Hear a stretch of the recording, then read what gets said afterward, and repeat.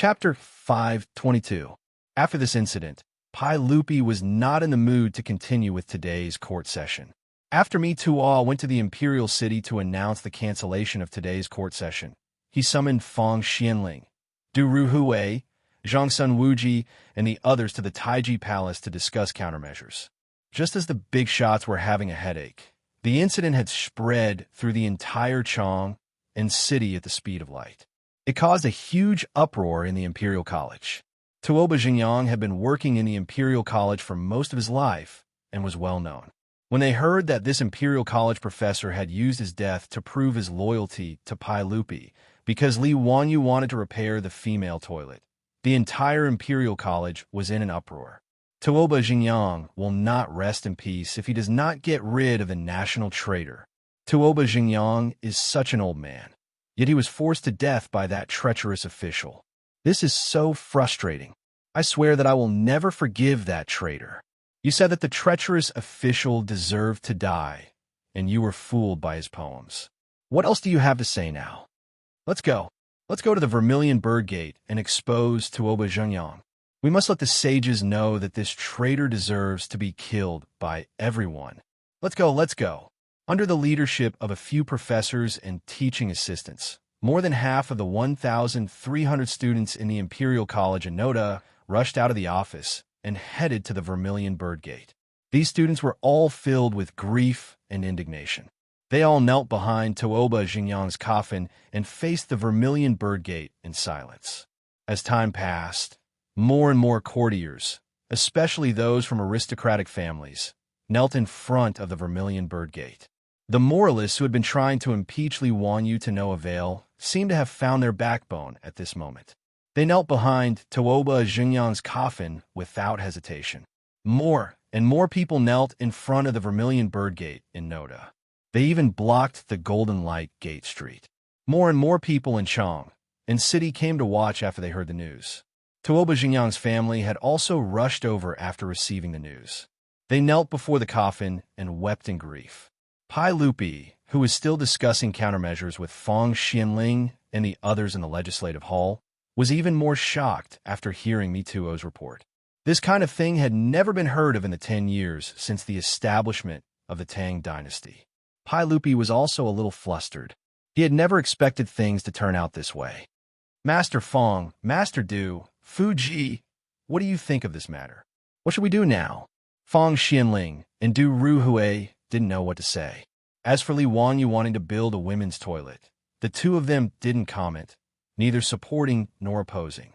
However, he didn't expect that just Li Wanyu's idea would cause such a ruckus.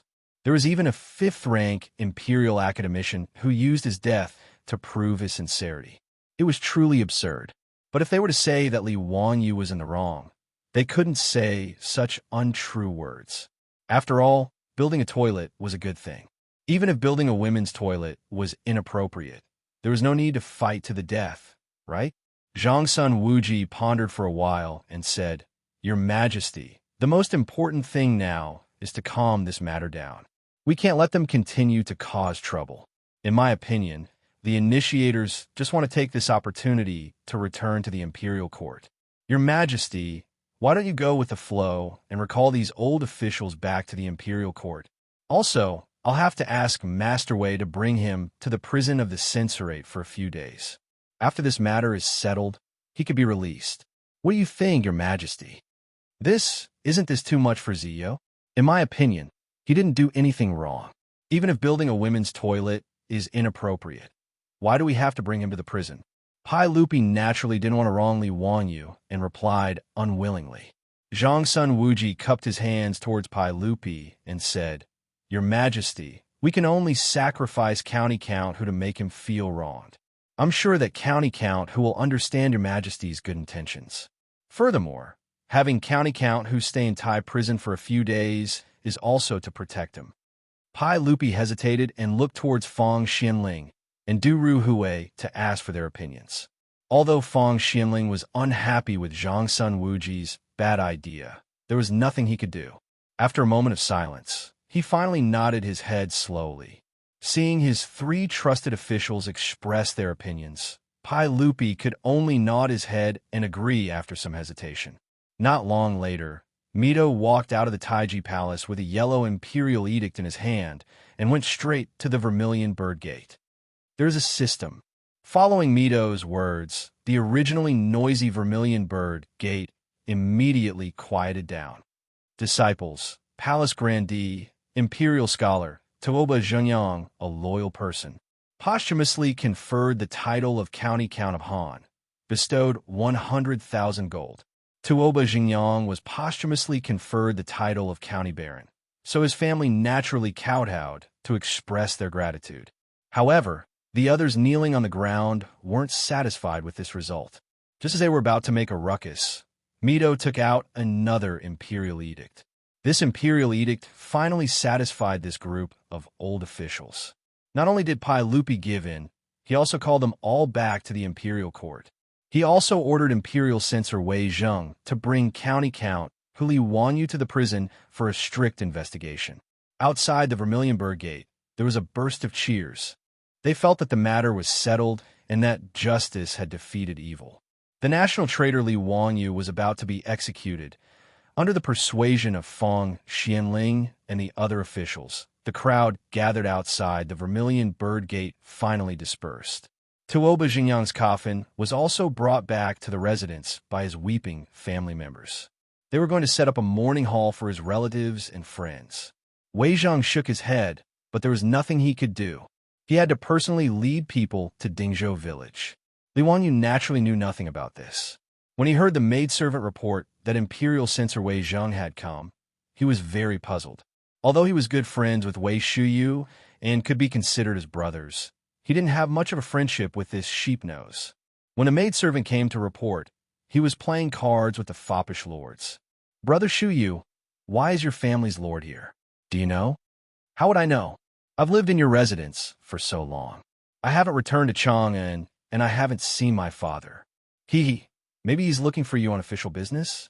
Wei Shuyu answered casually as he threw out a card from his hand. "4 twos. Bum. Wahahaha. I still have 1 card left. Pay up, pay up." Feng Yi looked at the card in his hand, blinked, and instantly threw it into the pile of cards. "Why are you still playing cards? Quickly go and welcome your lord. F***CK. Last love, are you going back on your word again?" "No, I'm just afraid that your lord will be anxious from waiting." "Then pay up first. We haven't lost yet. Why should we pay up?" The foppish lords stopped playing cards and went to welcome Wei Zheng. Wei Zheng's first sentence shocked everyone. They wondered if this old man had gone crazy. "Li Wanyu, come with me. The saint has issued an edict to take you down for investigation." Wei Shuyu stuttered. Father, is there a mistake? What crime did Zio commit? Does he need to trouble you to take him down for investigation?" "Yes, Elder Wei. Is there a misunderstanding? Zio was perfectly fine. Why would the saint issue an edict to take him down for investigation?" The foppish lords also started to make a ruckus. Wei Zheng was so angry that he glared at them. "Shut up. What do you know? Isn't this bastard brat's own fault? The saint's action is to protect him." Li Wanyu was even more confused. What? Everything was fine, but he was sitting at home, and trouble came from the sky? What did he do wrong this time? Why was he being taken to the prison? Chapter 5:23. The whole Hot was in chaos when they heard that Imperial physician Wei Zheng was going to take their Langjun to the stage prison. Li Heng, the old housekeeper, was so shocked that he didn't know what to do. He knelt down in front of Wei Zheng and asked, "Mr. Wei, what law did my Langjun break? Why is he going to be taken to the stage prison?" Niuwu stood in front of Li Wanyu and prevented Wei Zheng from taking him away. Li Wanyu, on the other hand, was relatively calm. He pushed Niuwu aside and helped Li Heng up before bowing to Wei Zheng and asking, "May I ask, Wei Gong, what exactly happened? Even if I die, you should at least let me know what happened." Wei Zheng glared at him and said, "It's all because of your toilet." He made a long story short and recounted what had happened in Chang'an today. However, Li Wanyu and the foppish playboys all stared at each other in bewilderment, feeling that it was simply too ridiculous. That old man called Tuoba Zhenyang was also a lunatic. Even though he was going to build a female toilet, he had no choice but to give up the idea after Pai Lupi said so. But now, there was not even a single toilet in Chang and City. What did this old man mean by seeking death for no reason? Young man, I know you can't be blamed for this. However, Tuoba Zhengyang died because of you. The sage can't pretend that he didn't see anything. Letting you stay in the stage prison for a few days is for your own good. When this matter is settled and Tuoba Zhengyang is buried, you will be released. Don't worry. The sage has also instructed this old man to not mistreat you. Even if you stay in the stage prison, you won't be wronged. Just think of it as a change of place to cultivate your character. What the hell? Who the hell wants to cultivate their character in the stage prison? In response to Wei Zhang's words, Li Wanyu could only roll his eyes and had nothing to say. Since Wei Zhang was here, what else could he say? Since that's the case, let's go. I'll have to trouble Eunuch Wei to take care of me. Li Wanyu turned around and gave a few instructions to Li Heng and Niu Wu, telling them to listen to their beautiful superior's orders and to guard the door well. Just as she was about to mount her horse and leave with Wei Zheng, Aphrodite and Perrin also ran over after being notified by the servants of the residence.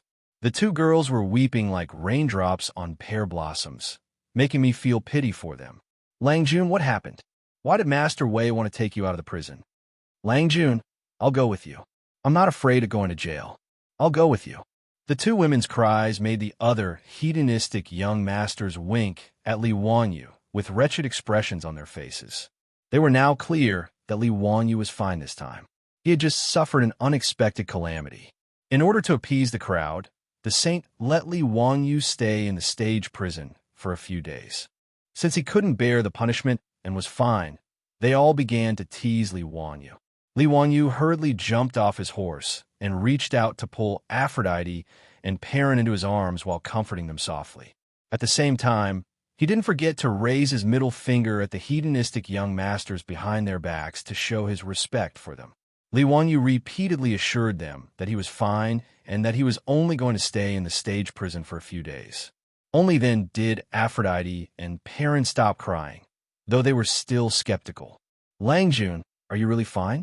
You're not lying to me, are you? Don't worry, why would I lie to you? Be good and listen to Chongqing in the residence. After comforting the two women, Li Wanyu mounted his horse again and rode back to Chang, in city with Wei Zheng and the other imperial censors. How could the hedonistic young masters be in the mood to continue staying in Dingzhou village? They all called for their troops and followed Wei Zheng, Li Wanyu, and the others back to Chang and city. The old steward Li Heng was at a loss at this moment. He pulled Niu Wu over and said, "Quick, bring some men and follow them. We must ensure Longjuan's safety. Then go to the East Market and inform Madame Su so that she can make a decision quickly." Niu Wu naturally didn't dare to delay and hurriedly chased after them with more than 10 troops. When they reached the outskirts of Chang and city, Wei Zheng pulled on the reins of his horse and said, "County count who? The rules cannot be broken. Since the saint has ordered me to take you to the stage prison, we can't go in like this. Naturally, you can't just ride in like this. This old man has already had someone prepare a prisoner carriage. County count who? You'll have to suffer a little and change into that prisoner carriage." When he pointed, Li Wanyu noticed that there was already a prisoner carriage made of rough wood parked by the side of the road. Li Wanyu smiled wryly. "Fine, let's go through with the act. I don't want to make things difficult for the old man." He obediently climbed down from the horse and walked over to open the door of the prisoner carriage. After entering the prisoner carriage, Li Wanyu realized that the person who designed this carriage was too immoral. At this height, it was impossible for him to stand up. He could only hunch his body.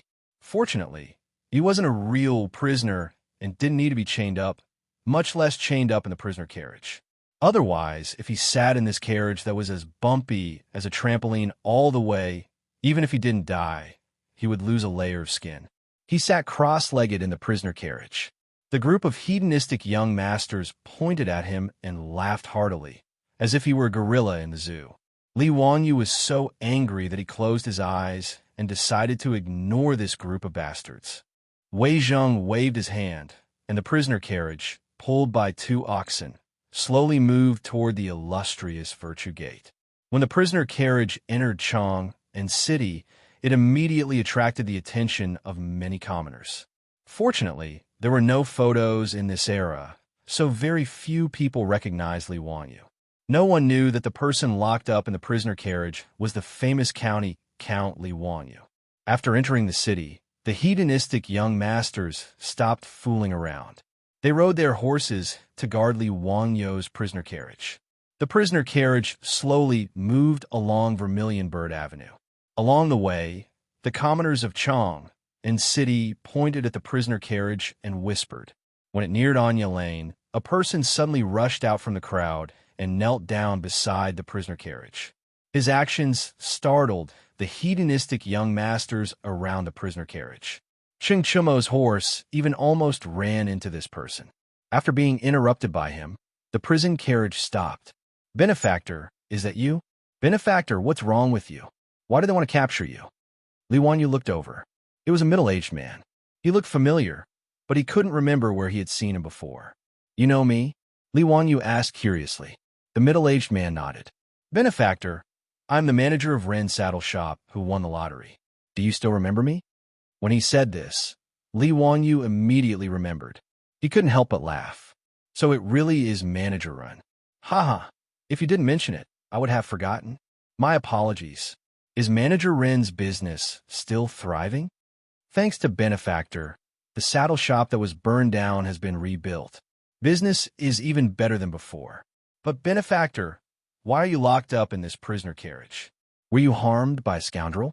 Does Benefactor have anything I can do to help? If Benefactor has any orders, I will do my best. Even if I have to spend all my wealth, I will help Benefactor clear his name." Shopkeeper Ren's words made Li Wanyu very touched. He hurriedly cupped his hands and bowed to him. "Many thanks for Shopkeeper Ren's kindness. However, this is a matter of the Imperial Court. You can't help. I appreciate your kindness. You can go back." Li Wanyu waved his hand at him. The prisoner carriage continued to move forward.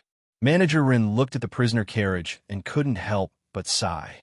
He could only watch as his benefactor left in a prisoner's carriage, yet he was unable to do anything to help. This made him very depressed. Although the lottery ticket that saved his family's lives was bought by his wife, Manager Ren always believed that Li Wanyu, who introduced the lottery ticket, was his family's benefactor. Otherwise, if he really went to borrow that fragrant kitchen, he really didn't dare to imagine what would happen to his family. After the prisoner carriage was far away, the surrounding people who were watching the fun saw Manager Ren surrounded. I asked this Lang Jun, who was the person in the prisoner carriage just now. Yes, that was the prisoner carriage of the censorate. Who was that?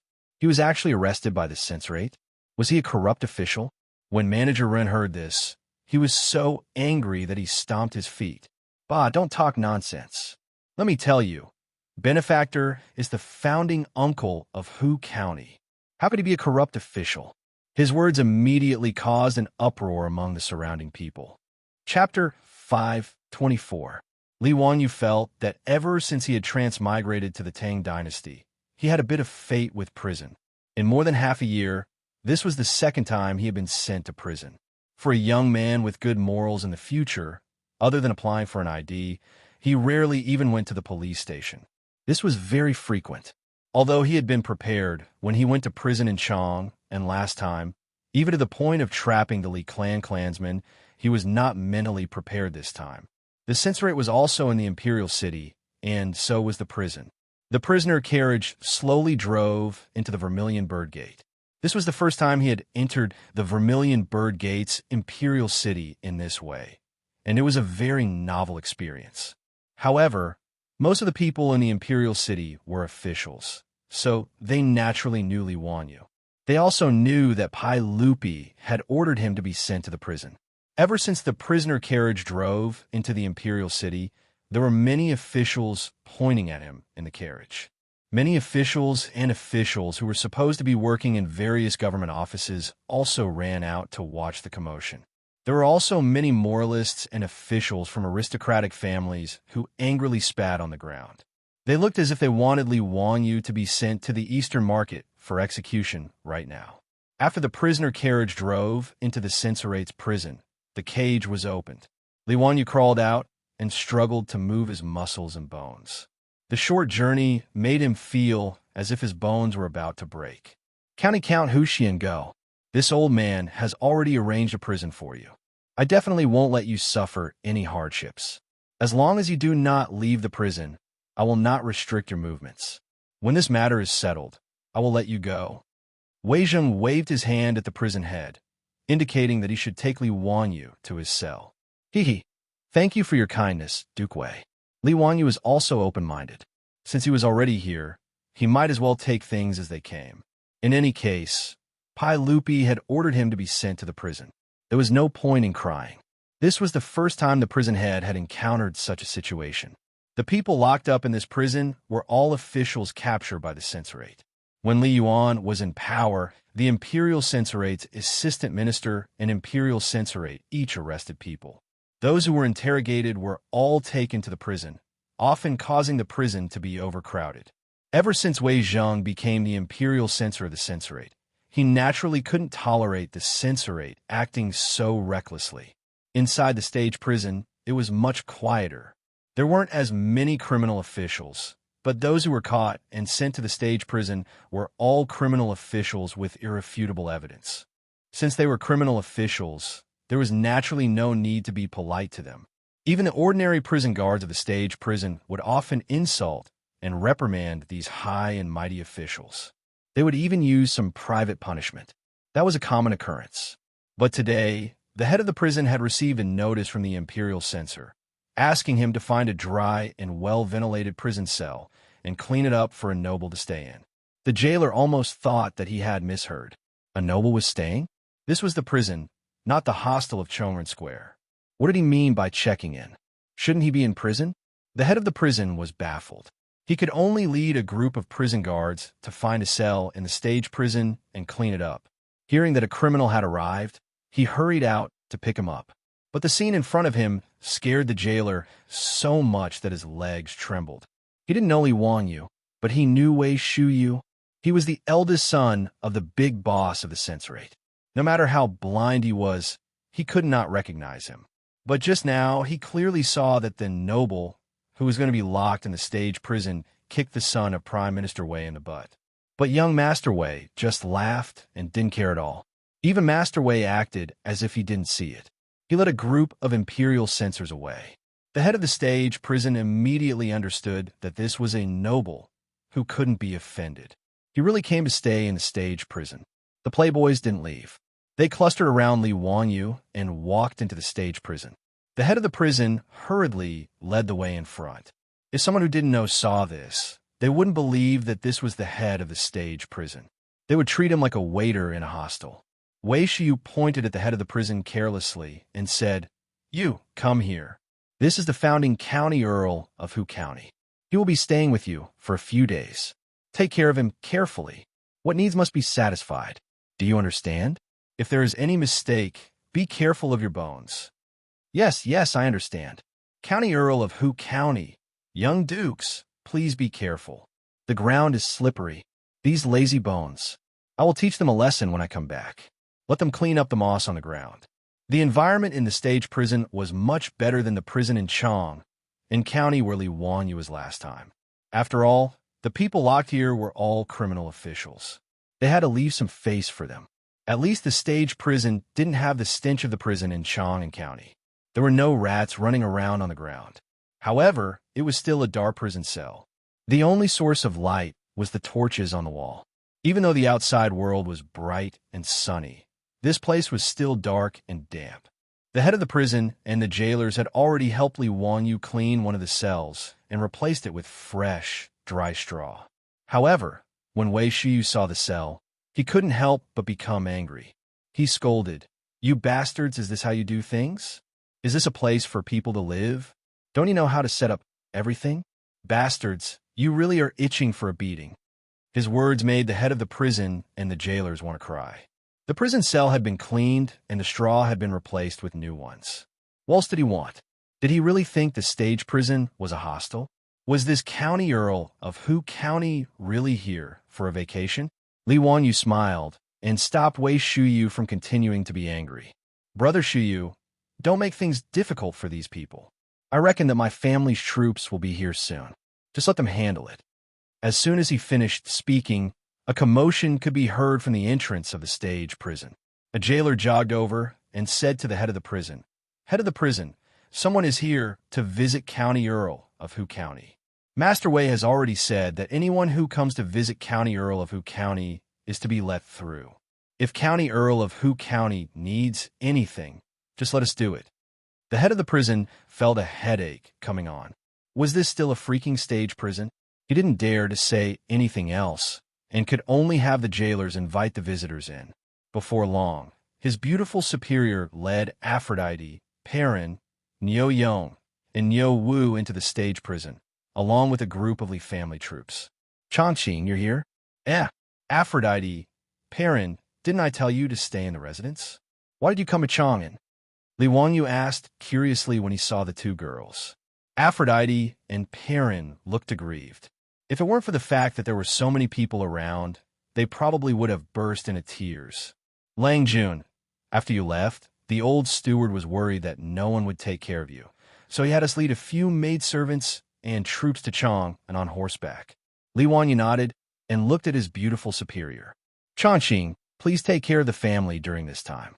His beautiful superior was very calm, but there was a hint of anger on her pretty face. "Wanyu, I heard from Yo Wu that you were sent to the stage prison because of the toilet incident." Li Wanyu looked at his beautiful boss's face, which was flushed red from anger, and helplessly nodded his head. Chapter 5:25. His beautiful boss didn't get angry. She just took a few deep breaths and calmed herself down. "Wanyu, leave this to me.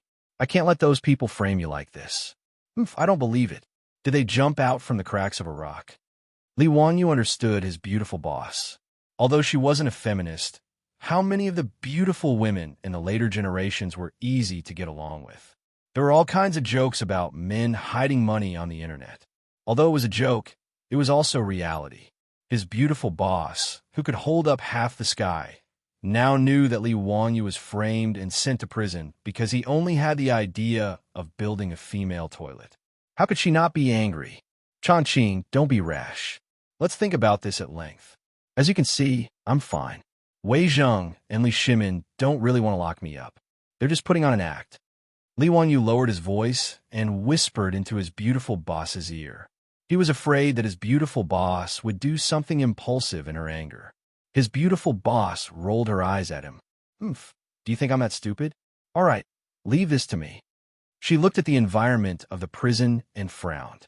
"Since you're going to stay here for a while, you can't wrong yourself. I'll get Niu Yong and Niu Wu to bring the things in." Li Wanyu shrugged helplessly. He looked like he was telling her to do as she pleased. Seeing that the two had finished whispering, Chung Chimo laughed and said, "Zio, it's fine. We brothers will accompany you. Jailer, go prepare the food and drink. Today, we won't go home until we're drunk." The jailer's face became even more bitter. "Damn, you still need to prepare food and drink. Do you want dancers? More importantly, who would pay for this?" He naturally didn't dare to ask the rich kids for money, but he couldn't afford to pay out of his own pocket. As for asking Wei Zheng for money, wasn't that just asking for death? Li Wanyu saw the jailer's awkward expression and laughed. "Brother Chumo, don't make things difficult for the jailer. I'll get Niu Yong and the others to bring it over. Besides, what's so good about the food in the restaurants outside? Perrin, bring some people back to the Kaihua workshop, cook some food, and have someone send it over." "Yes, Lang Jun, I understand. I'll go now." Perrin nodded and immediately turned to leave. Although Perrin was only 12 or 13 years old, she was the best at cooking in Laihat, except for her beautiful boss. How could his beautiful superior have the time to personally cook? Perrin was the one in charge of the residence, leading several female cooks to prepare food for everyone. Niu Yong, Niu Wu, and the others also received orders from their beautiful superior. They led their troops back to the Kaihua workshop and prepared to transport the items to the stage prison. Not long after, the prison head and the jailers looked as if they had seen a ghost. Several four-wheeled carriages drove into the censorate and stopped in front of the prison gate. Inside the carriage, there were all kinds of exquisite furniture and decorations. Several Laihat's maidservants had already thrown out all the straw in the prison cell. Then, They took down several thick carpets from the carriage and spread them on the floor of the prison cell. Then, all kinds of tables, bookshelves, benches, and even a large bed were moved into the prison cell. As for the candlesticks and incense, the prison head and the jailers couldn't close their mouths for a long time. The candles that were as thick as a child's arm were lit, and the incense burner emitted a bit of incense. In order to drive away mosquitoes, the maidservants even used the residence's toilet water to spray the prison cell. The Laihat's maidservants even hung thick curtains around the prison cell to block the view. Not long after, the prison cell that used to hold the criminals looked brand new. A jailer asked foolishly, "Prison head, is this still the censorate stage prison? Don't tell me it's been changed to this county count's residence?" "Scram, don't talk nonsense here. You brats better listen carefully. You absolutely can't offend this noble. Be careful. Don't make any mistakes. Otherwise, you'll lose your head. Prison head, don't worry. Do you think us brothers don't have good eyesight? TSK. I've long heard that this county count is the god of wealth. It seems that it's true. I've seen those carpets in the eastern markets who merchants shop. They were all shipped from the western regions. Guess how much they cost? How much? Don't tell me it's a few strings of cash. You want to buy it with a few strings of cash? Are you dreaming? Let me tell you, 100 strings of cash is not a penny less. Oh my God, isn't this county count just spreading his money on the floor? I saw at least 3 carpets in this prison cell. Isn't that 300 strings of cash? TSK, what's the big deal? Did you forget that this county count spent a lot of money to build baseball fields in Xiaoxing? TSK, is there really a mountain of gold and silver in this county count's mansion? The layout of this prison cell is many times more luxurious than my home. What do you know? Aren't you ashamed to compare your doghouse? Do you see those arm-thick candles? One candle is worth a few strings of cash. Even if you sell everything in your doghouse, would it be worth a single string of cash? The prison guards and prison heads were envious of the Laihat's luxurious lifestyle. Not long after, the food and wine from the Laihat was sent in. The group of playboys and Li Wanyu laughed and laughed. They took off their shoes and socks and went to the table. They felt more comfortable than they did in their own homes. Although the censorate was in the imperial city, ordinary people couldn't enter. But after all, the prison only held criminals. Even if they were criminal officials, their family members were allowed to visit. The prison was close to the Jingfeng Gate on the east side of the imperial city, and Chongren Square was just 1 street away. In order to make it easier for the family members of the criminal officials to visit, the prison opened a small door at the Jingfeng Gate. It gave the family members of the criminal officials a public inspection and allowed them to enter and leave the prison. With so many people in the Laihat, they naturally had Wei Zheng's permission to move so many things into the prison in the imperial city. Seeing that everything was arranged properly, the beautiful superior left Niu Wu and a few troops to accompany Li Wanyu. She led the others back to Kaihua Square. Li Wanyu and the group of playboys didn't have any scruples. They ate, drank, played finger-guessing games, and drank in the prison of the censorate. It was very lively. When everyone was drunk, they saw a group of people rushing in from the prison gate. They were cursing and swearing. Behind them, the prison heads and prison guards were smiling apologetically. Li Wanyu's luxurious prison cell naturally attracted the attention of this group of people. Immediately, someone pointed at Li Wanyu's cell and started quarreling with the prison heads and prison guards. One of the jailers seemed to be explaining to them with a smile, but the leader suddenly slapped the jailer in the face, causing a loud smack, which attracted the attention of all the foppish sons and Li Wanyu. Li Wanyu looked at the group of people with drunken eyes. He couldn't help but fly into a rage. The wine cup in his hand directly smashed on the ground. Damn it! Why are these Japanese so arrogant? Chapter 5:26. It was a few men in Tang suits who clashed with the prison guards. However, Li Wanyu immediately recognized the identity of this group of people from their hair buns and strange voices. The Japanese. In the future, Li Wanyu was a little pink, and the people he hated the most were naturally the Japanese. Now that he saw a group of Japanese appearing in the prison and acting so arrogantly, he couldn't help but fly into a rage. Motherf asterisk Ker. How dare you be so arrogant in the territory of the Tang dynasty? Li Wanyu was already a little drunk. Under the stimulation of alcohol, he grabbed the wine jug on the table and threw it at the group of Japanese. The Japanese who were cursing the jailers didn't expect Li Wanyu to suddenly attack. Caught off guard, their leader was hit by the wine jug. The porcelain wine flask smashed into the head of the Japanese, causing his head to split open. Blood mixed with the wine and flowed out. Baka! The group of Japanese finally reacted and cursed. They rolled up their sleeves and prepared to attack. Li Wanyu was even faster. He ran out of the cell and waved his fist at them. Li Wanyu made his move. Although the Silk Pants didn't know what was going on, they didn't care about that and rushed out. As for Niu Wu and the other Lai Hot troops, they naturally couldn't sit idly by and watch their Lang Jun fight with other people. Without any hesitation, they rushed over and started punching and kicking the group of Japanese. The group of Dongying people only had 7 or 8 people, while Li Wanyu had more than 10 Silk Pants, not to mention Niu Wu and a few Jinwu guards. This was basically a one-sided battle. In just a few minutes, the floor of the prison was filled with Japanese. All of them were crying out in pain. The head of the prison and the group of prison guards were already dumbfounded. They didn't even dare to say anything to stop him. This was the first time the jailer had seen something like this in his 7 or 8 years of service.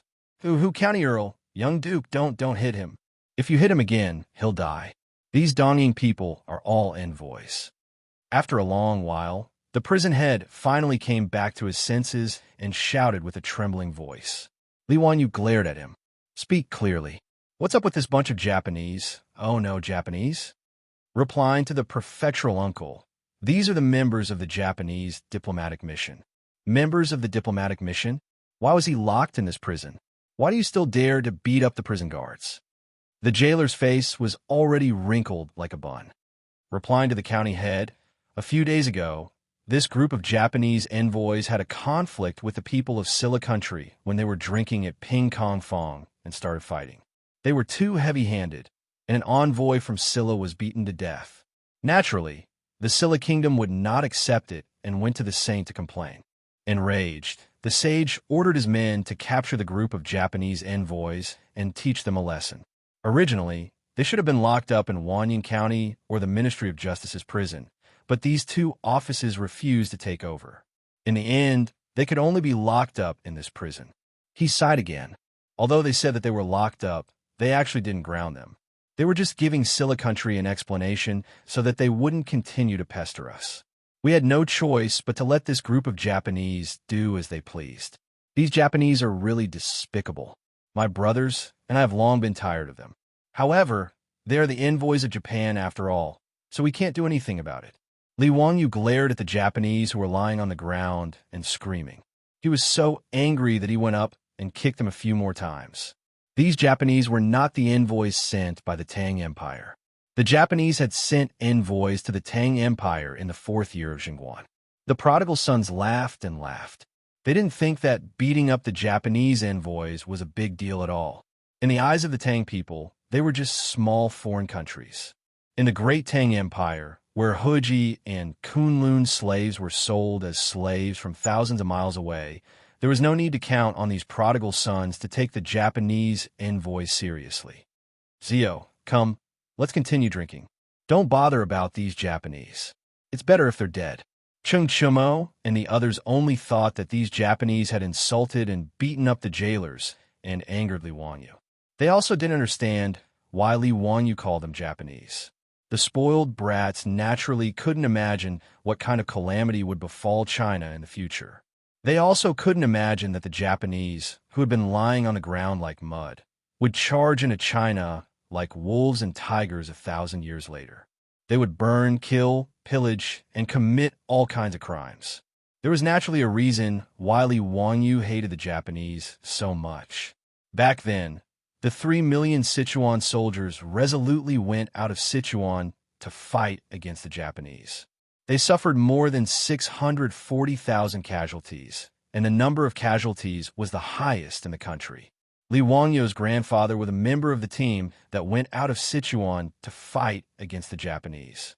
After a fierce battle in Tai village, although he was lucky enough to survive, he had a few more bullet holes on his body. He would feel incomparably painful whenever it rained. Regarding this, his grandfather felt very fortunate. Compared to his brothers who had died on the battlefield, he was already very satisfied. The enmity between the country and his family made Li Wangyu's eyes turn red when he saw the Japanese. After dealing with the Japanese envoys, Li Wangyu couldn't be bothered with them anymore. He ran back to his cell with the other prodigal sons and continued to drink. The jailers and jailers would take care of the mess outside. After all, the prodigal sons and Li Wangyu weren't afraid of the Japanese envoys. They would complain to Pai Lupi and naturally wouldn't care if they lived or died. In the battle just now, Niu Wu and the other old soldiers had used a lot of force. Many of the Japanese envoys had their arms and legs broken, and they were all lying on the ground crying out. The jailer had a helpless expression on his face. He prepared to get the jailers to find a doctor and also inform the imperial censor to see how they could deal with this mess. Just as Li Wangyu and the others were drinking merrily, they heard a woman scream from outside the cell. When Li Wangyu heard this voice, his expression changed greatly. He threw down the wine bowl in his hand and rushed out again. Although his cell was surrounded by thick curtains that blocked his line of sight, Li Wangyu dared to swear that the voice just now came from Peilon. The prodigal sons naturally also heard the voice and rushed out with Li Wangyu. They saw that one of the Japanese who had been beaten down by them had actually gotten up. It was the person who had his head smashed by Li Wangyu's wine jug. At this moment, he was using his arm to tightly restrain a young girl. If it wasn't Perrin, who else could it be? Beside Perrin's feet was an overturned food box filled with all sorts of delicacies. Clearly, Perrin had returned to Kaihua Square and prepared some food for Li Wangyu and the prodigal sons to send to the prison. She didn't expect that the moment she entered the prison, before she could even greet the jailer and the jailers, someone would rush out and grab her. Perrin screamed in fright. She wanted to turn around and run, but the Japanese grabbed her by the neck. This sudden turn of events gave the jailers and jailers a fright. Were these Japanese's brains filled with sh*t? The young lady who was caught was clearly one of Count Huxian's people. Was this Japanese crazy? He actually dared to touch that noble's woman? Not only did the Japanese grab Perrin, he even pulled out a short blade from his waist and pressed it against Perrin's chest. Baka, you actually dared to humiliate the Emperor's samurai. All of you kneel down. Otherwise, I'll stab this woman to death. Li Wangyu's eyes were bloodshot as he glared at the Japanese. Chapter 5:27. If this had happened in the future, Li Wangyu would have run as far away as he could. At most, he would have called the police. But now, he had no chance of backing down, nor did he dare to back down. Let this woman go, and I'll leave your corpse intact. Li Wangyu's words gave Niu Wu and the group of silk pants a fright. Perrin was in the hands of the Japanese. Shouldn't he say that he would let go of Perrin and let bygones be bygones? Provoking the Japanese like this, wasn't he afraid that the Japanese would stab Peilon to death? Li Wangyu's heart was even more nervous. This tough attitude was purely an act. If the other party was a Tang, he wouldn't say such words to provoke them. But this was a Japanese. Li Wangyu had read the famous book Chrysanthemum and Sword in the future, so he knew a little about this weird race. Bushido was a part of the Japanese's moral system, and it had a deep meaning to the Japanese's thinking. Since the Japanese who had Perrin hostage thought that Li Wangyu and the others had humiliated them and the so-called samurai of the emperor, he wouldn't let it go. Because Li Wangyu said that he would let bygones be bygones, he definitely wouldn't let it go. To the Japanese, that would be a humiliation. In the book Chrysanthemum and Sword, the Japanese's personality was categorized into two contradictory extremes. For example, they loved beauty and were aggressive. They respected etiquette and were aggressive. They liked the new and were stubborn. They obeyed and were unyielding. So when the Japanese placed the sword in front of Perrin's chest, Li Wangyu understood that this wasn't something that could be done with empty words. Baka, you bastard. I am the samurai of His Majesty, Emperor Shu Ming of the Sunrise Country. You actually dared to humiliate me. You must suffer my anger and revenge. The Japanese man roared, but before he could finish, he was interrupted by Li Wanyu. Bah, Bullsh asterisk T Emperor. How dare you call yourself an emperor? I'll count to 3. If you don't release this woman, I'll kill one of your companions. Li Wanyu said coldly as he stared at the Japanese. As he spoke, he drew a biscuit from Yo Wu's waist and held it in his hand. Baka! The Japanese was stunned by his words. He wanted to curse again, but Li Wanyu ignored him. He walked slowly to a Japanese who couldn't get up from the ground and stepped on his chest. Then, he raised his katana and pressed it against the Japanese's chest. No, I'm the envoy of Japan. You can't kill me. 1, 2, 3.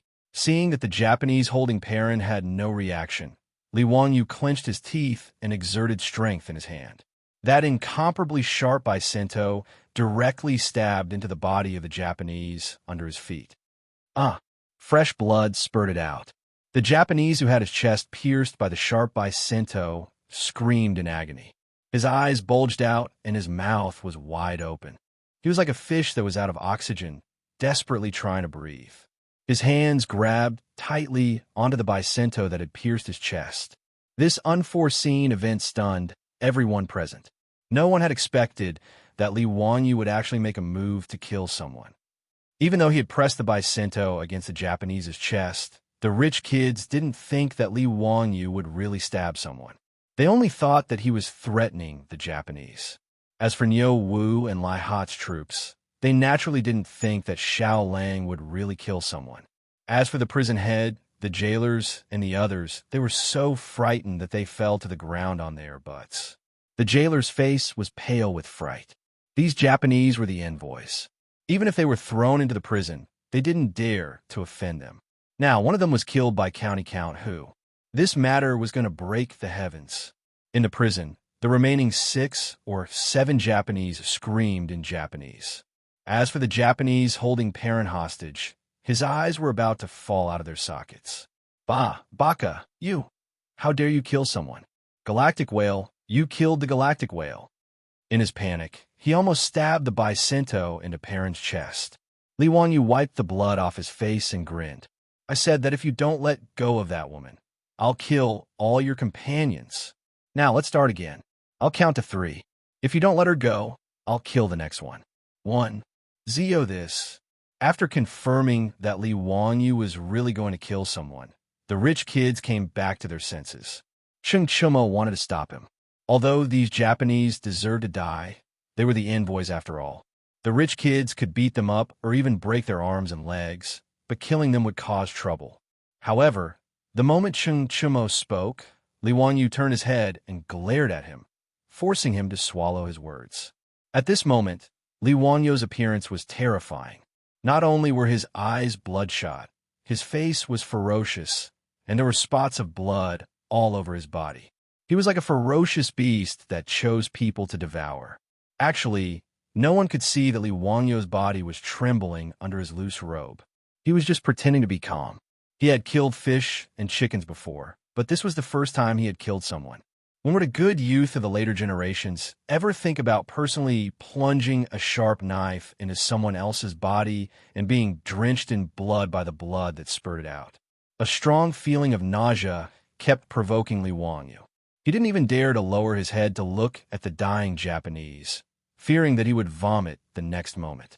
Li Wanyu didn't dare to vomit, nor did he dare to show any signs of weakness. Otherwise, Perrin would be in danger. He could only bet that he could intimidate the Japanese and make him surrender and let go of Perrin. Ever since he transmigrated to the Tang dynasty, the first person Li Wanyu saw when he opened his eyes was the little girl Perrin. After half a year of interacting with her, he had long regarded this girl as his own little sister.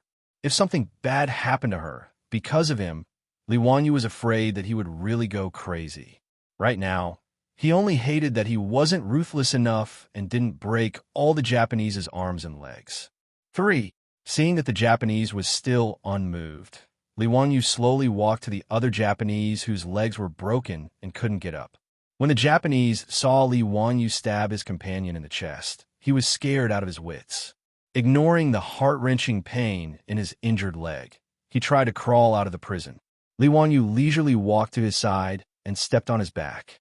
Then, without any hesitation, the Bicento in his hand stabbed into the Japanese's back again. Another scream rang out in the sealed prison. This scream, coupled with the thick smell of blood, caused the group of rich kids to turn pale. Although Chang Chumo, Yuchi Baolin, and the others were born in a military family, they had never been on a battlefield and had never seen someone kill someone at such a close distance. As for Feng Yai, Wei Shuyu, Du He, and Du Go, the sons of civil officials, they were in an even worse state. Du He directly covered her mouth with her hand, turned around, and ran back into the prison cell. She hugged the bucket and started vomiting. Li Wanyu slowly pulled out the Bicento. The corner of his mouth twitched a few times, revealing an extremely ugly expression. He looked at the Japanese holding Para hostage and said, "Let go of that woman. I'll leave your corpse intact." Chapter 528. Li Wanyu had completely thrown caution to the wind. After killing 2 Japanese in a row, the smell of blood on his body was so strong that no one could look straight at him. The Japanese, whose head was still bleeding, finally felt a chill run down his spine. The Japanese warriors were ruthless enough, but when facing this young man from Great Tang who had effortlessly stabbed 2 of their comrades to death with his blade, he was truly a little afraid. You don't come over? If you come over, I'll stab this woman to death." Li Wanyu gave him a terrifying smile. "Okay, then kill me, but later I'll let you know what it means to live a life worse than death. I don't know how long you've been in the Tang dynasty, but have you ever heard of a punishment?" Li Wanyu gestured with his hand. "I'll bury you in the ground, only exposing your head. Then I'll use a knife to cut a wound on your scalp and slowly pour mercury into the wound. You'll start to feel extremely itchy, more and more uncomfortable, struggle with all your strength." Bang! Li Wanyu suddenly made an exaggerated gesture, scaring the Japanese so much that he almost dropped the knife in his hand. Guess what the result will be? You'll jump out of the ground naked. Hee, but there'll be no skin on your body, only bright red flesh. Have you ever seen a sheep being skinned? It's like that, but you won't die immediately. You'll still be alive and kicking, and you'll be able to enjoy the sight of your own skin being skinned. Li Wanyu's voice became more and more sinister as he spoke, giving everyone goosebumps. Even Yo Wu and the group of veteran ruffians shuddered and had goosebumps all over their bodies when they thought of the scene Li Wanyu was describing. They knew that Li Wanyu was scaring the Japanese, but they also felt that the torture he described was too frightening and disgusting. In China, there's another kind of torture called human swine. This is even more interesting. You'll definitely like it. Li Wanyu continued, "I will chop off your limbs, dig out your eyes, inject copper into your ears, make you deaf, pour poison down your throat, cut out your tongue, and then stuff you into a jar. Don't worry, I won't let you die. I'll get people to take care of you. I'll let you live well and repent for your mistakes in hell." After he said that, he heard a clang. The knife in the Japanese's hand fell to the ground. Then, his hand went limp and he let go of Perrin. Perrin, who had been strong and silent before, could no longer hold it in. She burst into tears and threw herself into Li Wanyu's arms.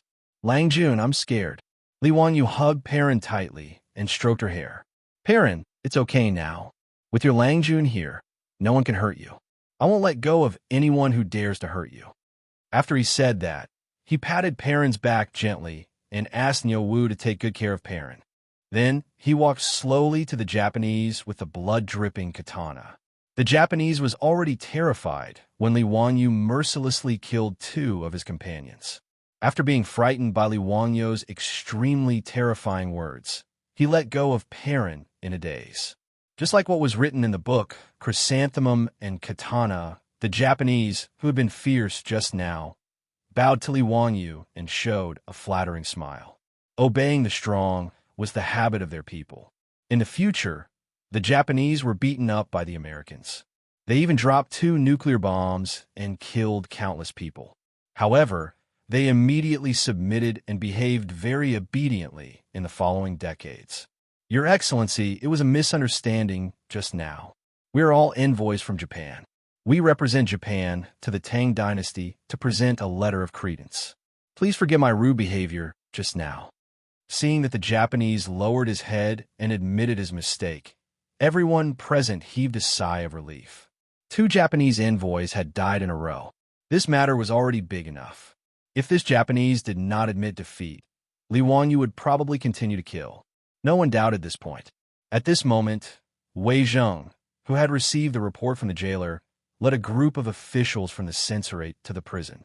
Seeing the blood on the ground and the bodies of the 2 Japanese envoys lying on the ground, even Wei Zheng was shocked.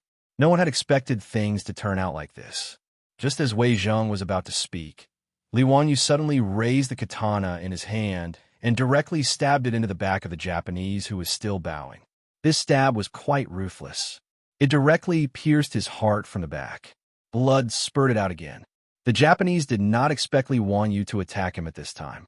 With a miserable cry, he died and his body fell heavily to the ground. Count who? What are you doing? You're crazy. Seeing that Li Wanyu dared to kill people in front of him, Wei Zheng was so angry that he almost fainted. Li Wanyu finally regained his composure.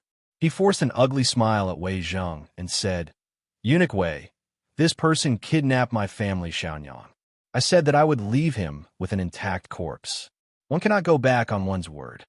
Wei Zheng was so angry that his beard blew and his eyes widened. He roared at the jailer and the jailer, "Lock him up. Without my orders, don't let him out." Count who? You have to take responsibility for this. Wait for the saint's anger. Li Wanyu did not resist. He obediently walked back to his cell and allowed the jailer to lock the cell door with iron chains. "Excuse me, can you bring me some water later? This blood is sticky and really uncomfortable," Li Wanyu whispered to the jailer. The jailer squeezed out a smile that was uglier than crying and nodded silently. Perrin was so frightened that she was crying loudly. She threw herself against the cell door and refused to let go. "Niu Wu, you guys send Perrin back. There's no need for you guys here," Li Wanyu ordered. Niu Wu nodded silently. Right now, it was indeed not suitable for them to continue staying in this prison. Not only Niu Wu and the others, but even the group of wastrels were all chased out by the furious Wei Zheng. He also ordered the Imperial Censorate to treat the Japanese and remove the 3 corpses to wash the bloodstains.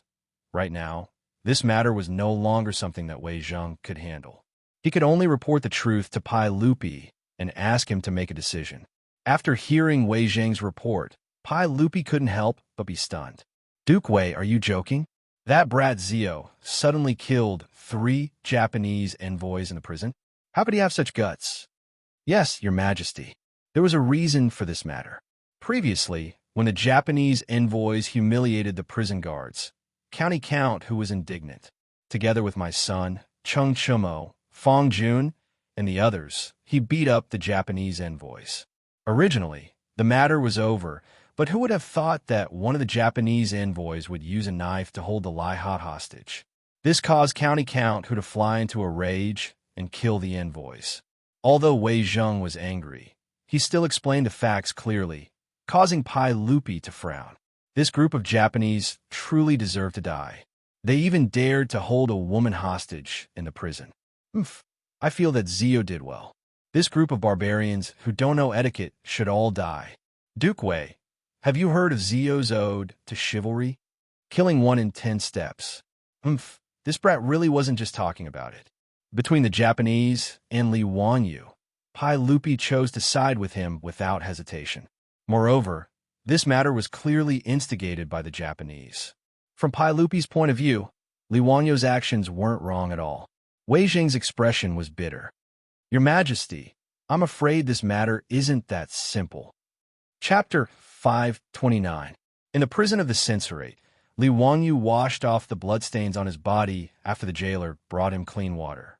He then lay on the bed with his hands behind his head and stared at the ceiling of the prison with his eyes wide open.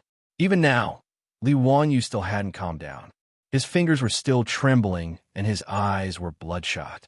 He really didn't expect that he would kill people today, and 3 people at that. Even though they were only Japanese, Li Wanyu still didn't feel good. He closed his eyes and wanted to sleep, but the scene of blood splattering everywhere kept replaying in his mind, making it impossible for him to fall asleep. After an unknown amount of time, Li Wanyu heard footsteps in the silent prison and stopped at the door of his cell. Li Wanyu opened his eyes and looked up. He saw Pai Lupi glaring at him angrily. He quickly got off the bed and bowed to Pai Lupi. "Nephew greets uncle." "Humph, Zio, I underestimated you. I didn't expect that you would actually dare to raise your knife and kill people." Li Wanyu smiled bitterly. "Uncle, it's not that nephew is arrogant. It's just that the situation forced me to do so. If I didn't do it, that Japanese probably would have already stabbed the knife into my parents' body. I won't hide it from uncle, but nephew's hands are still trembling. This is also nephew's first time killing someone." Hearing him say that, Pai Lupi's expression eased up quite a bit. He signaled the jailer, who didn't even dare to breathe loudly, to open the cell door and walked in. "You really know how to enjoy life. This cell is even more comfortable than my bedroom." Pai Lupi glared at Li Wanyu in annoyance. Li Wanyu could only smile awkwardly and didn't explain further. What could he say? He shouldn't have been sent to this prison in the first place. He was sent to prison because he was wrongly accused. This was clearly Pai Lupi's responsibility. What's wrong with living comfortably? He's not a real criminal. Pai Lupi didn't stand on ceremony. He sat down at the table and gestured to Li Wanyu to pour him some wine. Li Wanyu hurriedly changed the wine glass and poured Pai Lupi some good wine. As for the leftover dishes from the debauches, they naturally couldn't be used to entertain Pai Lupi. Fortunately, his beautiful boss was attentive. She even asked Perrin to send him a lot of jerky and peanuts to go with the wine. Li Wanyu asked the jailer and the head jailer to clean up the leftovers in the cell. Then he took out the boiled spiced peanuts, fried peanuts, beef jerky, and other food. Most people think that peanuts originated from Peru and Brazil in South America. But in fact, peanuts have existed in China since ancient times. They're known as longevity fruits, falling peanuts, or ground beans. However, the Tang people naturally didn't know how to eat spiced peanuts or fried peanuts. Pai Lupi curiously took one and put it in his mouth. His eyes lit up. "Zio, I really have to hand it to you for that mouth of yours. When it comes to cooking, you're number one in the entire Tang dynasty. I've never seen anyone who can compare with your family. If uncle likes it, eat more. This is perfect to go with wine." Pai Lupi ate a few peanuts and drank a mouthful of good wine. He was in a much better mood. He waved his hand to signal the guards and jailers to leave. Then, he put down the wine glass and spoke to Li Wanyu seriously. "Zio, you almost messed up my big plan this time. I killed the Japanese. I can't refute that. I'll naturally be at uncle's disposal." It's just a few Japanese. What's wrong with killing them? Moreover, those Japanese also deserve to die. They actually kidnapped your wife. Death isn't worth regretting, but you shouldn't have killed them now." Pai Lupi glared at Li Wanyu with dissatisfaction. Li Wanyu didn't understand. "Uncle, what do you mean?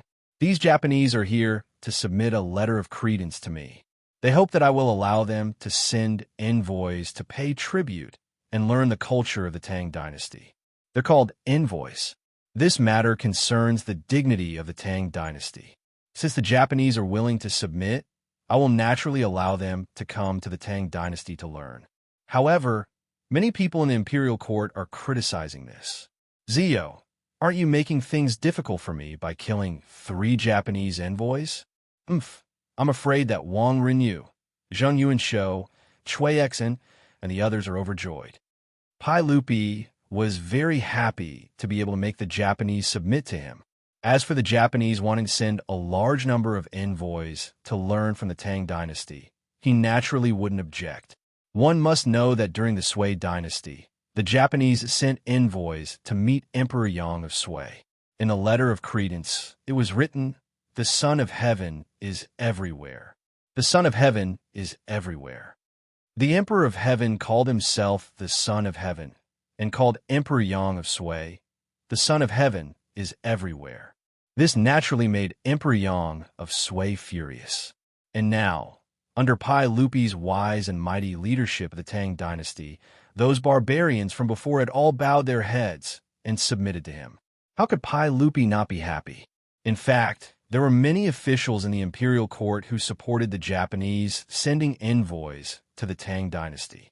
Whether it was Fang Xianling, Du Ruhui, Zhang Sunwuji, or even Wei Zheng, they all supported it.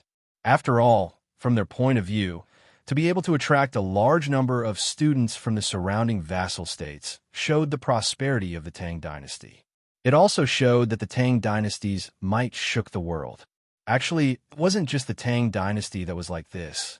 Even in the future, in order to attract students, didn't a certain Chinese university come up with a student companion system that countless netizens ridiculed? And now, in the imperial court, the ones who opposed the matter of sending envoys were Li Wangyou's enemies, the aristocratic families. This was actually very easy to understand. The aristocratic families didn't want Pai Lupi to be in the limelight. They also didn't want Pai Lupi to show off his political and military skills and continue to consolidate Pai Lupi's imperial power. The aristocratic families found all sorts of excuses to go against Pai Lupi in the imperial court. They wanted to stop this matter. Now that Li Wanyu was angry and killed 3 Japanese envoys for a woman, this matter would probably be spread by the aristocratic families. For example, the Japanese were rude and unreasonable and couldn't be taught. They said that those who weren't of their race must have a different heart. They used this to stop the matter of sending envoys. It was precisely because of this that Wei Zheng was so worried. After understanding the whole story, Li Wanyu couldn't help but be speechless. What the F***CK was this? In Li Wanyo's heart, he couldn't wait for the matter of sending envoys to come to an end. Li Er and the rest didn't know. But Li Wanyu knew very well that the Japanese, who were looking at each other across the sea, had wild ambitions. During the Tang dynasty, the Japanese sent a total of 17 envoys to the Tang dynasty. There were at least 100 people, and at most 500 to 600 people. Other than the officials, the Japanese also included doctors, painters, musicians, shipbuilders, carpenters, blacksmiths, jade workers, and other craftsmen. It could be said that the envoys sent by the Japanese were from all walks of life. They studied the Tang dynasty in all aspects. After the Tang envoys returned, they also brought back the art, technology, culture, medicine, and other knowledge of the Tang dynasty to Japan. More importantly, the envy of Wuxia's culture also ignited the ambition of the Japanese to expand their territory. After the Japanese absorbed the essence of the Tang dynasty's culture, even though the Song dynasty became more prosperous, there were no more envoys. During the Ming and Qing dynasties, the Japanese were fully fledged. They even started to think about invading Wuxia. Therefore, Li Wanyu didn't think that sending envoys was a good idea. He also didn't think that there was any glory in it. Of course, what made his balls hurt even more was that the people who stood on the same side as him were his previous enemies, the aristocratic families. Chapter 530. Li Wanyu felt really embarrassed. If he made a mistake, he might end up like Zhu Beiji looking at himself in the mirror. Li Wanyu was really unwilling to go against his conscience and support Pai Lupi, allowing a large number of Dongying envoys to come to the Tang dynasty and unscrupulously learn the precious knowledge accumulated by their ancestors. If he stood together with the aristocratic families and openly opposed the Tang envoys, Pai Lupi might really throw him into jail in a fit of rage. Li Wanyu pondered for a while before slowly saying, "Uncle, forgive me for speaking bluntly, but I'm afraid the Neon envoys have some ulterior motives. I have some understanding of the Neon people. These dwarfs are all alone overseas. I'm worried that they will become a big problem in the future after learning all the good things of the Tang dynasty." Pai Lupi naturally didn't believe his words. He just thought that the Neon people had kidnapped his wife today. After the conflict, he naturally wouldn't say anything good about them. Right now, the main enemy of the Tang dynasty was the Turks in the north. As for the Neon people, even the aristocratic families who opposed the Tang envoys the most didn't feel that they were a threat to the Tang dynasty. Li Wanyu thought for a long time, but couldn't find any excuse to persuade Pai Lupi. This made him very distressed. "Uncle, in short, it's better to be careful. We can't cultivate another problem for the Tang dynasty. I think that the Tang envoys sent to the Tang dynasty can learn the classics of the ancient sages and the doctrines of Taoism and Buddhism. They can even enter the court to observe politics. However, the craftsmen of the Tang dynasty can't be taught to them. It should be strictly kept secret. Pai Lupi didn't comment. Oh, why is that? Li Wanyo's eyes spun for a long time before he came up with a reason that wasn't really a reason. Uncle, Neon, Beach, and Scylla face each other across the sea. It's not far from Goguryeo. Goguryeo was built by the Wei dynasty in Korea. According to the Book of the Later Han, it said that Goguryeo is of the same race as the Neon people and their language is similar. Uncle, you have to be on your guard. If the Wen nation learned how to build warships, sabers, and even military systems from our Tang dynasty and secretly imparted them to Goguryeo, wouldn't they be aiding the enemy? When Neon is alone overseas and has no enemies at all, why do we need to learn this? He bowed deeply to Pai Lupi and said, Uncle, the 3 expeditions of the Sui dynasty to Goguryeo failed. The corpses of hundreds of thousands of Chinese men were used by the Goguryans as a capital. How humiliating is that? If our Tang dynasty's military armaments manufacturing is learned by Goguryeo, it will be a disaster for our Tang dynasty. I don't know when we will be able to conquer Goguryeo and bring back the corpses of our Chinese heroes. Uncle, please reconsider. As the saying goes, if a ruler does not keep secrets, he will lose his country. If a minister does not keep secrets, he will lose his body. If a few things are not kept secret, it will be harmful. How can the craftsmen of our Tang dynasty be taught to these barbarian countries? Li Wanyo's words did not make any sense. He was just changing the concept and forcefully pulling Wen Neon and Goguryeo into a relationship. However, Goguryeo was also a thorn in Pai Lupi's heart. This was especially so for the capital built with the corpses of the former Sui dynasty soldiers. After the Tang dynasty was established, it worked hard to repair its relationship with Goguryeo, Beach, and Scylla. In the 5th year of Wuda, the 2 sides exchanged prisoners of war. In the 7th year of Wuda, Goguryeo's Prince Ronglio accepted the title of Tang dynasty. Li Yuan gave Prince Ronglio the titles of Prince Liaodong and Prince Goguryeo. Prince Wu of Beach was given the title of Prince Jiafeng, and Prince Junping of Silla was given the title of Prince Lelong. But regardless of whether it was Li Yuan or Li Er, when they asked Goguryeo to retrieve the remains of the fallen officers and soldiers of the Sui dynasty, they were both rejected. In order to guard against the Tang dynasty, Goguryeo even started to build the Great Wall of Goguryeo along the borders of the Tang dynasty. This naturally infuriated Pai Lupi, but he had no choice but to endure it. After all, the Tang dynasty needed to rest and recuperate, and its greatest enemy was the Turks in the north. However, Goguryeo was still a thorn in Pai Lupi's side. Li Wanyo's use of Goguryeo to persuade Pai Lupi made Pai Lupi hesitate. I will consider this matter. Pai Lupi stood up and said, You killed 3 Japanese envoys. You will be punished with 30 caddies of copper. Don't be so rash in the future. After saying that, Pai Lupi turned around and left, leaving Li Wanyu in a daze in the prison cell. That's it? 30 caddies of copper? It's that simple? So in Pai Lupi's eyes, the life of a Japanese envoy was only worth 10 caddies of copper? Damn it. He was forced to live in the prison of the censorate just because he wanted to use the nuns' toilet. But he was only punished with 30 caddies of copper for killing 3 Japanese envoys. That's it? Li Wanyu stared at the ceiling speechlessly for a long time. In the end, he simply lay back on the bed and fell asleep. The psychological pressure from killing someone was completely washed away by Pai Lupi's sentence of 30 caddies of copper. Sure enough, the next day, Wei Zheng's order of confinement was lifted. Not only was Li Wanyo's prison cell not locked, but he could also stroll into the prison's courtyard to bask in the sun at any time.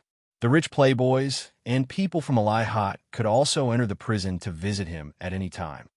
Zio, you don't know, but the news of you killing 3 Japanese envoys yesterday has spread throughout Chang'an.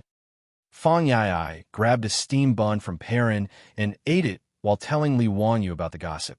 Lai Hot steam buns were the rich playboy's favorite, especially the steam bun with fresh meat and chicken sauce. They could never get tired of eating it. Li Wanyu looked at the guy who ate without washing his hands in disgust and quietly avoided the steamed bun that he had just touched. I'm afraid the news was spread by those aristocratic families, right? He Most likely it was them. I'm dying of laughter. A few days ago, those aristocratic families were desperately promoting how absurd and unruly you were, and that building a nun's toilet was an attempt to reverse ethics. But in just one night, everything changed. Everyone in Chang and is talking about how you confronted those despicable and shameless Japanese and how you mercilessly killed them. In addition to degrading those Japanese envoys to be worthless and rude, they are also promoting how brave you, the county count of Hu County, are. I'm dying of laughter. The rich playboys naturally knew about the dispute between the aristocratic families and Li Wangyu. Seeing that the aristocratic families were pinching their noses and promoting Li Wangyu's bravery and fearlessness in Chang, and they almost laughed their teeth out. In fact, how could Wang Rinyu, Zheng Yuanshou, Cui Xian, and the others not feel uncomfortable? They felt as uncomfortable as if they had eaten a dead fly. But the aristocratic families were quite thick-skinned. Compared with suppressing Li Wangyu, making Pai Lupi feel uncomfortable was more important for them. The aristocratic families had the same attitude as Pai Lupi. They didn't care about the Japanese at all, but they didn't want to see the Japanese send a large number of envoys to the Tang Empire to raise Pai Lupi's imperial prestige. The aristocratic families had to choose the lesser of two evils. Naturally, they could only choose this. Li Wangyu didn't care about this. Sending envoys to the Tang Empire was something that Pai Lupi would fight with the aristocratic families. It wasn't his place to worry about it. What's more, Pai Lupi had Fang Xianling, Duru Hui, and Zhangsun Wuji by his side to give advice. It wasn't something that a political newbie like him could participate in. In comparison, Li Wangyu was more worried about him wanting to build a toilet. Perrin, why didn't Changqing come? Li Wangyu took a bite of the delicious bun and turned to ask Perrin. After a night of rest, Perrin was now lively again. She made a face at Li Wangyu and said, Sister Changqing was worried about you all night, but she said that the sage wouldn't make things difficult for you because of the Japanese. She said that she wanted to take revenge for you. When the shop opened this morning, Sister Changqing went out. I don't know where she went. Li Wangyu heard this and was a little stunned. Take revenge for me? What does my beautiful boss want to do? Chapter 531. Li Wangyu was deeply worried about his beautiful boss wanting to take revenge for him. He wasn't worried about his beautiful boss, but he was afraid that his beautiful boss would make things too big and it would be difficult to clean up. Although his beautiful boss was only in charge of the carriage business and underwear business in the Tang dynasty, she was not an ordinary person. In the future, his beautiful boss was able to become Li Wangyu's boss at the age of 24. She didn't rely on a degree from the University of Pennsylvania, but on her own ability.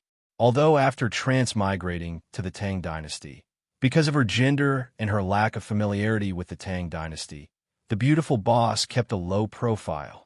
However, Li Wangyu was sure that if his beautiful boss really wanted to stir up trouble, she would definitely cause a lot of trouble. However, Li Wangyu was looking forward to it. As a strong woman in the future, it would be quite interesting to fight with the natives of the Tang dynasty. Li Wangyu couldn't help but think of the other strong woman of the Tang dynasty, Wu Meinyang, Wu Ziqian. He wondered what it would be like if his beautiful boss and the famous empress met. However, Li Wangyu couldn't help but laugh when he thought about it again. Wu Meinyang was born in the 7th year of Wuda and was only 4 years old now. No matter how monstrous she could only be trained by her beautiful boss.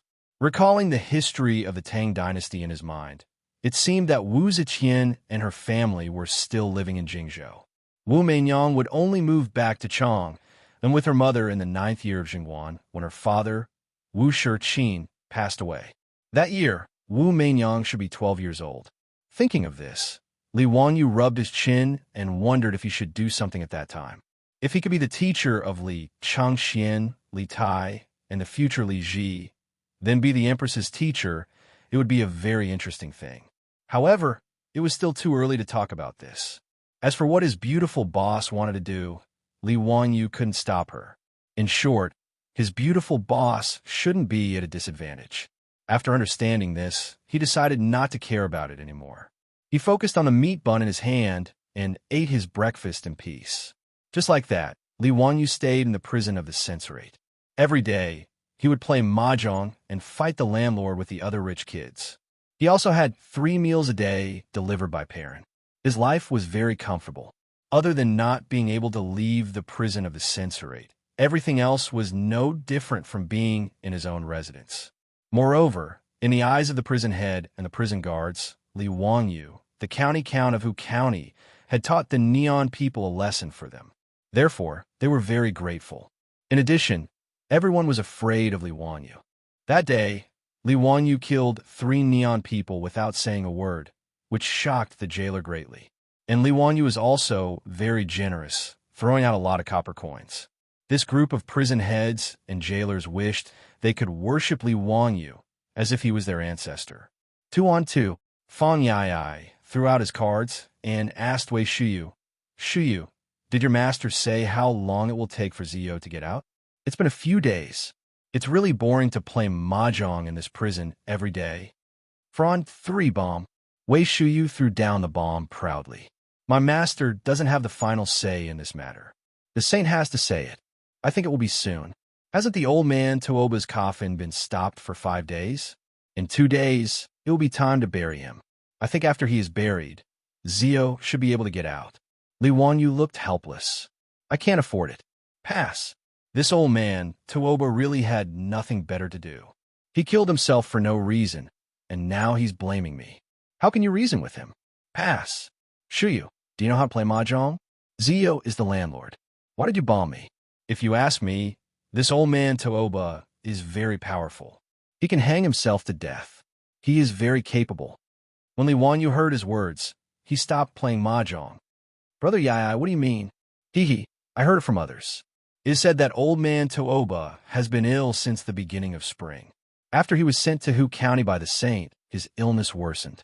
Think about it. This old man Tooba was so sick that he was about to die. It would be normal for someone of his age to take poison or slit his wrist to commit suicide. However, old man Tooba actually climbed up to the roof and hung himself to death. TSK. Impressive. Does this count as vigorous despite his age?" Fang Yai was originally making fun of Tooba Zhengyang. However, after he finished speaking, the 2 brothers, Du He and Du Go, who were watching from the side, couldn't help but slap him on the back of his head. F*CK. Why did the 2 of you hit me? Fang Yai was stunned by the beating and immediately became furious. Du He and Du Go were so angry that they used their hands to hit Fang Yai's head. "Are you stupid? Why didn't you say something so important earlier? Do you have a pig's brain? You didn't ask. Why should I tell you?" Fang Yai didn't react. Li Wangyu was speechless. Was this pig's brain really only filled with muscles? He even suspected that Fang Xianling was cuckolded when she gave birth to his son. Or did the midwife drop his head on the ground when she gave birth? No wonder Fang Yai in history would follow that woman Gao Yang to rebel. He was really stupid. Brother Yai, since you have already guessed that old man Tooba was seriously ill, how could he have the ability to commit suicide by hanging himself from the roof? Have you never doubted it? Li Wangyu rolled his eyes. Doubted what? Fang Yai didn't understand. Then he suddenly widened his eyes and looked at the crowd in disbelief. "Do you mean that old man Tooba didn't have the ability to commit suicide by hanging himself from the roof? However, that group of old men lied and said that he committed suicide by hanging himself?" Wei Shuyu came over and said coldly, "It is even possible that old man Tooba was strangled to death by others. This is impossible, right? That's a 5th-grade scholar of national studies. Who would be so bold? Who would dare to murder an official of the imperial court?" Fang Yai muttered, that might not be the case. Just look at how many people have benefited from old man Tooba's death. That group of old men who were chased away by the sage to Hu County are now back. This group of people might be willing to do such a thing for their own positions. Zio was even wronged and was sent to prison because of this. Do you think it is possible? Wei Shuyu said coldly. Fang Yai was speechless. He wasn't really stupid. He just didn't think in that direction before. But this is just our suspicion. What use can it be? Can we go to old man Tooba's residence and open his coffin for an autopsy? Old man Tooba even left a blood letter. This matter is already set in stone. What else can we do? Feng Yai muttered. Li Wanyu thought for a long time. His eyes lit up. He reached out and waved at the rich kids. A few of them gathered together and whispered. Chapter 532. Every time the drum of Chong and was beaten, the huge city would slowly fall into a deep sleep and become extremely silent. At 9 o'clock in the modern world, other than Ping Kong Square and Chongren Square, the other places in Chong and had already fallen into silence. The censorate was already empty. Other than the night watchman, there was no other movement. As for the prison of the censorate, there were only a few dim lanterns swaying in the night wind, giving off a dim light. The tightly shut door of the prison opened with a creak. The sound was not loud, but it traveled far in the night sky. It seemed to be frightened by the opening of the door. After a long time, whispers could be heard from the dark prison. County count who? You must come back before 5 o'clock. Otherwise, you won't be able to survive. If others find out that you're released, you'll be dead. This was the voice of the prison head. Don't worry, it won't take too long. I guarantee that I'll be back before 5 o'clock. Just remember to open the door for me. Li Wangyu's voice came. Yes. County count who? Come this way. The prison can only send you to the vicinity of Jingfeng Gate. Can you really leave the Imperial City?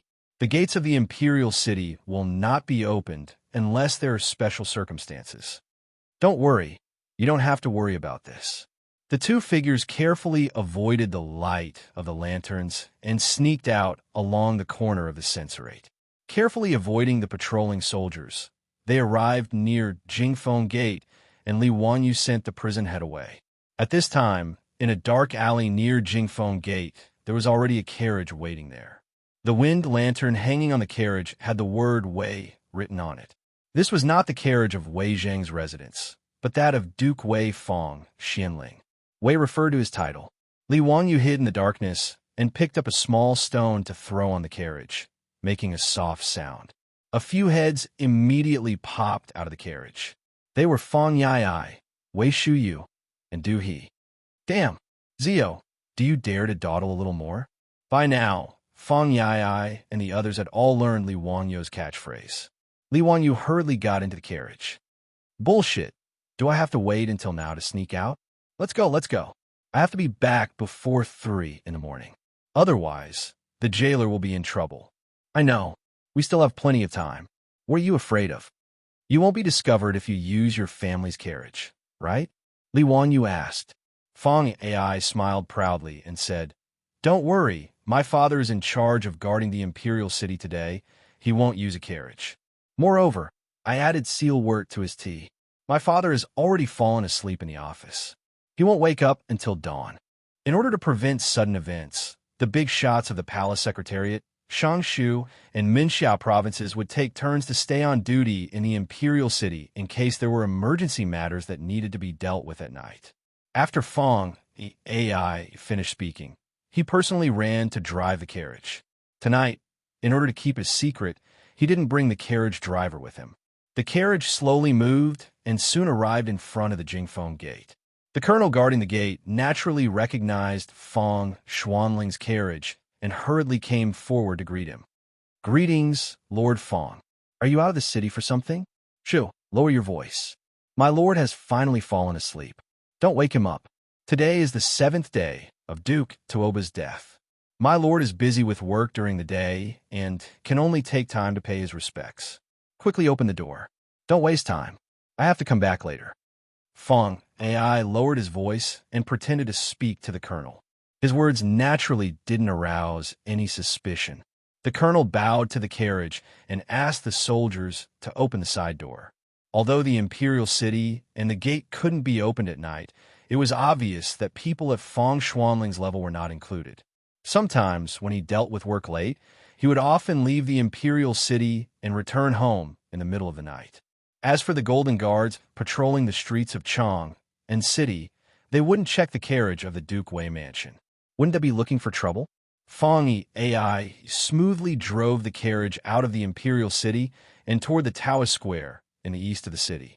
Tuoba Xingyang's mansion was in the Taoist Square.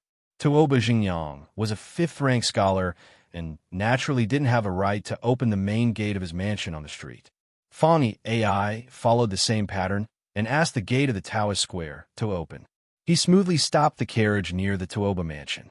Seeing the carriage arrive, several people walked out from the nearby dark corners. Naturally, it was Chung Chumo and the other foppish young masters. There was a good show to watch tonight. How could these foppish young masters miss the opportunity to watch a good show? Naturally, they all gathered here. Zio, we're here. What do we do next? Are you sure that all the officials in Tuoba Mansion are present today? Li Wanyu asked. Fang Ai nodded. Of course. Tomorrow morning, after the drum of dusk is sounded, the funeral will begin. Even if those fellows are just putting on a show, they still have to gather at Tuoba Mansion tonight to keep watch and send him off. That's good. Let's act according to our previous plan. You guys go in and pay respects to Tuoba Mansion. When the candles in the main hall are extinguished, you guys just have to act according to plan. The brothers Du He and Dugo looked at each other and were still a little confused. Zio, just like what you said, we can bring Tuoba Mansion back to life. This doesn't sound very reliable. You even know this kind of witchcraft? Hee, you don't have to worry about this. Anyway, it won't be wrong. Li Wanyu didn't explain and smiled mysteriously. Fang Ai, Wei Shuyu, and the others looked at each other and could only shake their heads. They jumped off the carriage and tidied their clothes. After making sure that they had brought everything, the group of foppish young masters walked toward Tuoba Mansion.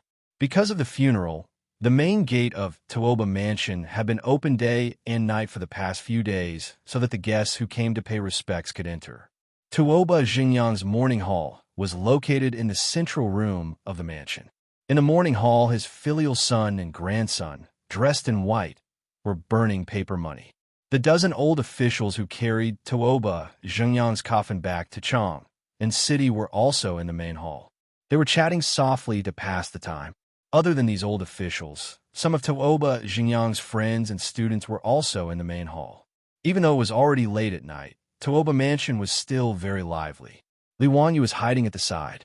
When he saw Fang Ai and the others enter Tuoba Mansion, he whistled softly. Two people walked out from an alley not far away. They were Niu Wu and Su Lu, a member of Tuoba Mansion's troupe. Both of them were dressed in black and carried a short bow on their backs. Niu Wu, Su Lu, do you remember what I said before? When Fang Ai and the others are done paying respects, shoot stones with your bows and arrows to extinguish all the candles in the main hall. Is that okay? Niu Wu nodded. Don't worry, Lang Jun. It's a piece of cake. Su Lu didn't say anything. He just nodded. He and Niu Wu came to this political square before the drum was sounded and had been hiding until now. Be careful. Don't be discovered. After this, you don't have to worry about it. Go find a place to sleep. When the gate opens in the morning, go back to Kaihua Square. Got it. Niu Wu and Su Lu nodded. The two of them took a few steps back and ran up the wall of Tuoba Mansion. Then, they disappeared into the darkness. Chapter 533. Chung Chumo and the other prodigal sons came to pay their respects to Tuoba Xingyang in the middle of the night, which attracted the attention of everyone in the morning hall. Although Tuoba Xingyang's family did not know why these prodigal sons came, they were guests from afar. Moreover, they were the sons of the first wife of the High Duke's public house, so they had no choice but to think too much about it. After greeting the family members of Tuoba Xingyang, the foppish lords lit incense for the old man one after another. After the ceremony was over, they stepped aside and comforted the family members of Tuoba Xingyang perfunctorily. As they were talking, a few almost inaudible sounds of something breaking through the air were heard in the morning hall. Following that, the candles in the morning hall went out one after another. The originally brightly lit morning hall was immediately plunged into darkness. Only the fire in the brazier where the Joss money was burned could still be seen. This sudden change caused an uproar among the people in the morning hall. Some called for the servants to bring in the candles, and some screamed in shock. The morning hall was in a mess. Without a doubt, it was Niu Wu and Su Lu who shot out stones with their short bows to extinguish the candles in the morning hall. No one noticed that the prodigal sons who were gathered together had scattered under the cover of the darkness when the candles went out. They even took out things from their sleeves and threw them in all directions. As the prodigal sons moved, green willow, the wisps suddenly appeared in the dark morning hall. They floated around the morning hall, making it look extremely eerie and terrifying. This strange scene shocked the panicking people in the morning hall into shutting their mouths. They were so frightened that they trembled and did not know what to do. Ghost, ghost, ghost. Someone was so frightened that he fell to the floor and shouted while pointing at the will of the wisps in the air. In fact, not only were the prodigal sons in the morning hall frightened, but even the prodigal sons who followed Li Wangyo's plan were also frightened by this scene. Cheng Chubi's back was covered in a layer of white sweat. He moved closer to his elder brother's ear and whispered, "Big brother, Zio, he can't really know witchcraft, right? Is he really going to summon Tuoba, Xinjiang's soul back?" "Shut up." Cheng Chumo glared at him. In fact, his palms were sweating. The willow, the wisps that appeared out of nowhere were beyond everyone's comprehension. Then, someone suddenly pointed at Tuoba Xinjiang's coffin, and he could not utter a complete sentence for a long time, as if someone was grabbing his throat. Coffin, there's white fog. Everyone who had been scared out of there was looked up. Under the illumination of the green willow, the wisps, Tuoba Xinjiang's coffin was indeed emitting waves of white mist that drifted in all directions at this moment. Everyone felt a chill run down their spines. There was even a fishy smell coming from a morning hall. It was obvious that someone was so frightened that they lost control of their bowels. Just as he was terrified, he heard a voice from Tuoba Xinjiang's coffin. "I died a horrible death." The voice was old and seemed to be similar to Tuoba Xinjiang's voice, but it also sounded hollow and empty. When the voice came from the coffin, a few people in the morning hall rolled their eyes and fainted. The group of old officials who carried Tuoba Xinjiang's coffin were even worse. Among the dozen or so people, many of them had fainted from fright. Most of the others were so frightened that they fell to the ground. Tuoba Xinjiang's family members, on the other hand, were relatively calm. After all, he was their family. Even if he had turned into a ghost, they were not particularly afraid. Tuoba Xinjiang's son fell to his knees in front of the coffin and sobbed uncontrollably. Father, are you back? I'm so unfilial. Father, do you have any unfulfilled wishes? Please tell me." Since the northern and southern dynasties, Wuxia had believed that the souls of the deceased would return home on the 7th day of their death. Although no one had seen it with their own eyes, it was the custom.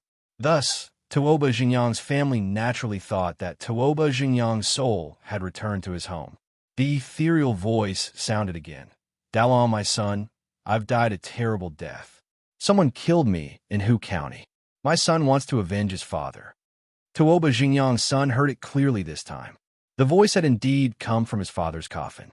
Although the voice did not sound like his father's, he and his family members assumed that it was the voice of a person who had died.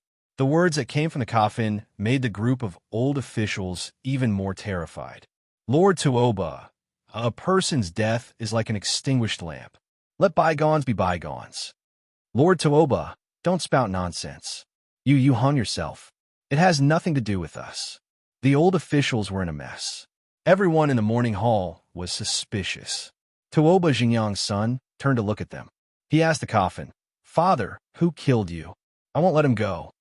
"Dalong, the person who killed me is in this morning hall." The faintly discernible voice continued to be heard. When these words were spoken, the group of old officials became even more flustered. This has nothing to do with me. Lord Tuoba, every injustice has its perpetrator, and every debt has its debtor. Don't get the wrong person. Lord Tuoba, it wasn't me who killed you. Lord Lu, this was all Lord Lu's idea. Nonsense, Lord Tuoba. I didn't grab your leg and stuff you into the white silk. Don't get the wrong person. Yes, it was you, you old thief. How dare you spout nonsense? It was clearly your idea. Tuoba Xinjiang's soul had returned, and he even claimed that he had died an unjust death in front of everyone. The murderer was right in the morning hall. Naturally, these old officials were scared out of their wits. In their panic, they blurted out everything they could think of. The old officials began to argue with each other in the morning hall. Their words, combined with what Taoba Xingyang's ghost had said earlier, made everyone realize what had happened. It turned out that the nonsense about hanging himself and using his death to prove his innocence was all fake. Taoba Xingyang had died an unnatural death, and the murderer was this bunch of pretentious old officials who had carried his coffin in a chong, and with righteous indignation. Taoba Xingyang's son roared angrily and pounced on Lord Liu. He sat on him and punched him. "Old thief! How dare you kill my lord? I'll beat you to death today and have you pay for it with your life." The old official with the surname Liu did not have time to defend himself before he was knocked unconscious by the barrage of punches. Taoba Xingyang's friends and students were worried that they would not be able to explain themselves if they killed an official. They hurriedly pulled Taoba Xingyang's son away. "Dalong, don't beat him to death. When the sun rises, carry your lord's coffin and bring these old thieves to Vermilion Bird Sect to complain. We must ask the saint to uphold justice for Princess Taoba. That's right. Guards, keep an eye on these old thieves. Don't let any of them escape. When the gates open, take them to Vermilion Bird Sect." Bah! Bastards with a human face and a beast's heart. To think that I actually believed your nonsense. While the morning hall was in chaos, no one noticed that the Popinjays had secretly taken something from beside the coffin and left Taoba Xingyang's residence. Chapter 534. Fang Yi drove the carriage and called for the gate to open again. Under the cover of the night, they quietly returned to the imperial city. This time, the carriage was unusually slow. There was no other reason. It was seriously overloaded after witnessing the strange scene in the Taoba residence. The foppish playboys all felt like their hearts were being scratched. The foppish playboys who were supposed to disperse now refused to leave. They all squeezed into the carriage, intending to follow them back to the prison. Tonight, if Li Wanyu didn't explain things clearly to them, they wouldn't be able to sleep. More than 10 people squeezed into the carriage that usually only had 2 or 3 people. Even Fang Yi was frightened, fearing that the axle of the carriage would break. Fortunately, it was the carriage of Fang Xianling, the head of the Minister of Secretaries, so it was quite sturdy. Although the wheels kept making squeaking sounds, at least the carriage smoothly entered the Jingfeng gate. After thanking the colonel guarding the gate, Fang Yi stopped the carriage in an alley near the censorate. The prison head had been waiting here anxiously. Seeing the carriage appear and Li Wanyu jump down from it, the jailer heaved a sigh of relief. But in the next moment his eyes widened. One by one, the foppish sons jumped down from the carriage. From the seemingly small carriage, more than 10 foppish playboys jumped off one after another. The prison head was completely dumbfounded. He carefully looked at the carriage and felt that this carriage must be a divine object. It must be a divine object that the immortals used in the legends to create a mustard seed.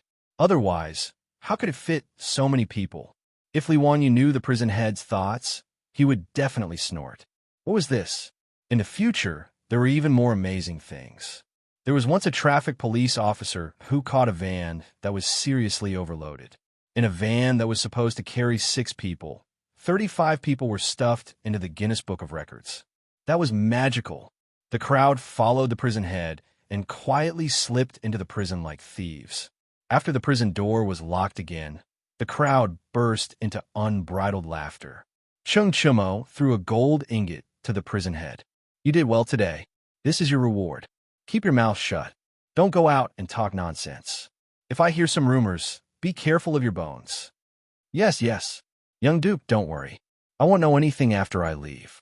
The jailer took the gold and smiled so widely that his eyes couldn't be seen.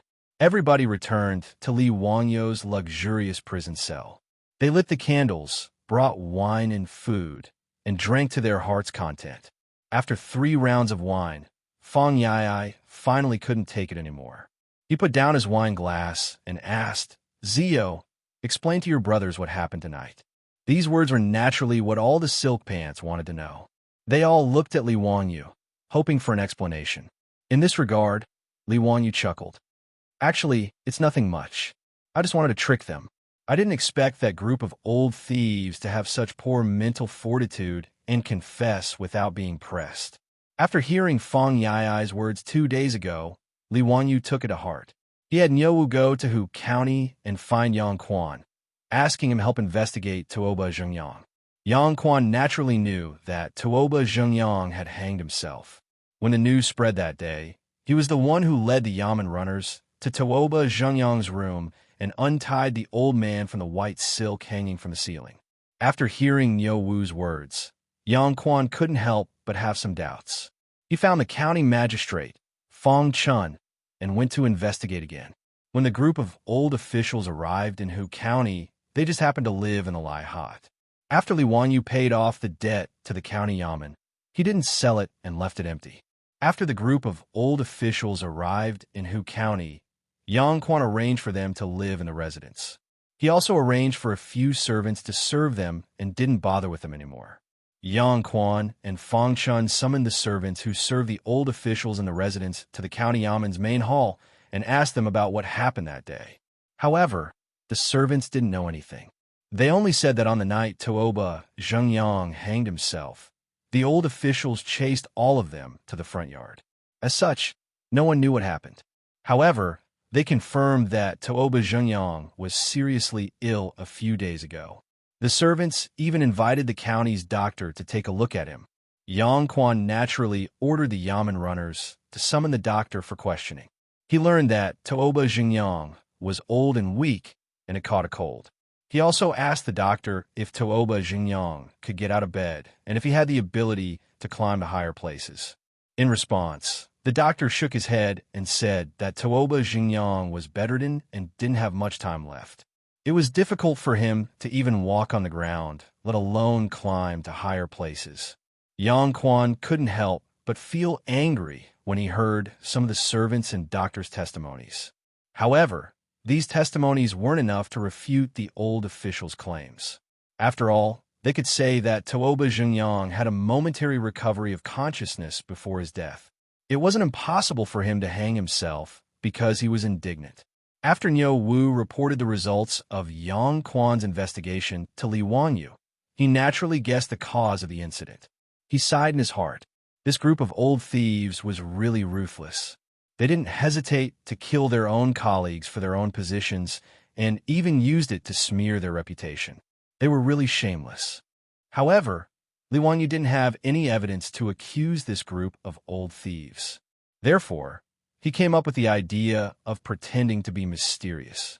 He made use of the rumor that the souls of the dead returned on the 7th day of Tuoba Zhengyang's death to accuse him of being the murderer.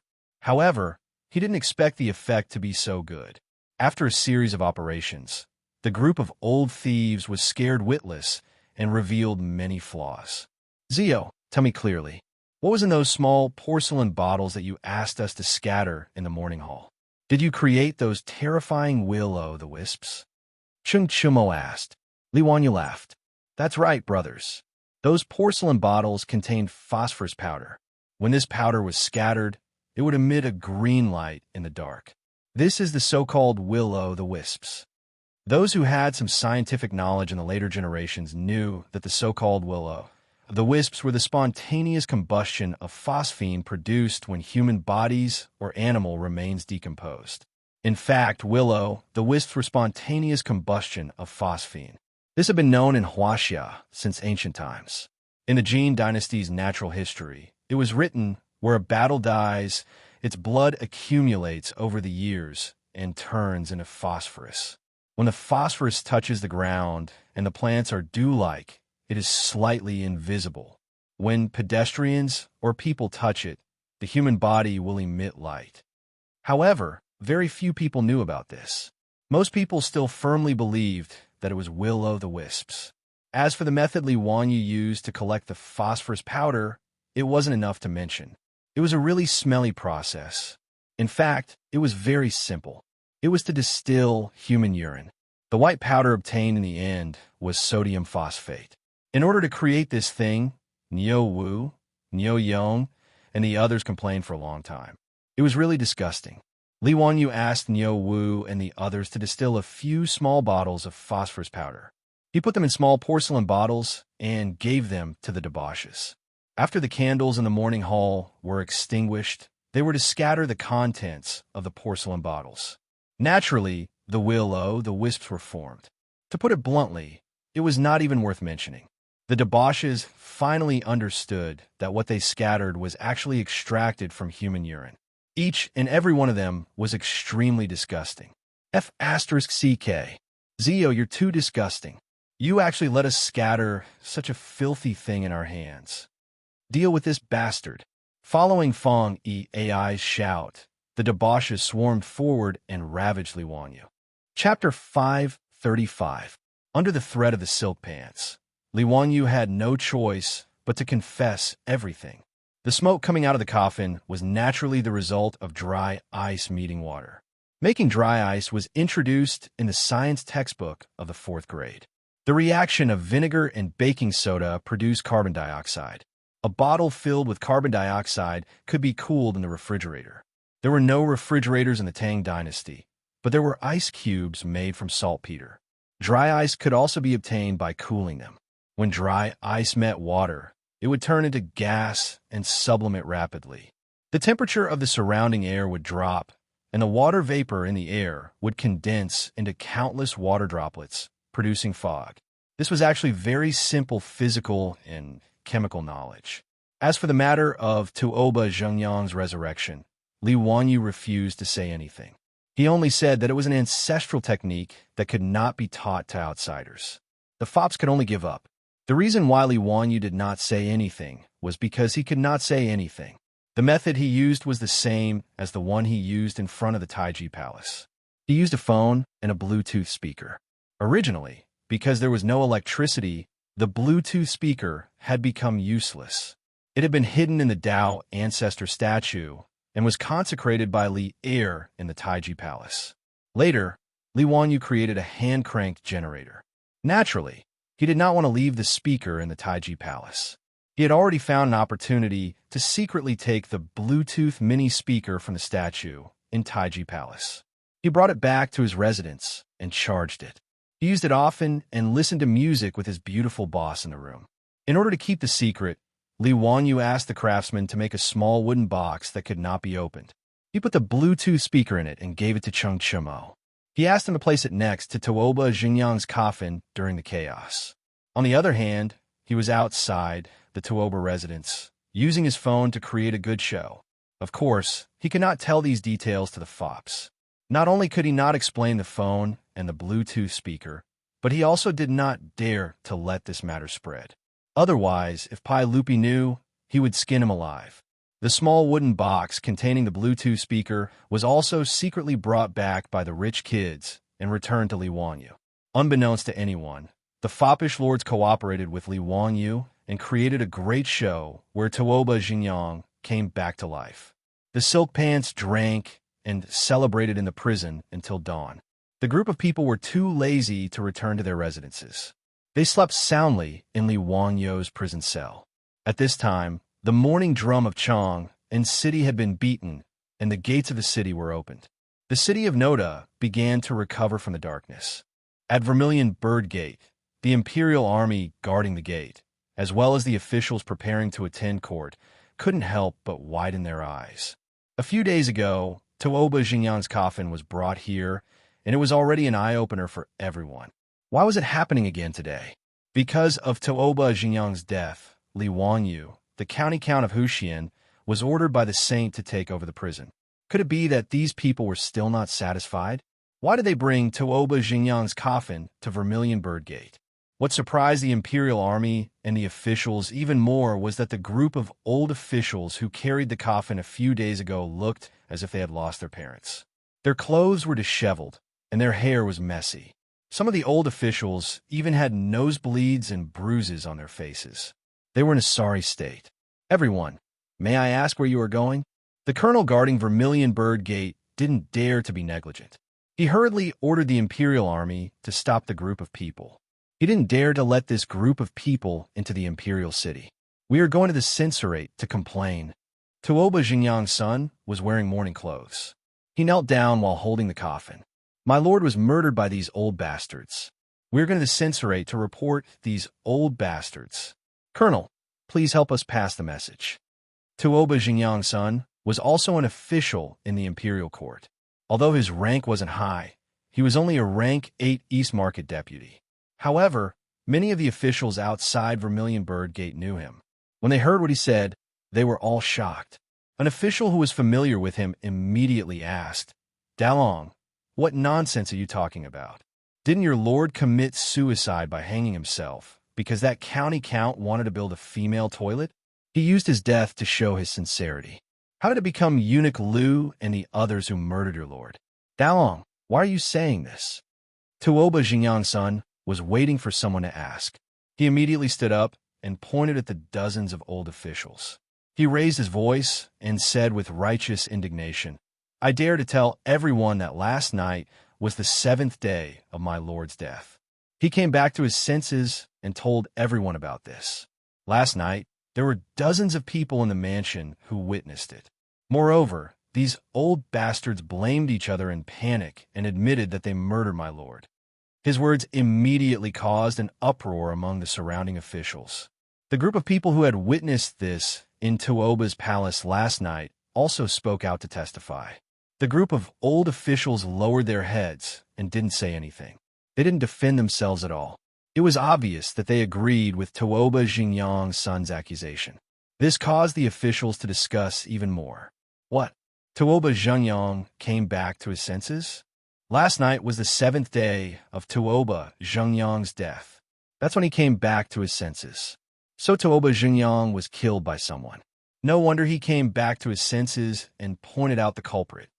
Eunuch Lu and the others killed Tuoba Xingyang? How dare they? Isn't that county count very wrongly accused? He's still locked up in the prison by the saint. Isn't that right? Eunuch Lu and the others said that Tuoba Xingyang used his death to show his sincerity and force the saint to issue an edict to throw him into the prison. Now there's a show to watch. Just wait and see. The saint will definitely be furious because of this. Bah, these old bastards dare to distort the truth like this. They're not human. When the Vermilion Bird Sect's colonel saw this, he didn't dare to delay any longer. He quickly ordered someone to report to the censorate. When Wei Zheng heard this, he was also shocked. This kind of thing was unheard of even in the Sui dynasty, let alone the dynasty that had been established for more than 10 years. It was already shocking that more than 10 old officials murdered their colleagues. Now, there was even a dead person who came back to his senses and pointed out the culprit. Wei Zheng really couldn't believe what he had heard. Wei Zheng hurriedly brought a group of censor from the censorate and officials to Vermilion Bird Sect. He asked Tuoba Xingyang's son, Tuoba Xian, you said that your lord's soul came back last night. Is this true? Eunuch Wei, this is absolutely true. Dozens of people saw it last night. Right, Eunuch Wei. Your eldest son also came to pay respects to my late father. He also saw it with his own eyes. If Eunuch Wei doesn't believe me, you can call your eldest son over and ask him. When Wei Zheng heard that his son, Wei Shuyu, was also present, he couldn't help but be stunned. He didn't think that his son would be so kind as to pay respects to Tuoba Xingyang. After all, Wei Shuyu and Li Wanyu were very close and were like brothers. In recent days, Wei Shuyu and a group of foppish sons have been staying in the prison with Li Wanyu. Why would this kid go to pay respects to Tuoba Xingyang for no reason and cause Li Wanyu to go to prison?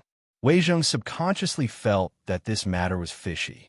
However, when he looked at those silent and panicked old officials, he knew that the accusation made by Tuoba Xingyang's son was most likely true. Tuoba Xingyang's death was likely caused by those old officials. Men, take these people to the prison. Investigate carefully and find out the truth behind Duke Tuoba's death. Wei Zheng called out. Immediately, people from the censorate came forward and took the old officials to the prison. Chapter 536. The citizens of Chang and all felt that there was too much news worth gossiping about recently. It was too much for their eyes to take in. Just a moment ago, they were still talking about how County Earl who wanted to build a female toilet and forced an old official to commit suicide. The next moment, the topic changed to how County Earl who fought against the despicable Neon people and killed 3 Neon envoys to save his wife. The citizens of Chang and were dumbfounded. The situation had changed too quickly. Then, an even more shocking news came. Professor Tuoba Xianxia's resurrection on the 7th day of his death and his identification of the murderer caused an uproar in Chang. Compared to County Earl Hu, the citizens were more interested in the resurrection of the dead. Many busybodies even went to the Taoist Square to find out more about this. As soon as the servants of the Tuoba Manor left the manor, they would be surrounded by people who wanted to know what had happened last night. Most of these servants had witnessed the resurrection of Tuoba Xianxia with their own eyes last night. When they were questioned, they all described the resurrection of Tuoba Xianxia vividly. Everyone who heard this was amazed. Naturally, the news quickly reached Pai Lupi's ears and made him furious. Today, in the Taiji Palace, Pai Lupi scolded the group of old officials in front of hundreds of officials for more than 10 minutes. His anger was evident in his words. Minister Wei, Daozong, the Censorate, and the Ministry of Justice will investigate this case together. We must find out the cause of Tuoba Xianxia's death. Yes, Wei Zheng and Li Daozong stood up at the same time. This time, no one stepped out to plead for mercy for the group of old officials. Even the old friends of the old officials felt a chill down their spines when they heard that they had murdered their colleagues. These old officials might not die. After all, there were so many of them. Pai Lupi couldn't order the execution of so many old officials at once. That would tarnish his reputation. In addition, in the laws of the Tang dynasty, there were provisions for reducing the punishment of officials. There were 8 kinds of punishments: pleading, reducing, redeeming, and pawning. Pawning meant that if an official committed a crime, he could use his official title as pawning. If nothing unexpected happened, this group of old officials should be fined copper coins to compensate the families of the deceased. Then, they would be stripped of their official positions, reduced to commoners, and chased out of the imperial court. After all, these old officials were too old. If they were convicted of the crime of being vagabonds, they would probably all die before they could even reach their destination. After Pai Lupi lost his temper, Wei Zheng stood up again. Your Majesty, County Count who is still being held captive in the Censorate's prison. Should we release him? Since he could basically confirm that the death of that old man, Tuoba Xianxiang, had nothing to do with Li Wangyu, then as far as Wei Zheng was concerned, it was naturally time to release Li Wangyu. Pai Lupi nodded. Originally, he had imprisoned Li Wangyu in the Censorate as a last resort. Since Tuoba Xianxiang's death had nothing to do with him, it went without saying that he should be allowed to return home.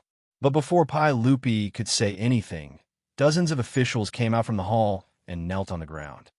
Your Majesty, you can't do that. Even if County Count who had nothing to do with Tuoba Xianxiang's death, it is a fact that he tried to build a women's washroom. Furthermore, we would like to impeach County Count who for colluding with the merchants of Chang and to humiliate us. That's right, Your Majesty. That County Count who is not only unrepentant, but even worse. Now, he is colluding with the merchants to humiliate us. This is truly lawless. We would like to ask Your Majesty to issue an imperial edict to severely punish those merchants and County Count who. Impeaching Li Wangyu again? Pai Lupi was confused by the official's words. What do they mean by Li Wangyu colluding with the merchants to humiliate the officials? What was this all about? My lords, why do you say this? How could the merchants dare to humiliate you? The merchants of the Tang dynasty were all inferior.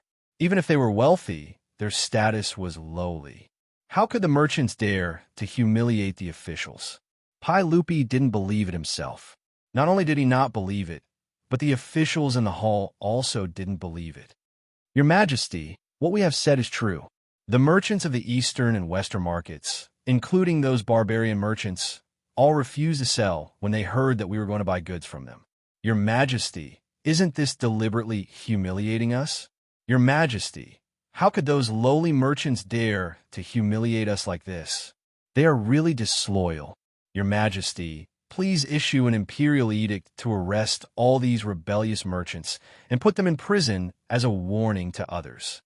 Those merchants even put up notices in front of their shops, refusing to trade with us. "Your Majesty, this can't be allowed. What do these merchants want to do? He's threatening the imperial court. Your Majesty, they even dared to refuse us in a brothel like Peace Square. How dare they do this? Your Majesty, please uphold justice for us." The complaints of these officials made Pai Lupi, Fong Xianling, and the others stunned, and then they couldn't help laughing. Those who came forward to severely punish the merchants of the eastern and western markets were all the officials and defenders who had fiercely attacked Li Wanyu during this period of time. In the eyes of Pai Lupi, Fong Xianling, and the others, this was Li Wanyu's revenge. After all, since they had scolded Li Wanyu so happily, it was normal for Li Wanyu to fight back. There was a regulation in the Tang dynasty law that if you bought fake or substandard goods, you could return them within 3 days. When returning the goods, a notary must inspect the goods and confirm that there were quality problems. If the merchants refused to return the goods, they could report it to the officials, who would come forward to mediate the return and punish the merchants with 40 lashes as punishment. This was much stricter than the protection of consumer rights in the future. However, Pai Lupi didn't think there was anything wrong with the merchants refusing to sell to the officials. The laws of the Tang dynasty didn't stipulate that merchants had to sell their goods to the officials. In fact, Pai Lupi, Fong Xianling, and the others misunderstood Li Wanyu. For this matter, Li Wanyu didn't know anything at all. Many merchants of the eastern and western markets of Chang and city refused to sell to the officials. In fact, it started from the day when Li Wanyu was escorted into Chang by the censorate's prisoner carriage. On that day, after shopkeeper Ren of the Ren saddle shop recognized Li Wanyu, he stopped in front of the prisoner carriage and kowtowed. He was just a small merchant, so naturally, he couldn't do anything about Li Wanyu's experience. However, shopkeeper Ren was also a person who valued friendship. He believed that Li Wanyu had done his family a favor, so he thought about what he should do for his benefactor. After pondering for a while, shopkeeper Ren simply put up a notice in front of his saddle shop. It said that the Ren saddle shop refused to trade with any customer who had insulted and humiliated the county magistrate. His notice naturally attracted the attention of countless people in the eastern and western markets who had different opinions. In fact, shopkeeper Ren's action didn't have any effect. There were many saddle shops in Chang and city. If he didn't do business with others, naturally, others would do it. However, his action reminded the beautiful boss. Soon, the Shunfeng Express Carriage Company posted the same announcement. SF Express was different from the Ren saddle shop. Nowadays, all the merchants in the eastern and western markets of Chang and city needed to use SF Express four-wheeled carriages to transport goods. What was more, Pai Lupi had given all the freight business in Chang and city to SF Express. In addition, with the support of Emperor Zhang's son, SF Express had an absolute monopoly in Chang and city and had great influence. Before those merchants could think clearly about whether they should do the same, the biggest grain merchant in Chang and city, Cho family, also posted the same notice, advancing and retreating with SF Express. Then, in Chang and city, all the barbarian merchants of Soot also posted the same notice. Even the barbarian wine shops refused to enter the officials who had insulted the county magistrate. Next, it was Ping Kong Square. Those painting houses and brothels also posted the same notice. Chapter 537. While Li Wanyu was still thinking about how to play the devil, the eastern and western cities of Chang, and as well as Ping Kong Square, quietly launched a silent protest. Needless to say, the Cho family, Cho Yuanliang, Cho Kun, and Li Wanyu could be said to be on the same side. Many of the officials in Chang and already saw the Cho family as Li Wanyu's direct line. Cho Kun owned 10% of the carriage company, supplied all the raw materials for the brewery, and also managed the beverage vending machine business. No matter how one looked at it, the Cho family and the Huxian family were one and could not be separated. Advancing and retreating with the carriage company was the Cho family's inevitable choice. As for the Sogdian merchants, they stood up at this time because of the Zoroastrianism, Sabeo, and Milliman's intentions. Ever since Li Wanyu created the sacred sun fire in front of everyone, the Zoroastrianism of Chang and became more and more prominent in the Zoroastrianism. Originally, Milamon wanted to see how Li Wanyu created the sacred sun fire, but due to the influence of the other rich people, he did not take action. However, before Milamon could think of anything, Li Wanyu had been promoted several times and became the famous founding county of the Tang dynasty. Naturally, Milamon completely extinguished that little thought. Since he could not make threats and promises, Milamon naturally chose to build a good relationship with Li Wanyu. Mobilizing the shops of the Sogdian people, following the carriage company and the Cho family to boycott the officials, and doing a favor to Li Wanyu was a good choice. If the Zoroastrianism needed to light up the sacred sun fire in the future and ask Li Wanyu for help, they would also have a relationship.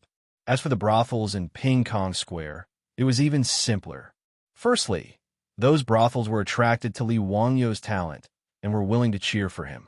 Li Wanyu's poems were all classics. Which of the brothels in Ping Kong Square did not know how to sing? Liu Yong of the Northern Song dynasty was poor and dejected. With only a few good poems, he attracted countless prostitutes to offer themselves to him. Not to mention, Li Wanyu was a talented, rich, and good-looking young man. Xiao Lang was only 16 years old. Which girl didn't love him? As for those fat officials, who would like them?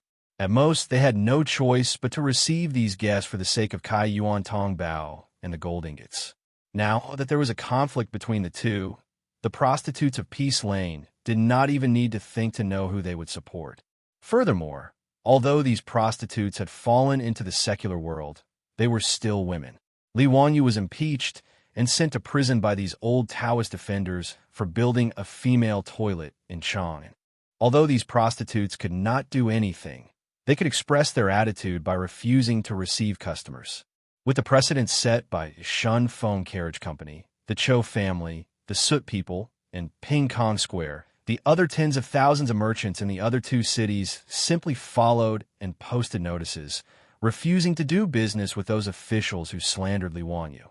Even if there were merchants who did not want to offend those officials, or those who sneered at Li Wanyu's actions, in the face of such a situation, they had no choice but to go with the flow, lest they be treated as outliers by the tens of thousands of merchants in the other two cities. Therefore, those officials who opposed Li Wanyu the most were unlucky. Not only were they rejected when they went to Ping Kong Square, but they were also rejected when they wanted to buy some cloth, oil, salt, and vinegar from their own mansions. This forced the servants of these officials to go out to buy goods. They could only conceal their identities for fear of letting others know the identity of their masters. This made these officials feel extremely humiliated, but they could not do anything about these merchants. Therefore, they could only file a complaint today, accusing Li Wanyu of bullying and humiliating them. After understanding the whole story, Pai Lupi could not help but shake his head. This group of officials was really too disappointing. They actually had the nerve to bring this kind of thing to Taiji Palace to impeach Li Wanyu. They really did not know what they were talking about. Cheng Yaojin and the other big shots directly laughed out loud in the hall, feeling that this group of officials was really too funny.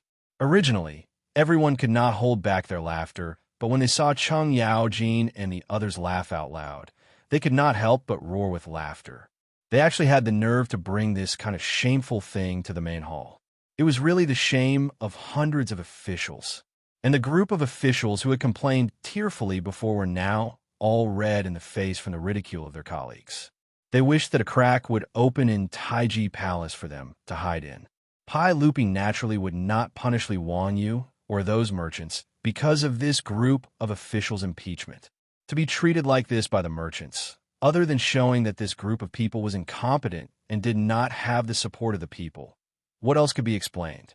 All right, dear officials, think of a way to deal with this matter.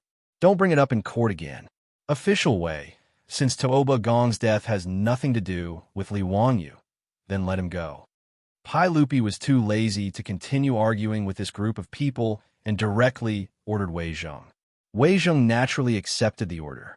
Although he did not approve of Li Wanyu building the female toilet, he also did not think that Li Wanyu should be detained in the prison for this reason.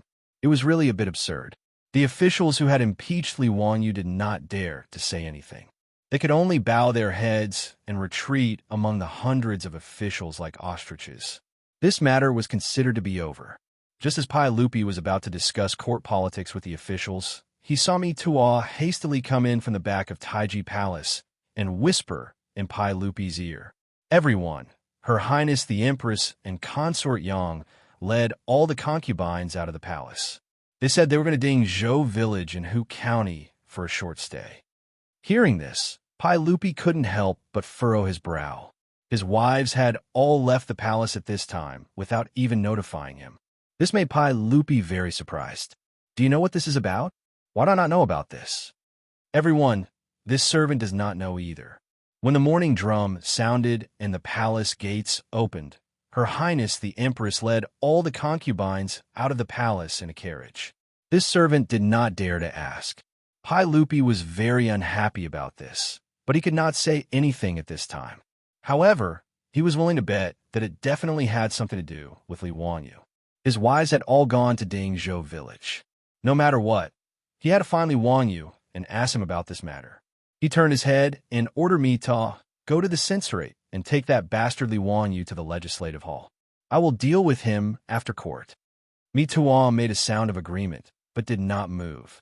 Pai Lupi asked curiously, Why are you still not going? Is there something else? Mi Tuo looked awkwardly at the officials in the hall. After hesitating for a moment, he reported in a small voice, Everyone, the Hunter Cavalry Department reported that the ones leaving the city for Dingzhou Village in Hu County were not only Her Highness the Empress and the concubines, there were also. And what else? Don't stutter, tell me clearly. Yes, there were also the madams and young wives of the Duke's manors. Mi Tuo quickly lowered his head and replied. His words made Pai Lupi stunned. What did he mean? Seeing that Pai Lupi did not understand, Mi Tuo quickly explained, Everyone in Chang'an City, these 4th or 5th grade officials, as well as the madams and young wives of the noble manors, after the city gate opened today, they all boarded the carriages of their manors and joined Her Highness the Empress. They left the city together and went to Dingzhou village. Pai Lupi understood Mi Tuo's words, and he was completely stunned. What was going on? A gathering of the noble women of Chang'an City? Or were the noble women collectively leaving home? Why was there no news at all before? His wife and the noble women of Chang'an City were collectively leaving the city. There must be something wrong. Pai Lupi did not care that he was in court. He suddenly slapped the armrest of the throne and stood up. He said angrily, Go, bring that bastard Li Wanyu to me. I want to know what he wants to do. Chapter 538. When Li Wanyu was brought into Taiji Palace from the prison of the censorate, all the officials in the main hall already knew what had happened. At this time, there was a lot of discussion. They couldn't understand why their wives and daughters had run off to Dingzhou village together without a word. Kid, why did you kidnap your aunt to Dingzhou village? You better explain it clearly to me. Cheng Yaojin had a fiery temper. When he saw Li Wanyu enter the main hall, he went forward to grab him and interrogate him. Li Wanyu was directly confused by his question. When what? For the past few days, other than sneaking out of the prison last night to act mysterious, he had been obediently staying in the prison. What kind of nonsense was this old hooligan Cheng Yaojin spouting? What did he mean by kidnap his wife? Uncle Cheng, what are you talking about? Your nephew has been locked up in the prison of the censorate for the past few days. Uncle Cheng, did you make a mistake? Li Wanyu had an innocent face. He really didn't know what this old hooligan was talking about. Cheng Yaojin glared at him. Her Highness the Empress, Consort Yang, led the imperial concubines in the palace, as well as the wives and young wives of the officials and officials. They all left Chang'an City early this morning and went to your Dingzhou village. You brat, you tell me you don't know? Do you believe that I won't punish you?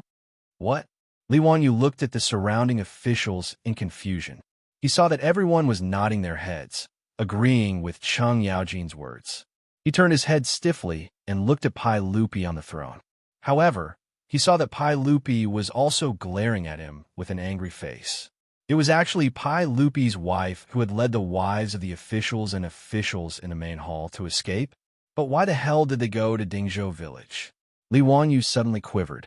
Damn, He almost forgot that his beautiful superior had said that she would take revenge for him. This probably should be the revenge of his beautiful superior. Li Wangyou's back was covered in cold sweat. Sure enough, his beautiful boss didn't make a move, but once she did, she made a big move. He didn't know what method she had used, but she was able to make everyone, from Empress Xianxia to the madams and young ladies of the officials, all run to Dingzhou village. Furthermore, the secrecy was done too well. Not only did the officials not know, even Pai Lupi did not know. In other words, even the 100 Horsemen division was kept in the dark. His beautiful boss was really good at keeping secrets. However, although Li Wanyu guessed that this matter was 99% caused by his beautiful boss, he didn't dare to admit it. Not only could he not admit it, but he also had to insist that this matter had nothing to do with him. Otherwise, wouldn't Pai Lupi, Cheng Yaojin, and the others tear him apart? I can't afford to offend this bunch of men whose wives left home. Li Wanyu hurriedly cleared his name. Your Majesty, gentlemen, I've been locked up in the prison these days. I really don't know what's going on in Chang'an. It's even more impossible for me to get Her Highness and the madams of the officials to Dingzhou village. If your Majesty doesn't believe me, you can ask Eunuch Wei. Pai Lupi looked at Wei Zheng inquisitively. Wei Zheng could only nod helplessly, indicating that Li Wanyu really didn't leave the prison. Wei Zheng naturally didn't know that Li Wanyu sneaked out last night. Although he was very suspicious about his son and the others running to Tooba Zhengyang's mansion to pay respects last night, he didn't have time to care about this matter now. His wife also quietly followed Empress Zhang's son out of the city. How could this not make Wei Zheng, the goat-nosed eunuch, anxious? Pai Lupi received Wei Zheng's reply, but still looked at Li Wanyu with suspicion. After all, his wife and the others ran to Dingzhou village. If this matter had nothing to do with Li Wanyu, he wouldn't believe it. He wasn't the only one who didn't believe it. Cheng Yaojin, Fang Xianling, and the others also didn't believe it. Seeing that Pai Lupi and the others still didn't believe it, Li Wanyu became anxious and swore, "If I, Li Wanyu, did this, I'll be struck by lightning and die a horrible death. Pus will flow from the top of my head and ulcers on the soles of my feet." The Tangs were still quite respectful and humble towards oaths. Seeing that Li Wanyu dared to make such an oath, they had no choice but to believe it. Li Wanyu secretly breathed a sigh of relief in his heart. This matter really wasn't done by him. At most, he just guessed that it was done by his beautiful superior. He definitely didn't violate the oath. "Ziyu, do you know why my Guanyin maidservant went to your Dingzhou village?" Lier spoke out and asked. Li Wanyu shook his head like a rattle drum. "I don't know. Maybe she felt bored in Chang, in city, and went to relax." He didn't lie. He guessed that his beautiful superior was avenging him, but he really didn't know why Empress Zhang's son and the others went to Dingzhou village. At this point, Pai Lupi naturally didn't have the mood to hold any court meetings. It was more important to figure out what his wife went to do. After hastily announcing the adjournment of the court, Pai Lupi prepared to personally go to Dingzhou village to see what Empress Zhang's son and the others were up to. In this hall, nearly half of the officials and nobles didn't leave. They planned to follow Pai Lupi to Dingzhou village. Li Wanyu naturally wanted to slip away. No matter what his beautiful superior wanted to do, it was best for him not to get involved. But he wanted to run, but Pai Lupi wouldn't let him go. "Zio, lead the way. I and everyone else will follow you to Dingzhou village." In response, Li Wanyu could only rub his nose with an awkward smile and follow Pai Lupi and the others out of Taiji Palace. The large group of people rode out of Chang and city and headed in the direction of Hu County. When they arrived at Dingzhou village, they found out that Empress Zhang's son and the other madams of the officials and nobles had indeed come here. Moreover, they had directly gone to Li Wanyu's manor. "Bastard, you still dare to say this has nothing to do with you? Tell me, why did Her Highness and the others go to your manor?" Cheng Yaojin couldn't help but scold Li Wanyu. "Uncle Cheng, I really don't know. No matter what Her Highness and the others want to do, it has nothing to do with me. I died unjustly and was locked up in the Taiji prison. I really don't know anything about this." Pai Lupi waved his hand impatiently. "That's enough. What's the point of saying all this now? Want to be clear once we ask. Everyone urged their horses to pass through Dingzhou village and arrived in front of Li Wanyo's manor. However, at this time, the manor's door was tightly shut and there was no one in sight. Pai Lupi glanced at Li Wanyu, meaning to ask him to hurry up and open the gates. Li Wanyu helplessly urged his horse forward and shouted, "Open the gates! I'm back!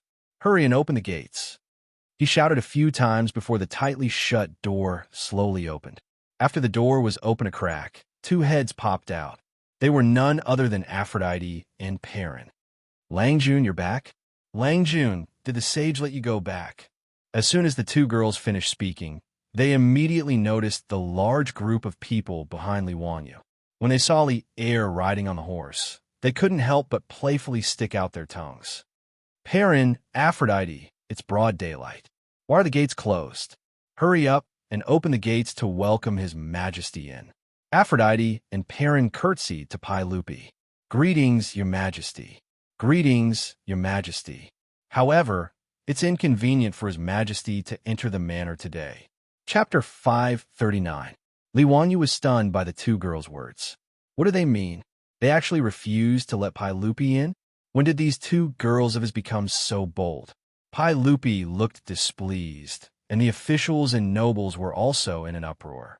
The ladies of Li Wanyu's residence were too bold. They actually dared to stop a saint outside. Did they eat a bear's heart or a leopard's gall? Li Wanyu coughed lightly and was about to speak, but Perrin and Aphrodite bowed to him again. "Langjun, you can't return to the residence today, either." "What? They're rebelling against the heavens. I can't even return to my own home? What are these women trying to do?" Li Wanyu was completely dumbfounded. Sheng Yaojin had an impatient personality. He walked up and glared at them. "You two girls, make it clear to me. Why can't His Majesty and I enter the residence today?" Perrin wasn't afraid of his ferocious appearance and playfully stuck out her tongue at him. "Greetings, Duke Liu. Today, all men are not allowed to enter the residence." "Why is that?" Pai Lupi finally couldn't help but ask. "In reply to Your Majesty, the residence is full of madams today. The lingerie store is releasing a new line of underwear today, so Her Majesty the Empress and all the other nobles were invited. Moreover, the residence is full of women now, and most of them are frolicking by the water. Their clothes are skimpy, so it's really inconvenient for men to enter." Perrin's answer left Pai Lupi and the other officials and nobles speechless. They couldn't bring themselves to say that they wanted to enter Li Wanyu's residence. No matter how beastly Pai Lupi was, he wouldn't openly run in to see the other madams of the officials and nobles. Her clothes were revealing, and she was playing with water. Clearly, Li Wanyu's mansion was full of scenes of spring. Naturally, no man could be allowed to enter. Not to mention other people. If any man dared to enter Li Wanyu's mansion now, Pai Lupi would directly order people to slap him and send him to the palace to be a palace eunuch. Sheng Yaojin, Fang Xianling, and the others looked at each other. No one dared to say that they wanted to enter the Lai Hot. Li Wanyu, on the other hand, was thinking more. Releasing new underwear? Could it be a lingerie release? Victoria's Secret fashion show? His saliva was about to flow out, and he hated that he couldn't rush back to the manor right now. This was the man's dream show that he had only seen on TV and had never seen live in his previous life. Thinking of this, he couldn't help but ask, where did this model come from? Aphrodite clapped her hands excitedly. "Langjun, you really know this word." "Yes, model. Sister Chongqing mentioned it a few times, but I didn't remember it." Hee. Those models were all invited by elder Sister Chongqing from the P-Square and the Hu People's wine shops at a high price. Li Wanyu was speechless. As expected, his beautiful boss really knew how to have fun. But what was her purpose of bringing Empress Xianxia, as well as all the madams and young ladies of the civil and military officials, to his mansion? Li Wanyu was still confused and didn't understand. Pai Lupi coughed softly and turned to look at the officials. "Gentlemen, since the madams are gathering in Li Wanyu's mansion today, why don't we have a small gathering in Dingzhou village today? After the madams' gathering, we will return to Chang'an together. What do you think?" What he meant was that Empress Xianxia and the others would have fun in Li Wanyu's mansion, while they would wait in Dingzhou village in case anything happened. Pai Lupi still felt that today's matter was full of strangeness. Even if they came to Li Wangyo's mansion to attend the underwear conference, they should have at least said hello. Not to mention that not only his wife and the concubines in the harem did so, but also the madams of the noble officials' mansions. This didn't make sense. Cheng Yaojin, Fong Xianling, and the others naturally nodded at Pai Lupi's words. But Perrin bowed again. Your Majesty, I'm afraid that Her Highness and the madams won't return to Chang'an today. Huh? What do you mean? Why is that? Pai Lupi was stunned and quickly asked. Your Majesty, Her Highness and the madams think that Chang'an is too dirty, so they plan to stay in our mansion for a few days. When Chang'an becomes clean, they plan to go back.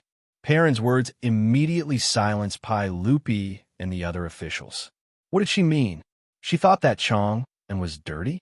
Whether it was Empress Zhang's son, concubine Yang, or the madams of the other mansions, the places where they lived were spotless, if not shiny. Why did she think that Chang'an was dirty? Fong Xianling and Du Ruhui suddenly understood and couldn't help but turn their heads and glare at Li Wangyu. The officials and nobles present were not fools, including Pai Lupi. After everyone figured out the meaning of her words, they all turned their heads and glared at Li Wangyu. If their eyes could kill, Li Wangyu's body would have been full of holes. Uncle, everyone, why are you looking at me like that? I didn't do anything. This has nothing to do with me. Li Wangyu felt his hair stand on end from the way everyone was looking at him.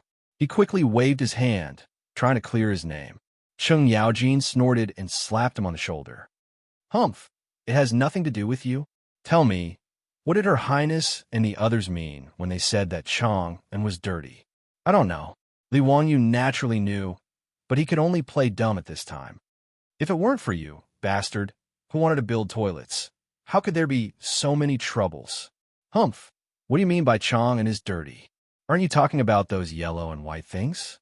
Li Wangyu smiled and said, Hey, Uncle Cheng, you can't blame me. I'm just being kind. Besides, in Chang'an, the streets are full of yellow and white things. It's really indecent. I'm willing to build toilets out of my own pocket. What's wrong with that? His words made Cheng Yaojin speechless. It was true. Without public toilets in Chang'an, the sanitary situation was really bad. Those dark corners of the walls were full of filth.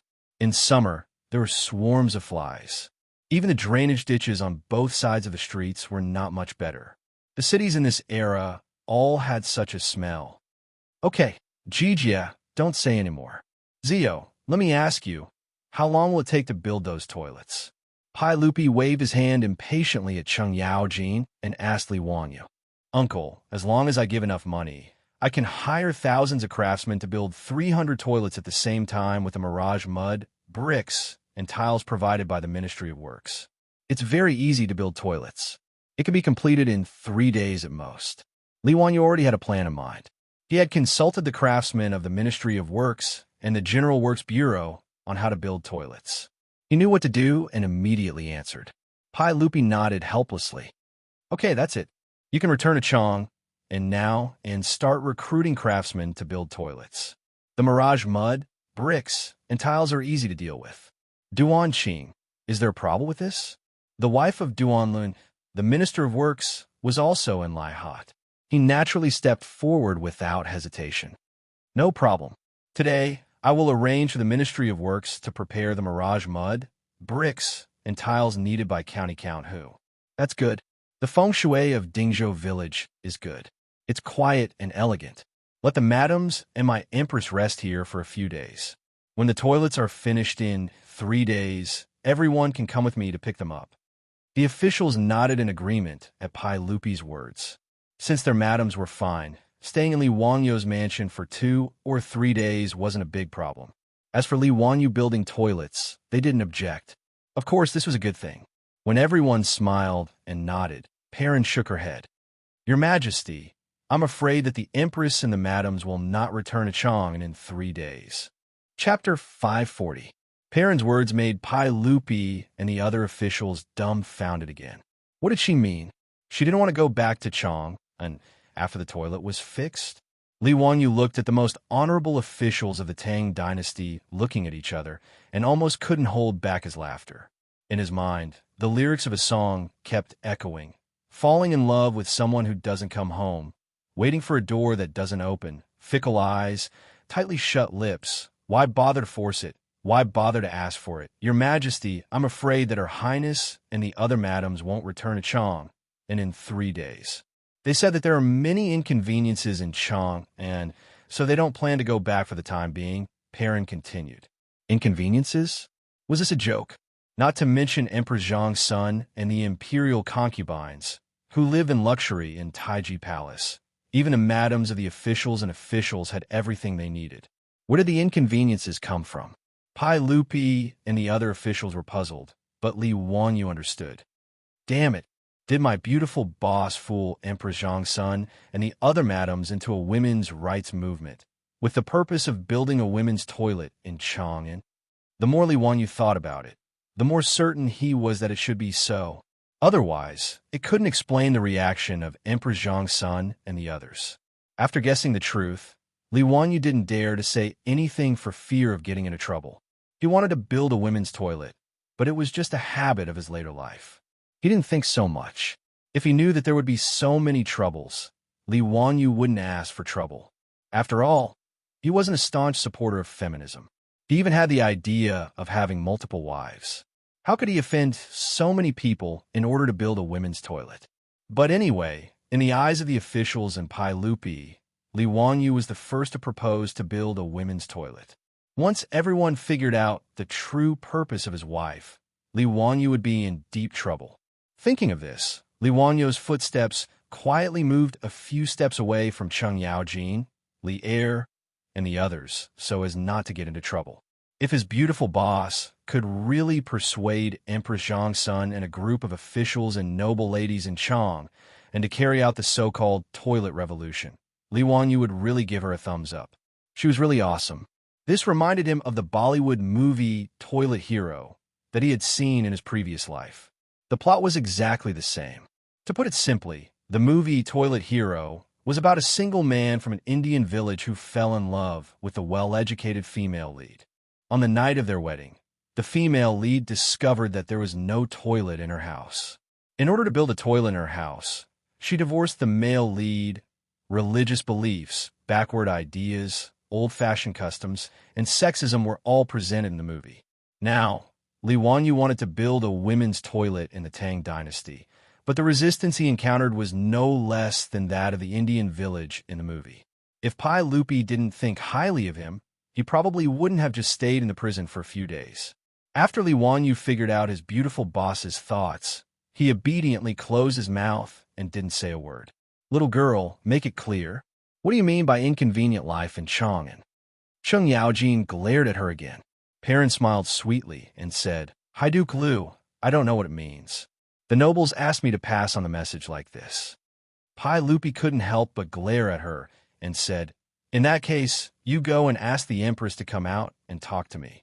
Your Majesty, the Empress has ordered that she won't see any men today. She wants to pray for all the women in the world. Now, everyone in the mansion, including the troops and servants, has been driven to the village to live temporarily. Except for the Empress and the other concubines, the nobles' palace maids, servant girls, and even the palace servants, the Empress didn't bring them. Your Majesty wants to see the Empress, but I can't do anything about it. Perrin's words almost made Pai Lupi's nose crooked out of anger. If it were anywhere else, who would dare to stop him? But now, the county magistrate's mansion had become a forbidden area. All the civil and military officials, including Pai Lupi, could only look at each other and sigh. If there was only his wife in the mansion, it wouldn't matter. But now, all the nobles in Chang and had gathered here and even said that men couldn't enter. This left Li Er and the others with no place to show their prowess. You go and call the Empress' personal palace maid here, Pai Lupi said angrily. The Empress didn't want to see him, so Pai Lupi couldn't vent his anger. But if the palace maid dared to say no again, Pai Lupi really would raise his sword and cut her down. This time, Perrin didn't refuse. After curtsying to Pai Lupi, she lifted her skirt and ran back into the mansion. After the two of them entered, the door slammed shut with a bang. Pai Lupi couldn't help but angrily glare at Li Wanyu, scaring Li Wanyu so much that he quickly shrank back. A man who'd been dissed by his wife had a very bad temper. Li Wanyu wasn't prepared to be Pai Lupi's punching bag. Not long after, the door to the county magistrate's mansion opened a crack, and a palace maid came out. When Li Wanyu saw her, he was happy. An acquaintance. The person who came was the palace maid that Li Wanyu had seen twice before. "Your servant greets your majesty. Your majesty is holy." The palace maid obediently curtsied to Pai Lupi. "Rise.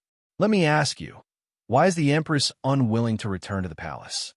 "Your majesty, the empress and the nobles are merciful and can't bear to see the women of Chang and suffer. They plan to stay at the county magistrate's mansion and pray for the blessings of all the women in the world, so they don't plan to return to Chang for now." The palace maid didn't dare to raise her head as she replied in a low voice. Pai Lupi didn't understand what she was saying. What did his wife and these nobles want to do? One moment they complained that Chang and was dirty. The next they said that life was inconvenient, and now they wanted to pray for the blessings of all the women in the world. This completely confused Pai Lupi. On the side, Du Ruhui figured out the meaning. He hurriedly moved to Pai Lupi's ear and whispered, "Your Majesty, the women's room." With this reminder, Li Ertzai came to a sudden realization. His wife had led a group of nobles away without saying goodbye and hid in Dingzhou village. So it was to hint to him that he should build a women's room in Chang'an. This was something that Pai Lupi hadn't thought of. After understanding the whole story, Pai Lupi couldn't help but turn his head to look for Li Wanyu. It was all this trouble caused by this bastard.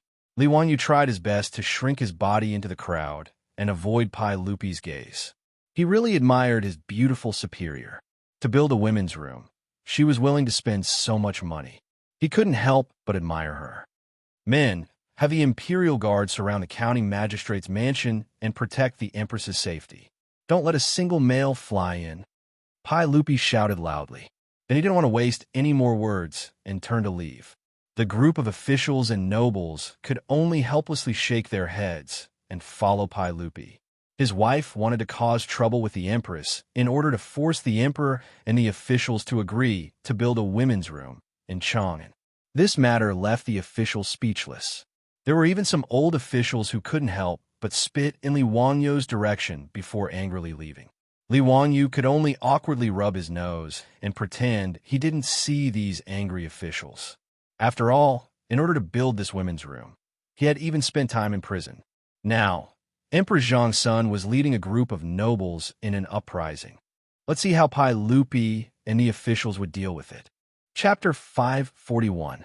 Since he could not enter his own mansion, Li Wanyu could only follow Pai Lupi and the others back to Chang'an. Fortunately, he had bought the house in Kaihua Square before, so he would not be homeless. Otherwise, he would have to run back to the prison for a few more days. However, as soon as he returned to Chang'an, Li Wanyu was summoned to the palace by the eunuchs before he had time to bathe and change his clothes. As soon as Li Wanyu entered the legislative hall, he saw Pai Lupi staring at him with a sour face.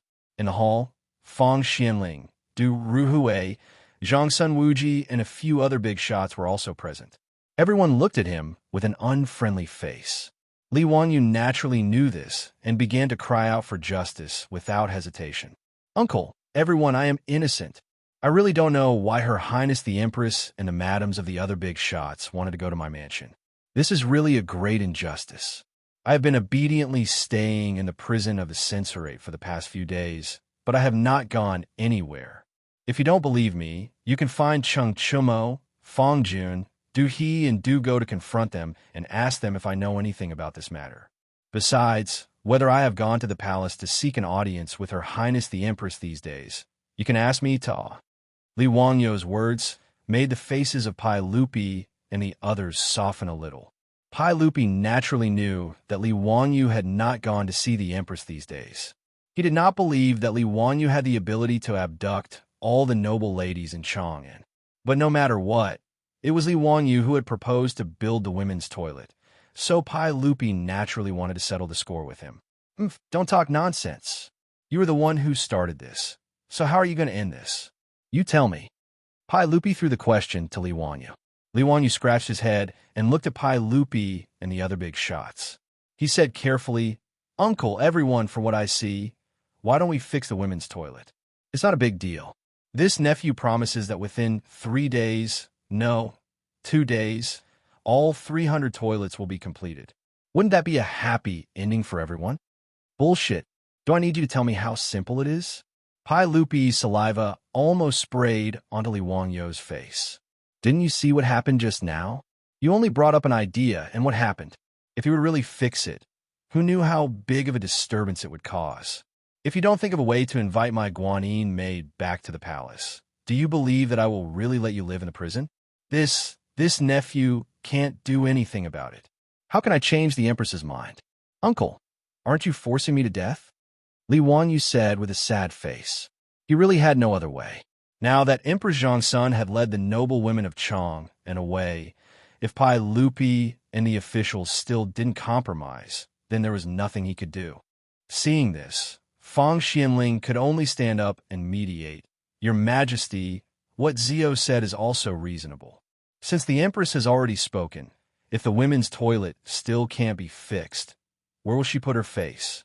In my opinion, the women's toilet should be fixed. Since I want to fix the toilets, it's not right if we don't fix the toilets for women. I think the Empress and the others also have the same thought. Pai Lupi naturally listened to Fang Xuanling's persuasion, but he shook his head awkwardly. Fang Xianling, how can it be so simple? You also know that many old masters in the court impeached this bastard boy because of this matter, but I suppressed them all. If I don't care and agree to let this boy build the women's toilet, I'm afraid that someone will really kill himself. If that happens, it will be even more difficult to end. Li Wanyu also knew that Pai Lupi's words were true, but he had already thought about the beautiful boss's plan, so he naturally wasn't in a hurry. Hey, Uncle, in fact, it's difficult to say it's difficult, but it's also simple to say it's simple. What do you want to do? What's your idea? Let's hear it. Uncle, in the ancient 3 kingdoms, Cao Cao used the emperor to order his vassals. Hey, we can also use the mischievous wife to order her vassals. Li Wanyu lowered his voice and told the plan he had thought of. Li Wanyu's words first stunned everyone, and then they couldn't help applauding. Ha, Zio, this plan is wonderful. Your Majesty, this plan is feasible. Pai Lupi slapped the back of Li Wanyu's head. Bastard boy, you still dare to say that you didn't instigate the Empress? This was clearly premeditated by you, right? Humph. When the Empress returns to the palace, I'll deal with you. Hurry up and scram. If I don't see the 300 toilets in 2 days, you can really go live in the prison. Li Wanyu really want to cry this time. F***CK. This blackpot was really wronged, but he could not take it. Who told his beautiful boss to be his woman? Forget it. If he was the scapegoat, then so be it. No matter how miserable it was, he was still a cook. In any case, he wasn't cuckolded after leaving the palace. Li Wanyu didn't dare to waste time. He rode back to the Kaihua Square, changed his clothes, and went straight to the Ministry of Works. Building 300 toilets in 2 days wasn't a small amount of work.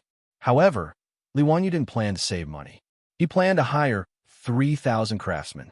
10 craftsmen for 1 toilet. 2 days was enough. In order to build the toilets, he even suspended the business of Shun Feng Carriage Company for 2 days. All the carriages were used to carry soil. The public toilets in this era were actually quite simple. They didn't have automatic flushing facilities. They were just dry toilets in the north. A big hole was dug in the ground, and the soil dug out was transported to the polo field that was being built in carriages. It wasn't a waste at all. Bricks and cement were used to build a circle around the hole to prevent sewage from seeping into the ground. After that, 2 big tile-roofed houses were built. Wooden planks were laid, the walls were painted, and the toilets were repaired. The Minister of Works, Duan Lun, naturally agreed to all the requests. After all, the money was paid by Li Wanyu. Plus, his wife was still in the county of Dingzhou. Duan Lun naturally gave a green light and fully cooperated. The Ministry of Works mobilized craftsmen, mirage mud, bricks, and wood to build the toilets in Chang. The construction project started in the afternoon. The 10 craftsmen dug the holes and repaired the houses. Their efficiency was quite high. In 2 days, 300 brand new toilets appeared in the various squares and streets of Chang'an. However, the toilets were repaired, but trouble came with them. On the second day of the imperial court, dozens of old officials stood out in anger and knelt on the ground. Pai Lupi naturally knew what they wanted to do, but he pretended not to know. He asked, "Everyone, what does this matter? Your Majesty, we want to impeach County Count Hu. He is unscrupulous and has broken the rules of the ancestors. He is guilty of the most heinous crimes. If your Majesty doesn't stop County Count Hu's evil deeds, we would rather fight to the death than tolerate such an immoral act." Pai Lupi pretended to be surprised and said, "Oh, there's such a thing? Li Wanyu, is there such a thing?" Li Wanyu was prepared to watch a good show today, so he naturally got up early to attend the court. When he heard Pai Lupi's question, he quickly stood up and bowed to Pai Lupi.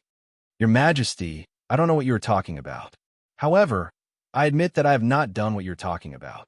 Immediately, an old official stood up and angrily rebuked, "How dare you quibble? County Count Hu, let me ask you, did you build the toilets in Chang'an?" "That's right, I did." It's good that you admit it. Did you also build the women's toilets?" "Isn't building toilets for women a violation of etiquette and ethics?" Seeing Li Wanyu admit it, the old official snorted contemptuously and raised his voice again. Li Wanyu quickly waved his hand. "Wait, who said I built the women's toilets? Still not admitting it? We aren't blind. You order people to build toilets on the left and right. Aren't they the men's and women's toilets?" Li Wanyu smiled even more brilliantly. "Everyone, I'm afraid you're mistaken. Those 2 toilets are the men's toilets." Chapter 542. Li Wanyu's words enraged the officials. They were so angry that their fingers trembled. A group of people jumped up and angrily rebuked, "Nonsense! You still dare to quibble at this point. It's written clearly on the blueprints you gave to Wanyin and Chang'an. The toilets are divided into left and right, with men on the left and women on the right. Is there anything wrong with that? Now, the 300 toilets in Chang and are identical to your blueprints. Do you still dare to say that you didn't build the women's toilets?" Li Wanyu wasn't angry. He chuckled and spread his hands. "You are all scholars. Don't you know how to read? The 300 toilets in Chang, and all have the words men's toilets written on the walls. It's the same on both sides. Why do you ignore it?" His words, however, stunned the old officials who were impeaching him. Li Wanyu looked at Cui Zhuo and Lu Deheng and smiled. "If you don't believe me, you can ask the Ming House in Chang and Wanyin." "Cui Ming House, Lu Ming House, am I wrong?" Cui Zhuo and Lu Deheng quickly stepped forward. "County Count Hu is right. Of the 300 toilets in Chang, and the left and right are all men's toilets." They weren't the only ones who said this. Many of the officials present had also seen the toilets. They all said, "County Count Hu is right. I've also seen the newly built toilets. Although they haven't been officially opened, it's written clearly that the left and right are all men's toilets." This was beyond the expectations of this group of old scholars. They hadn't seen the toilets before. They had only heard the servants report that the toilets built by County Count Hu were all left and right. That was why they had come to impeach Li Wanyu. How is this possible? Since they're all men's toilets, why did you build the left and right toilets? Someone noticed something was wrong and questioned. Li Wanyu shrugged. "I was willing." His words made the faces of the officials turn red, but they didn't know how to refute him. After all, Li Wanyu was the one who paid for the toilets. As long as the toilets were not built, other people could do whatever they wanted. It was none of their business. In fact, all of the officials present could see that Li Wanyu's toilets were clearly the men's and women's toilets. But others just wouldn't admit it, and the words "men's room" were clearly written outside the toilet. In this Taiji palace, of all the civil and military officials, the only ones who were unwaveringly opposed to building a female toilet were actually a group of old teachers and defenders. Most of the officials were non-committal about this. It didn't matter whether he cultivated it or not.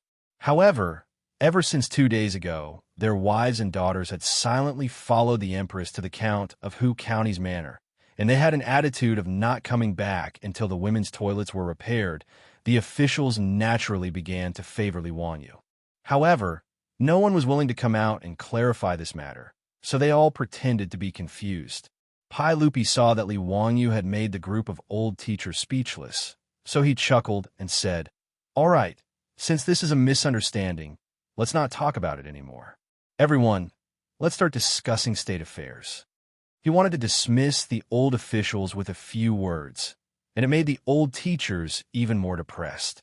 The group of old teachers saw that no one in the hall supported them, so they decided to act shamelessly.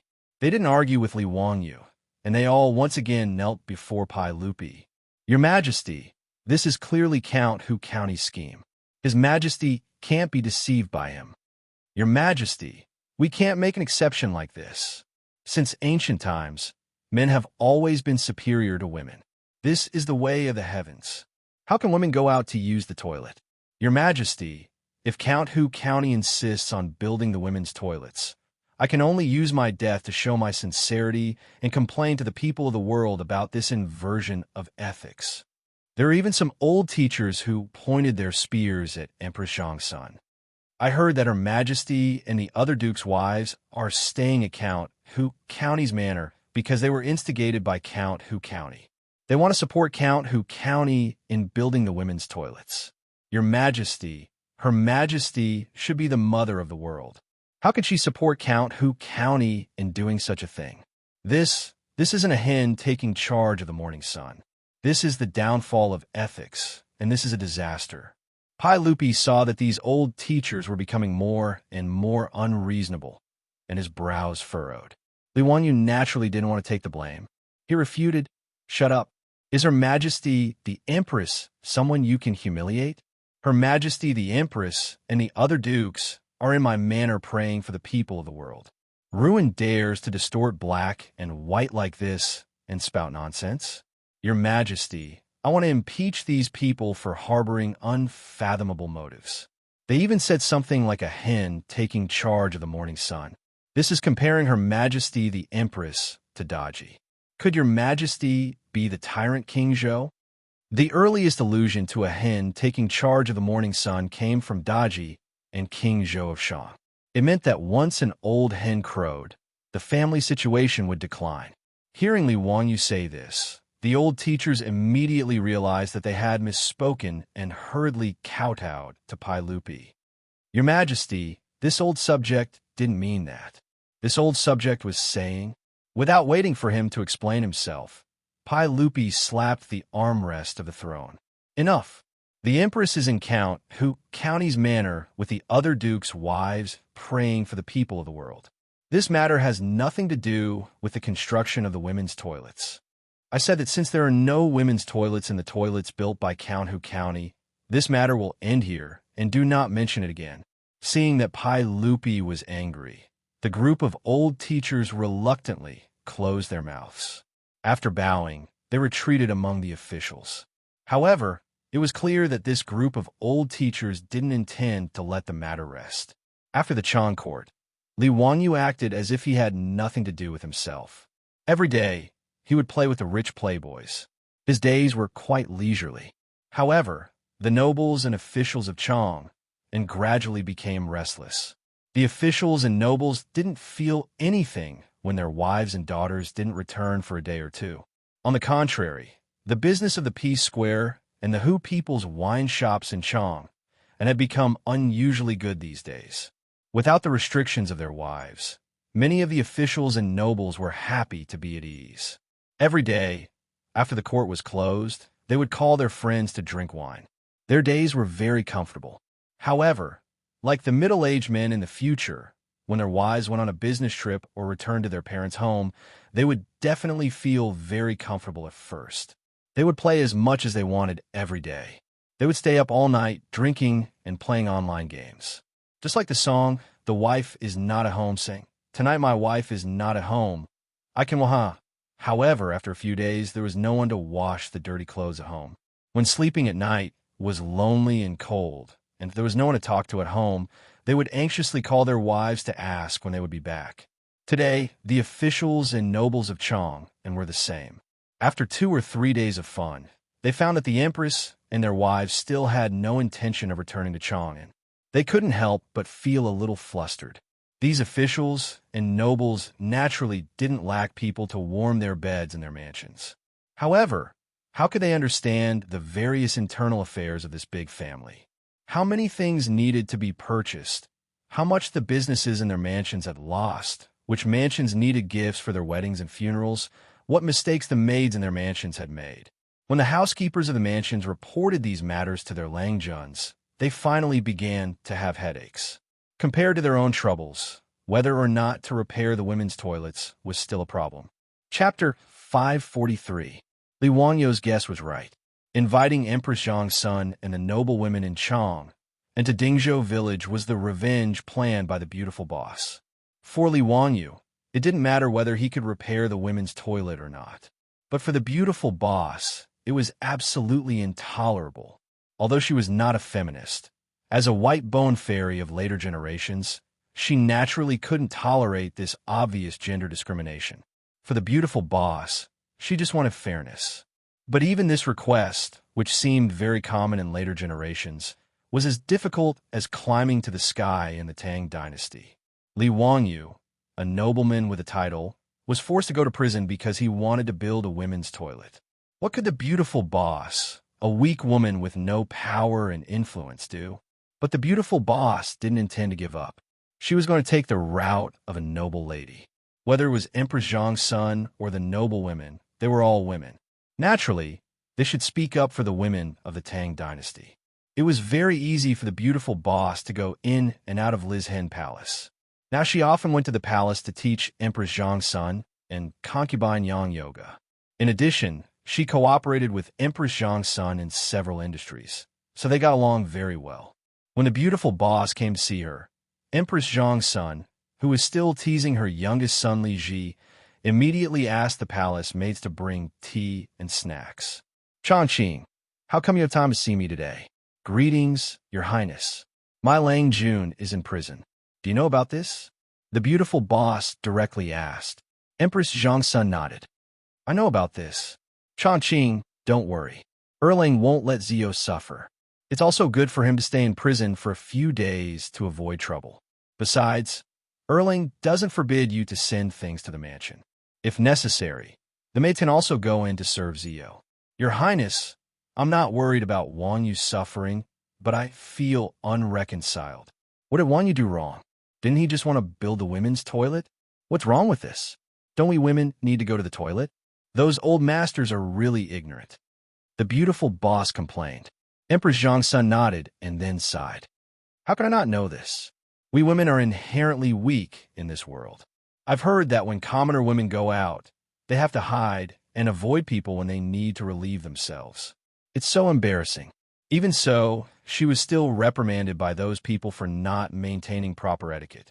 Your Highness, since you know this and sympathize with all the women in the world, why don't you support Wanyu in building a women's toilet? The beautiful boss immediately asked. How can it be that simple?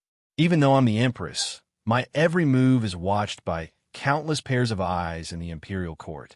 Now that even Erlang is unable to support Zio, how can this consort stand up and go against the court officials? The beautiful superior couldn't help but laugh. She lowered her voice and said, Your Highness, you don't have to speak directly. I have an idea. Do you think it'll work? Hearing her beautiful superior's words, Empress Zhangsun repeatedly nodded her head and immediately ordered a palace made to invite Yang Fei over. Yang Fei naturally didn't oppose this plan. After the three of them discussed it, they each went to make their own preparations. Empress Zhangsun and Yang Fei would persuade the imperial concubines in the palace. One of them was the head of the imperial harem, and the other was Pai Lupi's favorite concubine. In addition to their special identities, the imperial concubines in the imperial harem naturally followed Empress Zhangsun and Yang Fei's lead. As for the madams of the officials and nobles, their beautiful superiors would persuade them. Nowadays, the underwear produced by the underwear shop could be considered luxury goods. Almost all the customers were the madams and young ladies of the officials and nobles. Underwear was popular among the noble women of the Tang dynasty as soon as it appeared. If anyone didn't wear underwear produced by the underwear shop, they would be too embarrassed to go out and greet others. The beautiful superior was familiar with the madams and young ladies of each mansion.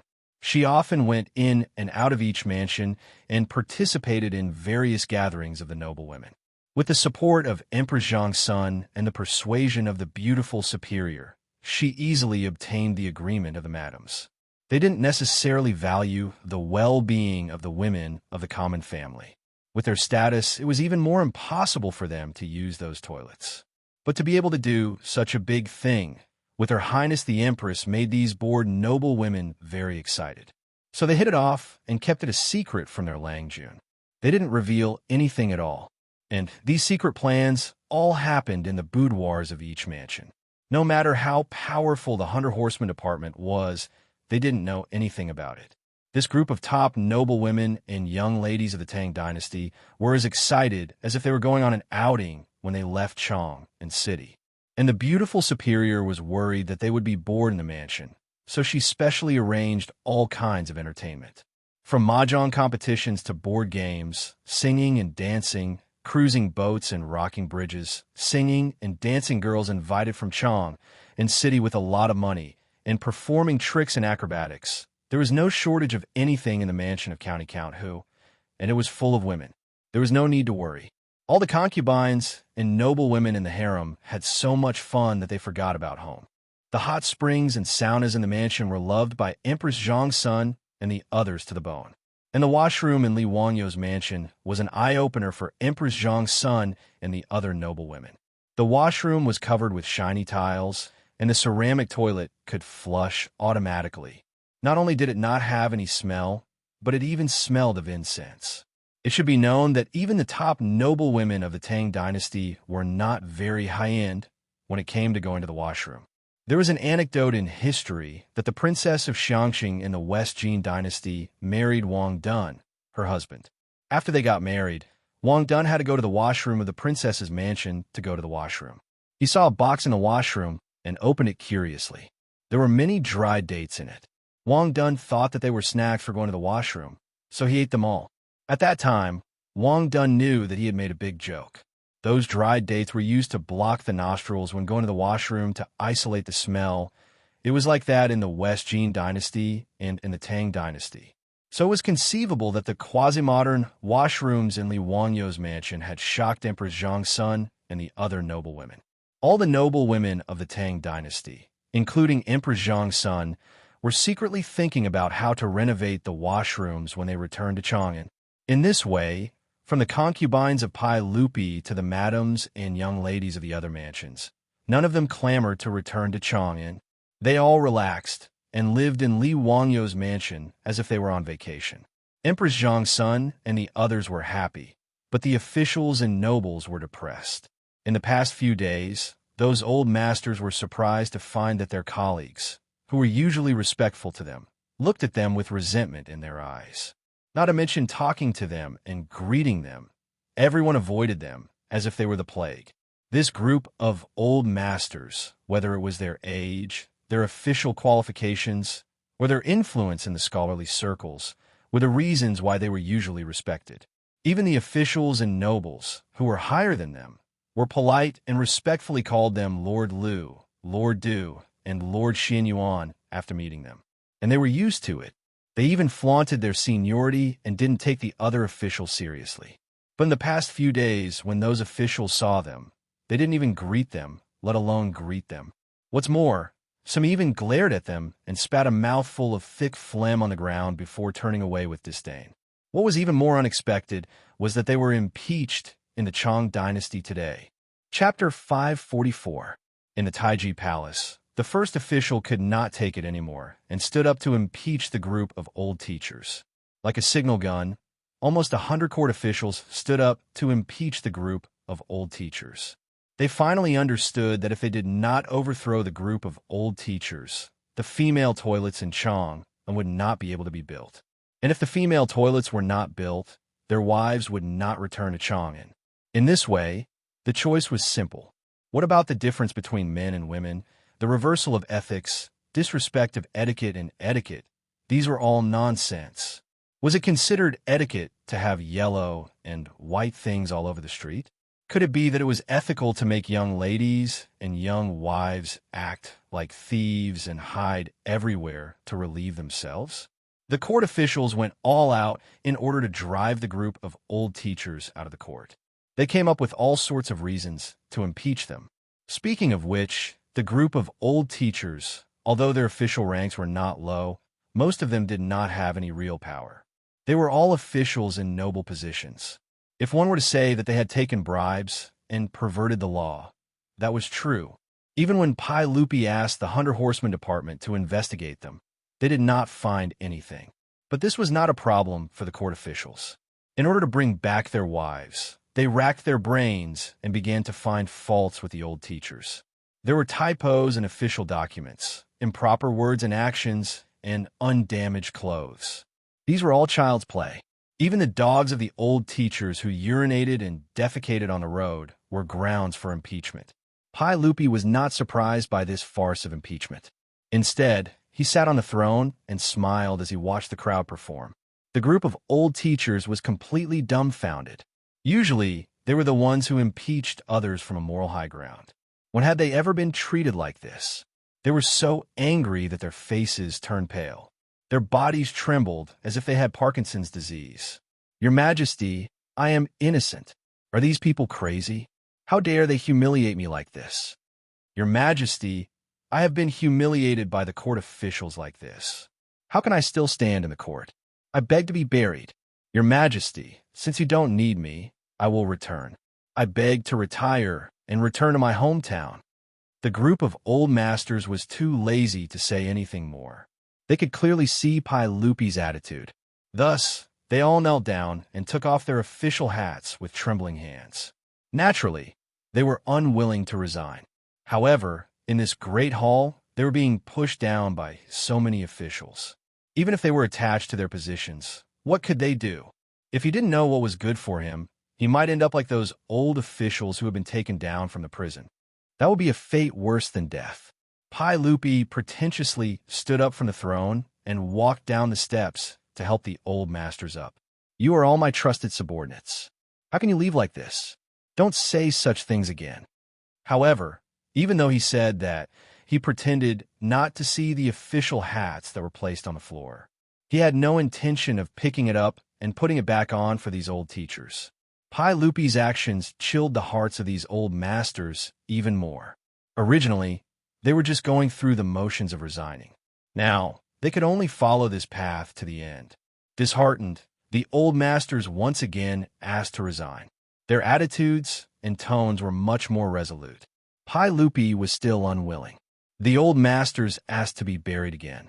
With 3 requests and 3 requests to stay, both sides had completed the ritual process. Both sides were so polite that it seemed like the ruler and his subjects were harmonious. This was also the proper procedure. To put it bluntly, it was just a polite gesture. Don't take it seriously.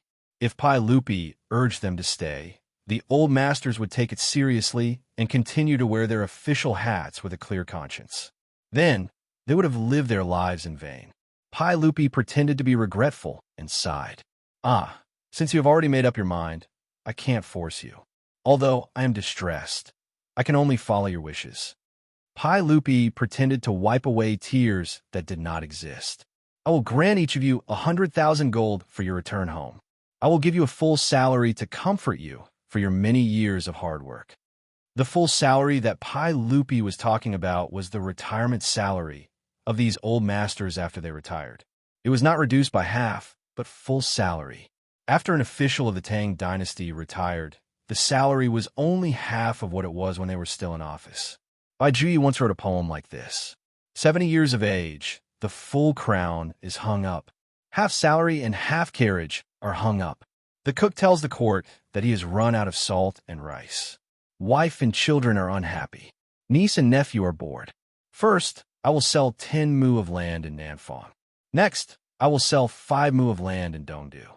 It meant that after they retired, they would only have half of their salary. Their lives were bleak, and they would have to sell their land to make a living. Pai Lupi's words made the group of old masters kneel down again. After repeatedly thanking him, They reluctantly left Taiji Palace with tears in their eyes. After the group of old masters left, all the civil and military officials could not help but breathe a sigh of relief. They looked at each other and smiled. No one mentioned this matter again. Pai Lupi was even more satisfied. He sat back on the throne and pretended that the previous matter did not happen. He changed the topic and began to discuss state affairs. Pai Lupi had long disliked these dozens of old officials in the imperial court. Each of them was stubborn and conservative. They often had restrictions on the imperial court. They often brought up the ancestral etiquette to talk about things. This made Pai Lupi unhappy for a long time. However, these old officials had a great influence in the imperial court and the scholarly circles. Although Pai Lupi was unhappy with them, he could only endure it. He did not expect that, because Li Wanyu wanted to build a toilet on a whim, it caused a lot of trouble in the imperial court. This group of old officials and old masters, because of a small female toilet, were sent to prison or resigned. This made the imperial court much quieter. After taking down this group of old masters, the officials eagerly waited for Li Wanyu to change the words on the toilet. Li Wanyu had built 2 toilets on the left and right. They were clearly the men's and women's toilets. This was not only seen by the old masters, but also by the officials. Now that there were no more restrictions, as long as Li Wanyu ordered people to write the words women's toilets, everyone would be happy. However, no one expected that after an entire day, the 300 toilets in Chang and city had not changed at all. As for Li Wanyu, County Count Wuxia, he acted as if nothing had happened. He wandered around Chang and city with his foppish friends. What was the meaning of this? The officials were confused. Why was County Count Wuxia not making use of the time to build the women's toilets? Why was he wasting time? Did he not know that they were waiting to pick up their wives? An impatient official directly found Li Wanyu and asked him about this matter. County Count Wuxia, may I ask County Count Wuxia, when do you plan to open the women's toilets in Chang'an City? Everyone is looking forward to it. Li Wanyu showed a confused expression. What women's toilets? Where did the women's toilets come from? Those 300 toilets. I built all the men's toilets. There are no women's toilets. Don't talk nonsense. Because I wanted to build the women's toilets, I went to prison for a period of time. Now that I deeply realize my mistake, I will never build the women's toilets. His answer immediately stunned the official. Why was this County Count Wuxia acting so arrogant? If you are so arrogant, can we still have fun together in the future? Li Wanyu naturally did this on purpose. Since he had wanted to build the women's toilets, he had been impeached by the officials. Now that the situation had reversed, if he did not properly torment the officials, he would be letting down the opportunity that his beautiful superior had created for him. Chapter 545. The news that County Count Li Wanyu did not intend to change the opening of the women's washroom immediately spread to the ears of the officials in Chang'an. The officials and nobles who originally thought that they would be happy after taking down the old officials were completely dumbfounded. Why did he not follow the script? Was there still any trust between people? Some people immediately understood that this was County Count whose revenge on them, who asked them to stand by and watch when others were impeached for building the women's washroom. Some even hit them when they were down. Now that the situation had reversed and the officials were asking Li Wanyu to change the women's washroom, they would naturally be criticized by County Count Hu. After the court was dismissed, Pai Lupi had nothing to do, so he invited Fang Xianling, Du Ru Huwei, and Zhongsun Wuji into the palace to play mahjong with him to pass the time. Currently, Emperor Zhongsun and a group of madams were living comfortably in County Count Hu's residence and had no intention of returning. Pai Lupi and the other old men had a lot of time to play mahjong. Ever since Li Wanyu created mahjong, it quickly became popular in Chang'an. Not only did Pai Lupi and the officials and nobles like it, but it also quickly became popular in the marketplace and in the various gambling houses. The sound of playing mahjong resounded throughout the land of China nearly 1,000 years in advance. 50,000, Your Majesty. Now that Ziyu is provoking the officials like this, I'm afraid he will cause a lot of trouble. Fang Xianling casually threw out a card. Pai Lupi hurriedly shouted, "Bang! 9 of them." Fang Xianling, it's okay. This kid must have some complaints in his heart. Let him vent his anger. Zhang Sun Wuji looked at Pai Lupi and reached out to take the 9 of them. When? All of them. Your Majesty, you are very kind. In my opinion, it would be good to let County Count Huxing go and stir things up a bit. Although the Tang dynasty was established for less than 10 years, we inherited too many officials from the Sui dynasty and became depressed. Now that His Majesty was in the prime of his life, it was time for him to work hard. How could he allow these officials to hold His Majesty back? There was nothing wrong with Count Huxian building a toilet, but there were people in the court who stirred up trouble out of nothing and stirred up a lot of trouble. This is still a small matter. If Your Majesty wants to reform the old practices, I'm afraid it will be even more troublesome. Fang Xianling and Du Ruhui both nodded their heads in agreement. Your Majesty, you really can't blame County Count Hu for this. Even though the old officials in the court who strongly opposed it are no longer here, there's still many people who have opinions about the women's washroom because of their instigation. This subject has heard that there are quite a few elderly people on the street with dove canes who are shouting that if a female toilet is to be built, they will go and destroy the toilet. Du Ruhui also laughed. Fang Xianling nodded. These people are even more troublesome than the old officials in the imperial court. They are all very old and can't be beaten or scolded. If they really ordered people to push down the toilets, Ziyu really wouldn't be able to do anything. I'm afraid even Wanyan and Chang and counties would be at their wits' end. The elderly that the two of them were talking about were those above 60 years old who were highly respected among the people. The country would give them the king's staff, also known as the dove canes. The elderly who received the dove canes would not only receive a rank of 7, but they would also have the privilege of walking on the side roads of the emperor and entering and exiting the government offices. Even if they committed a crime, they would be given a lighter punishment. The 10 bamboo scrolls of the king's staff said, when one is old and receives the king's staff, there is a dove on it. When the people see it, they will compare it to righteousness. If anyone dares to scold or beat them up, they will be considered traitors. This meant that the elderly who held the dove canes were like envoys. Anyone who dared to scold or beat them up would be heavily punished. These elderly were already very famous among the people, and with the dove canes given to them by the government, they were even more respected.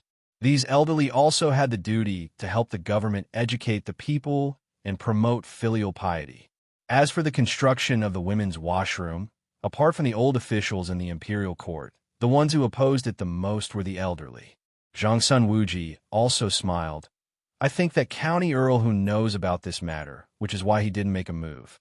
He wants to use the wolf to swallow the tiger strategy.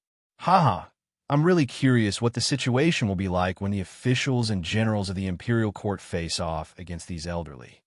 Li Er clapped his hands and laughed heartily. He threw a few chips to Zhang Sun Wuji and said, that makes sense. I want to see what Zio can do. Haha, come, let's continue. Since the madams of the various manors aren't here, we will light up the lanterns and fight. No one is allowed to leave. While the 4 of them were leisurely playing around in the governance hall, the officials couldn't sit still anymore. Many officials who were familiar with each other all invited them to discuss how to solve this matter. Some of the more impulsive officials complained, in my opinion, we shouldn't wait for the county earl to make a move. We should find someone to change the toilet. Wouldn't that be the end of it? This county earl is obviously trying to make things difficult for us. Brother's words make sense. Anyways, the toilets have already been built. Rather than asking the county earl, why don't we change the toilets ourselves? I don't believe that the county earl will fall out with us. Okay, then let's do that. We'll immediately find blacksmiths to do it. What's done can't be undone. Then the county earl won't be able to do anything to us. Great, let's go together. Haha, let's wait until the 300 toilets are changed. Let's see what the county earl can do. The officials all felt that this method was feasible. As they said, it was better to rely on oneself than to rely on others. Rather than sitting there and worrying, why not do it themselves? They just needed to find some blacksmiths to change the names of the toilets. It wasn't much of a problem. As soon as they said they would do it, they immediately ordered someone to find a craftsman. Carrying the paint bucket and brushes, they went to the nearest toilet. The toilets in Chang'an City were all of the same design. They were split into left and right, with a thick brick wall in the middle. The officials all knew that these were the men's left and women's right toilets. However, the toilets on both sides of the road were painted in red, with the words "men's room" written on them. Go! Erase the words on the right side of the toilet and change them to women's toilet. The officials ordered the blacksmiths to change the logo of the toilets. The blacksmiths agreed and began to work. However, they saw a group of people rush out from the inner building. The ones in the lead were a few elders holding a dove staff. "Stop! What are you doing?" The officials looked at each other, not understanding what these elders were shouting about. However, even these fourth or fifth rank officials were very polite to the elders holding dove staffs. "Greetings, elders. I'll have the blacksmiths change the words on the toilets and change the toilets on the right side to the women's toilet. What advice do you have for me?" Preposterous. Truly preposterous. You are all officials of the imperial court and hold high positions. How can you do such a preposterous thing? How can this woman use the toilets outside? Do you still have any morals? That's right. It was wrong of County Count who to build a women's toilet. Fortunately, County Count who repented under the teachings of the saint. The toilets built today are all men's toilets. This is in line with the principles of yin and yang. As the saying goes, men should be outside and women should be inside. How can this woman use the toilets outside her home? The words of the elders made the officials look at each other in dismay. Why were there so many elders among the commoners who had such an attitude after defeating a group of old masters in the imperial court? The officials suddenly had an epiphany. F***CK. It seems like we've been tricked. We've been used as a tool by County Count who. Chapter 546. In the face of the elders' criticism, the officials could only bite the bullet and try to persuade them. Esteemed elders, we are only doing this out of goodwill. You all have wives and daughters in your manors. Can you bear to see them embarrassed because they need to go to the toilet?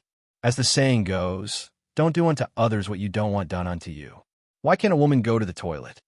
Speaking of which, these officials did not necessarily support women going to the toilet outside, as they saw it as indecent. However, the situation was beyond their control, and they had no choice. They could only stand on Li Wangyo's side and persuade the elders. However, their words had no effect at all. The elders opposite them looked at them with disdain. Tui, how can my wives and daughters be so unruly? If they dare to go to the toilet outside, I can't break their legs.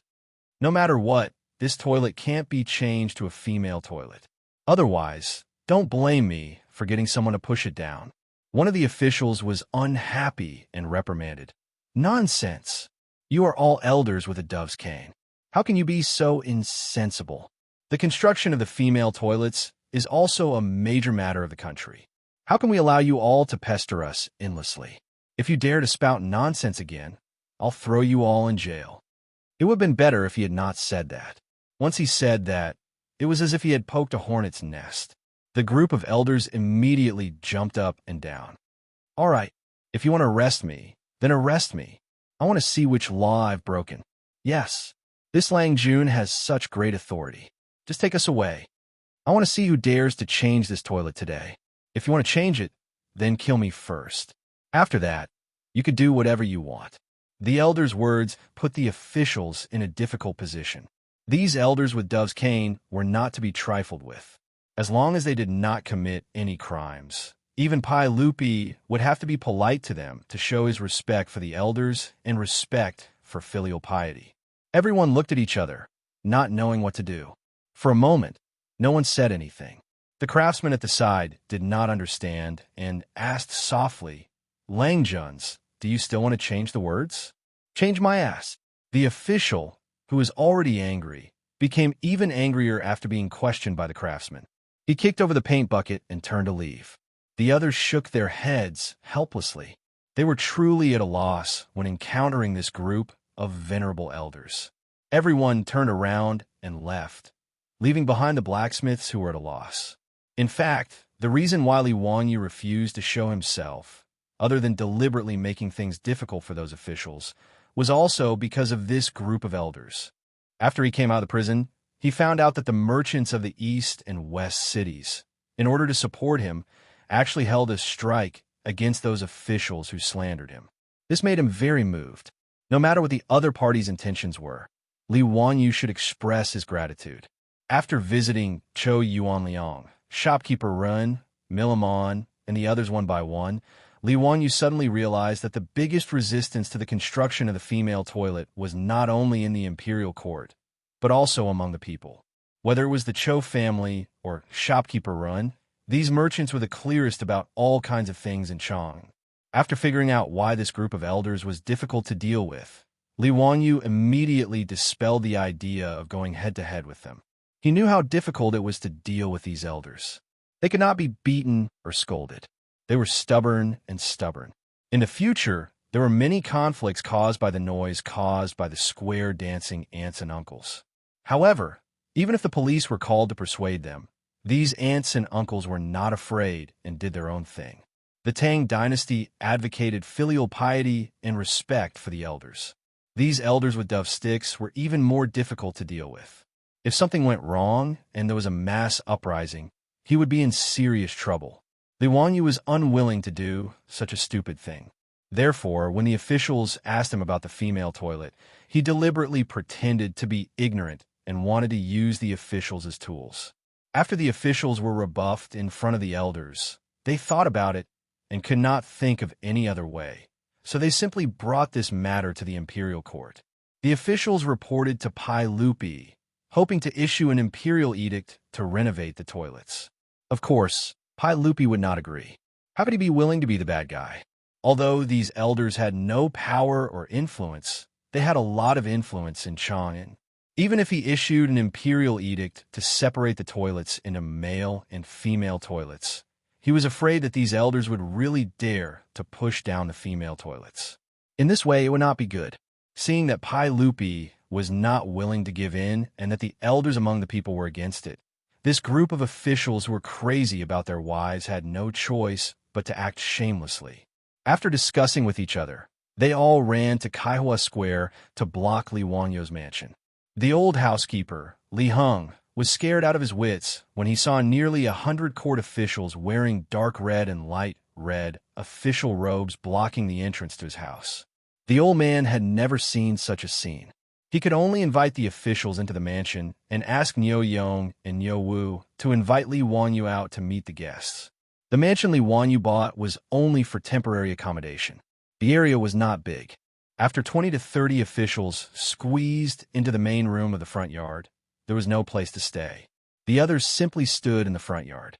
At this time, Li Wanyu was drinking cold drinks with the rich playboys in the backyard, leisurely playing do diju and mahjong. After hearing Niu Wu's report, he could not help but laugh. Ziyu, how can you still laugh? This time, you have caused a lot of trouble for these officials. Be careful not to provoke public anger. It won't be easy to clean up the mess. Wei Shiyu advised. Chai Ling Wu also nodded and said, Yes, now that the madams in each mansion are not here, I heard that many people's homes are a mess. If you don't get the female toilets out, Her Highness the Empress will lose face and refuse to come back. Be careful that the officials and saints will settle the score with you. Chung Chumo and the others also nodded. They all felt that Li Wanyu had gone too far this time. Li Wanyu elegantly took out a folding fan from his waist and opened it with a swish. He shook his head and said, No matter, I have my own plans. Wah! Wait for me to go meet them. The rich playboys stopped playing mahjong and all clustered around Li Wanyu to the main room, wanting to see what he was up to. When Li Wanyu entered the main hall and saw so many people, he was shocked and quickly greeted the officials. Count who? There is no need to be so polite. Quickly tell us, what are your plans now? Don't try to fool us with the nonsense from before. An impatient official did not wait for everyone to finish their greetings and impatiently asked. Li Wanyu, on the other hand, was neither hurried nor slow. After bowing to everyone, he opened his mouth and said, Everyone, it's not that I'm trying to fool all of you. It's just that I didn't think that I would do something bad with good intentions. It is not that I, Li Wanyu, am looking for trouble. It is just that when I saw how dirty Chang and found it intolerable, I became impulsive and wanted to use my own money to build toilets. But who would have thought that for the sake of building toilets, I would be locked up in the prison by the saints. Everyone, I'm also wrongly accused. No one could refute his words. This was indeed the case. Originally, building toilets was something that would benefit everyone. No one wanted to see such a situation happen. County Count who? We also know that we were in the wrong. If you have any complaints, this old man will apologize to you today. But this matter must be resolved. Otherwise, Her Highness the Empress will lose face, won't it? Yes, County Count who? We will apologize to you, but you have to think of a way. You were the one who built the toilets, so you can't just ignore it, right? County Count who? If you don't give me an explanation today, I will not leave. Yes, I will not leave. The officials were truly anxious. Some tried to soften their tone, while others tried to threaten him. In short, they all had the same goal, to make Li Wangyu resolve the matter of the toilets. Li Wangyu was overjoyed at this. He revealed his pearly white teeth and smiled at the crowd. Gentlemen, I have a plan. I wonder if you're interested. Chapter 547. Chang's morning drum, regardless of wind or rain, would always sound on time, waking people up from their dreams. Old Lu, who lived in Qinren Lane, got up and changed his clothes with the help of his servants. He wasn't in a hurry to eat breakfast. Instead, he picked up his extremely precious dove staff and walked out of his house with the help of his servants. This dove staff, which was bestowed by the government, was old Lu's favorite. Even his eldest son couldn't touch it. As an elder of Qinren Lane, old Lu was used to walking around the lane every day after getting up. He greeted his neighbors and received everyone's compliments. The gate of the lane hadn't opened yet, but there were already some neighbors who had gotten up early and were busy. When they saw old Lu, they would politely greet him with their hands clasped. As the oldest elder in Qinren Lane, old Lu was used to this. He greeted everyone with a smile and then continued to walk around the lane. Old Lu walked to the toilet that was built by the county magistrate. He looked at the two toilets on the left and right. They both had the words men's toilet written on them. He nodded with satisfaction. Although the toilet on the left was still open, old Lu didn't care that much. If those officials wanted to change the toilet on the right into a women's toilet, he absolutely couldn't. If the government wanted to force a change, old Lu would rather tear down the women's toilet than compromise. In any case, as an elder, he wasn't worried that the government would do anything to him. Not to mention the fact that the county magistrate of Wanyan County was only at the 6th rank. Even those high-ranking officials in red robes would be polite when they saw him. With the help of his servants, old Lu went to the toilet to relieve himself. Old Lu had to admit that the toilet built by the county magistrate was a good thing. Ever since the toilet was built, the lane became much cleaner.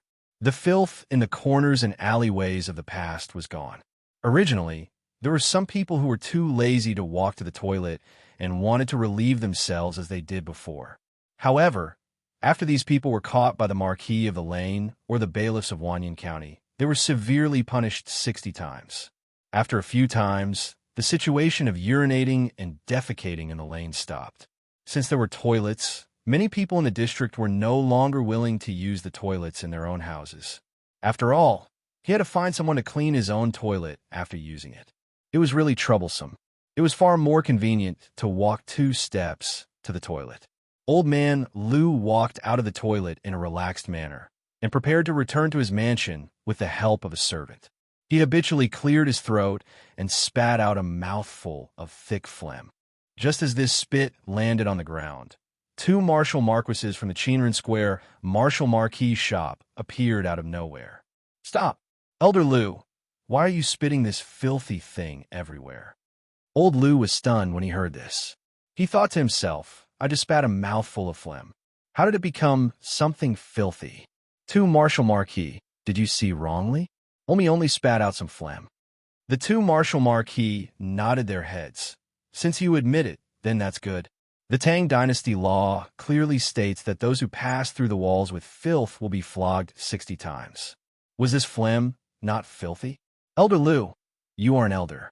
According to the law, your punishment can be reduced by half, but you still need to be flogged 30 times. Your old arms and legs will definitely not be able to take it. Since it's like this, then fine me with copper. Fine me with 5 pounds of copper. Take out the money. The rule that the Marshal Marquis was talking about was that if one threw trash on the street, the punishment would be 60 flogs. And the penalty of 5 pounds of copper was a copper coin. How could Old Man Lu bear this? Furthermore, he felt that he only spat a mouthful of phlegm. How could it become throwing trash?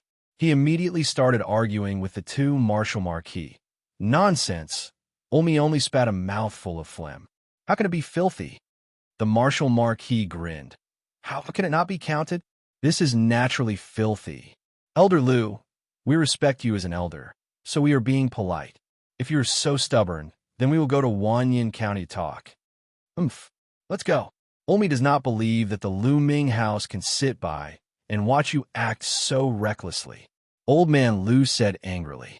Their argument naturally attracted the attention of the neighbors in the square. Everyone was discussing, but they did not dare to say anything. After all, they were not as old as Old Man Lu. They were still in awe of the Marshal Marquis. This argument did not end, and it really went to Wanyan County's Yamen. And the neighbors who were watching immediately ran to Old Man Lu's house to report. This scared Old Man Lu's few sons. They quickly followed the neighbors and rushed to the Yamen. Chinren Lane and Wanyan County Xianyang Lane were only separated by a large street. By the time Old Lu's several sons arrived, Wanyan County's county magistrate Lu Deheng had already begun the trial. As an elder, Old Man Lu did not need to bow when he saw an official. He just casually stood in the main hall and casually cupped his hands towards Lu Deheng. Lu Ming House, Olmi wants to ask you to give me justice. These two Marshal Marquis shops, Marshal Marquis, causing trouble out of nothing. They said that Olmi spat out a mouthful of phlegm, and that Olmi should be beaten 30 times or punished with 5 pounds of copper. I also ask Lu Ming House to give justice to Olmi and reprimand these two Marshal Marquis who are causing trouble out of nothing. After he finished speaking, Lu Deheng, who was sitting behind the high table, laughed. Old Man Lu, your words are wrong. Since you admit that you spat on the ground, that naturally belongs to the category of filth. What wrong did these two Marshal Marquis do? If they turn a blind eye, they will not be able to do anything. They will be punished with the same punishment. What are you talking about? Olmi has spat out phlegm all my life. When have I ever heard of this being considered filth? Lu Ming House, you cannot be so biased towards Marshal Marquis. Old Man Lu heard this and became anxious. Lu Deheng sneered. If Old Man Lu feels that this county is biased towards Marshal Marquis, you can go to the Imperial Censorate to report this county. However, the punishment of copper or 30 beatings cannot be avoided. Old Man Lu, you can choose for yourself. Old Man Lu was so angry that he could not speak. Ever since he became an elder, when had he ever been so angry? Without waiting for him to continue to be angry, he heard someone in the hall shout, "Accept the punishment! We accept the punishment! We accept the punishment of 5 pounds of copper." The ones who spoke were Old Man Lu's sons. After they heard the news, they hurriedly rushed over. Once they heard Lu Deheng's words, they did not dare hesitate and immediately accepted the punishment. Old Man Lu was over 70 years old. 30 beatings could directly take his life. How could they not accept the punishment? Although it was painful to take out a copper coin, it was not to the extent of hurting his muscles and bones. Old Man Lu's sons immediately took out a copper coin from their money pouch and paid the punishment. Only then did this matter end. A few people carefully supported Old Man Lu out of the county government. Old Man Lu angrily glared at the county government's gate and habitually wanted to spit again. However, his son was so scared that he hurriedly stopped him. "Father, you don't dare spit again. A copper coin." Old Man Lu finally reacted and quickly swallowed the spit back. He angrily stomped his foot. "Return home." The sun had just risen and he had lost a copper coin for no reason. Old Man Lu felt that he did not look at the almanac when he went out today and bumped into a villain. But he did not expect that this unlucky matter was not over yet. Chapter 548. With the help of his sons, Old Lu walked out of Wanyan County and prepared to go back to Chinren Square angrily. He had just walked a few steps when he was stopped by the Yamen runner of Wanyan County. "Stop! Who told you to walk on the left? Carriages, horses, and pedestrians should move to the right. Don't they know this simple rule? If you walk on the wrong side, you will be beaten 50 times. Old Lu, as an elder, how can you not follow the law? The Yamen runner's words made Old Lu's blood pressure rise. This is the street in the square, not the street outside. How can I walk on the right side? Every day in Chang and city, caravans came and went. Walking on the right side was an iron law. If someone violated it, he would be beaten 50 times. But that was the rule set to avoid congestion on Vermilion Bird Avenue. Now the Yamen runner actually asked him to walk on the right side of the street in the square. How could Old Lu not be angry? How could he not feel that the Yamen runner was deliberately looking for trouble? Hee, Old Lu, we respect you as an elder, so we're trying to persuade you. Which law of the Tang dynasty says that in the square, we don't have to walk on the right side? You. Old Lu pointed at the pedestrians on the street with his dove cane. There are so many people who don't walk on the right side. Why don't you stop them? The Yamen runner rolled his eyes. They are not elders.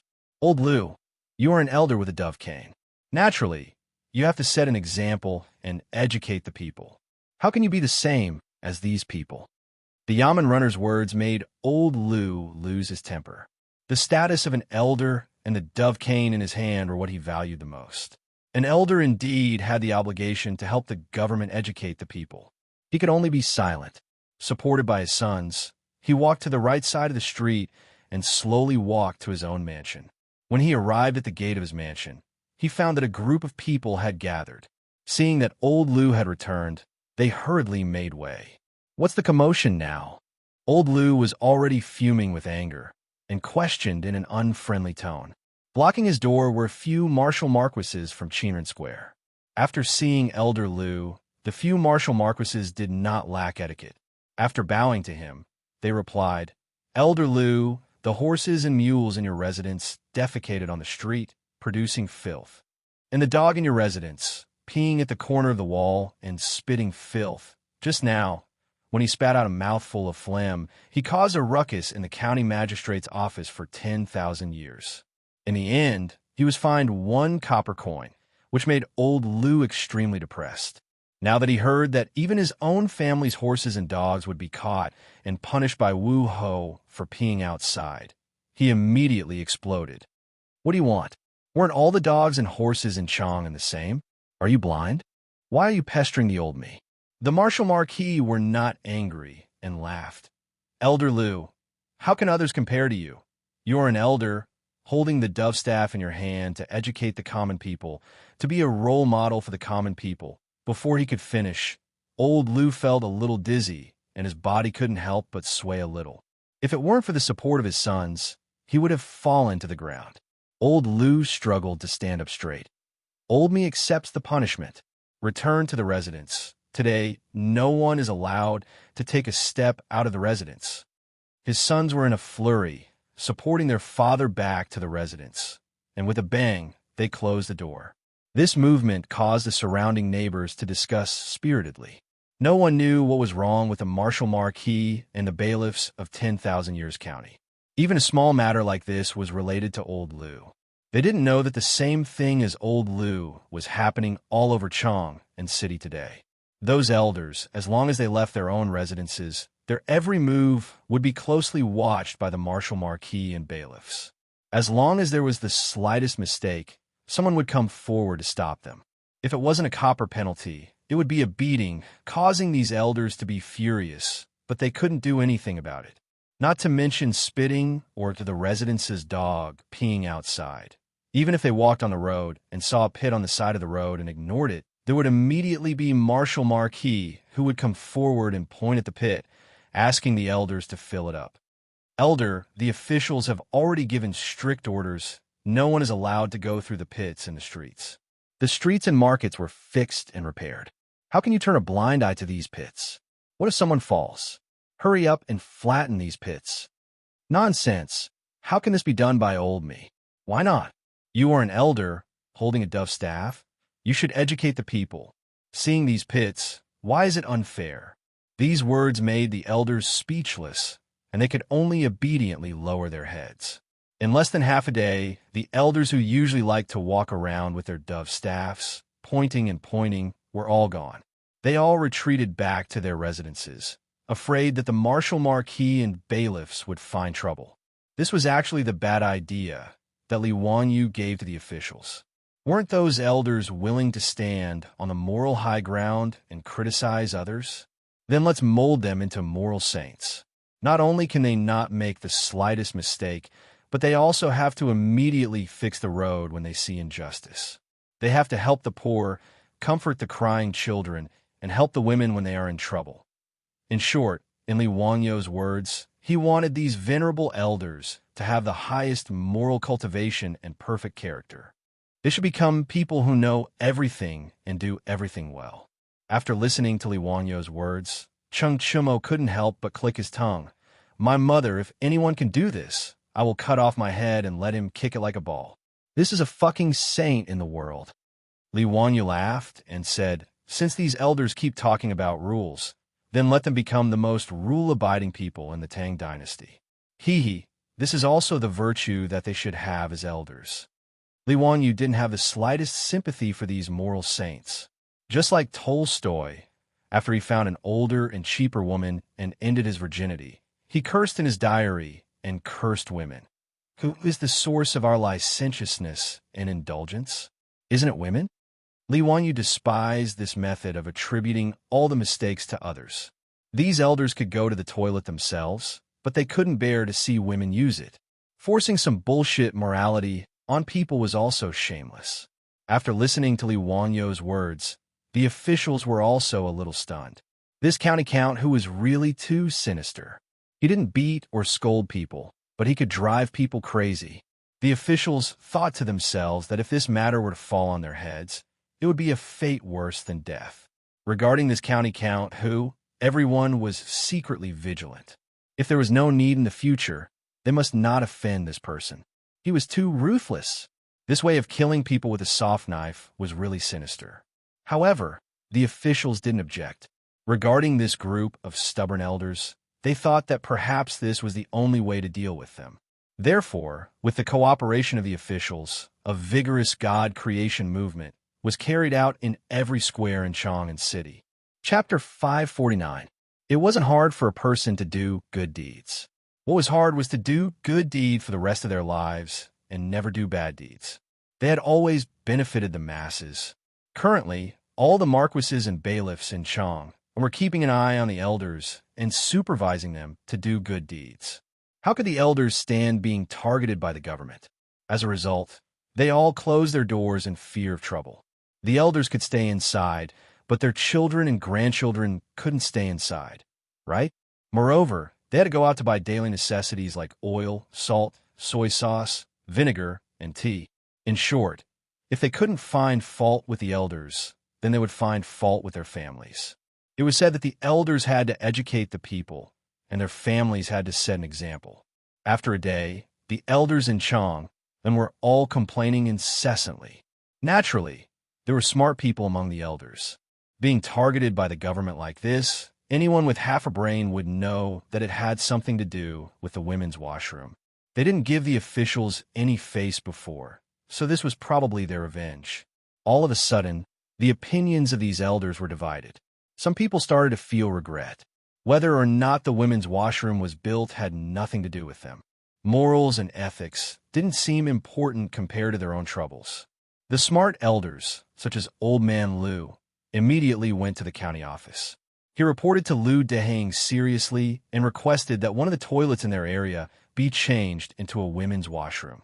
Old Me has something to report to Ming House. Count Huxian is kind-hearted and has built toilets all over Chang'an. This old man truly admires him. Old Me felt that it was inappropriate that there was only a men's washroom and no women's washroom. It was said that people had 3 urgent needs, regardless of gender. It was very inappropriate that there was no washroom for women. Old Me felt that the toilets built by County Count, who all had 2. It would be a waste to only let men use them. Why not change the toilets in Qinren Square to the left for men and the right for women? What does Ming House think? Old Man Lu said these words against his will. His heart was bleeding. Lu Deheng calmly shook his head. That's not right. There are many people who object to this. Some people even said that if they built the women's washroom, they would destroy the toilets. If that's the case, wouldn't we be letting down county count whose kind intentions? That's not right, not right. Old Lu was almost choked to death by Lu Dehang's words. Among the elders, he was the first to say such words. But now, he had to swallow back the words that he had said.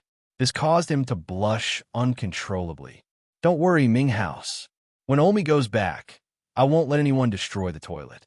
Old Me doesn't dare to say anything about the other inner squares, but if anyone dares to touch the toilets in Qinren Square, Old Me will fight it out with him. Lu Dehang was quite satisfied with Old Lu's tactfulness. Haha, since Elder Lu has said so, then this county naturally has no reason to disagree. Thus, for the benefit of the county, I will let the craftsmen change the toilets. Today, the toilets of Qinren Lane will be opened. But let me warn you first. If anything happens to the toilets in Qinren Lane, I will look for Old Lu and hold him accountable. Yes. Don't worry, Ming House. Old Me's words still have some effect in Qinren Lane. At this point, Old Lu had completely thrown caution to the wind. He really couldn't stand being watched by a group of officials at any time. If he made the slightest mistake, he would be severely punished. His children and grandchildren also complained about this, so naturally, he had no choice but to lower his head. Moreover, there was no way to reason with this matter. If Wanyan County's yamen or bailiffs deliberately bullied him, Old Lu would dare to take his dove cane to the censorate to complain. But others wanted him to set an example and do good deeds. How could he complain? Could he tell the censorate that he didn't want to do good deeds and didn't want to educate the people? Wouldn't that be asking for a snub? Therefore, Old Lu tactfully lowered his head and admitted defeat. Chang, and the first toilets for women in the entire Tang dynasty, appeared in Qinren Lane after Old Lu lowered his head.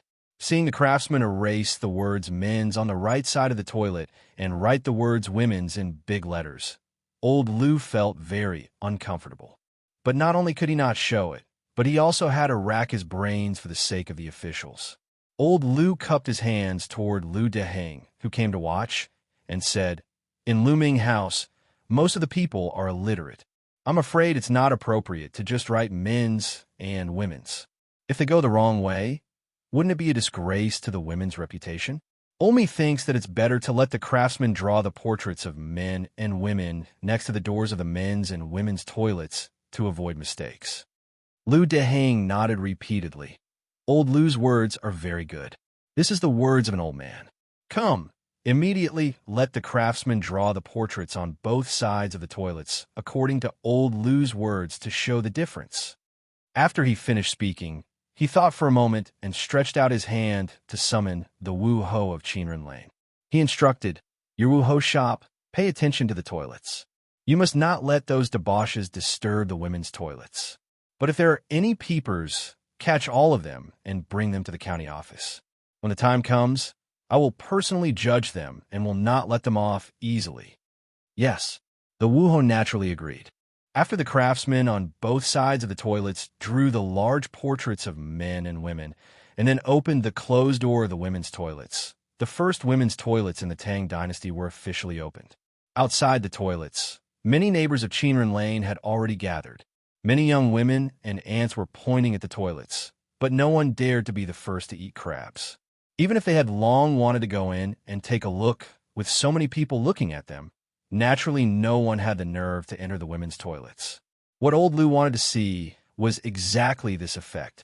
He couldn't help but sneer in his heart. So what if the women's toilets are open?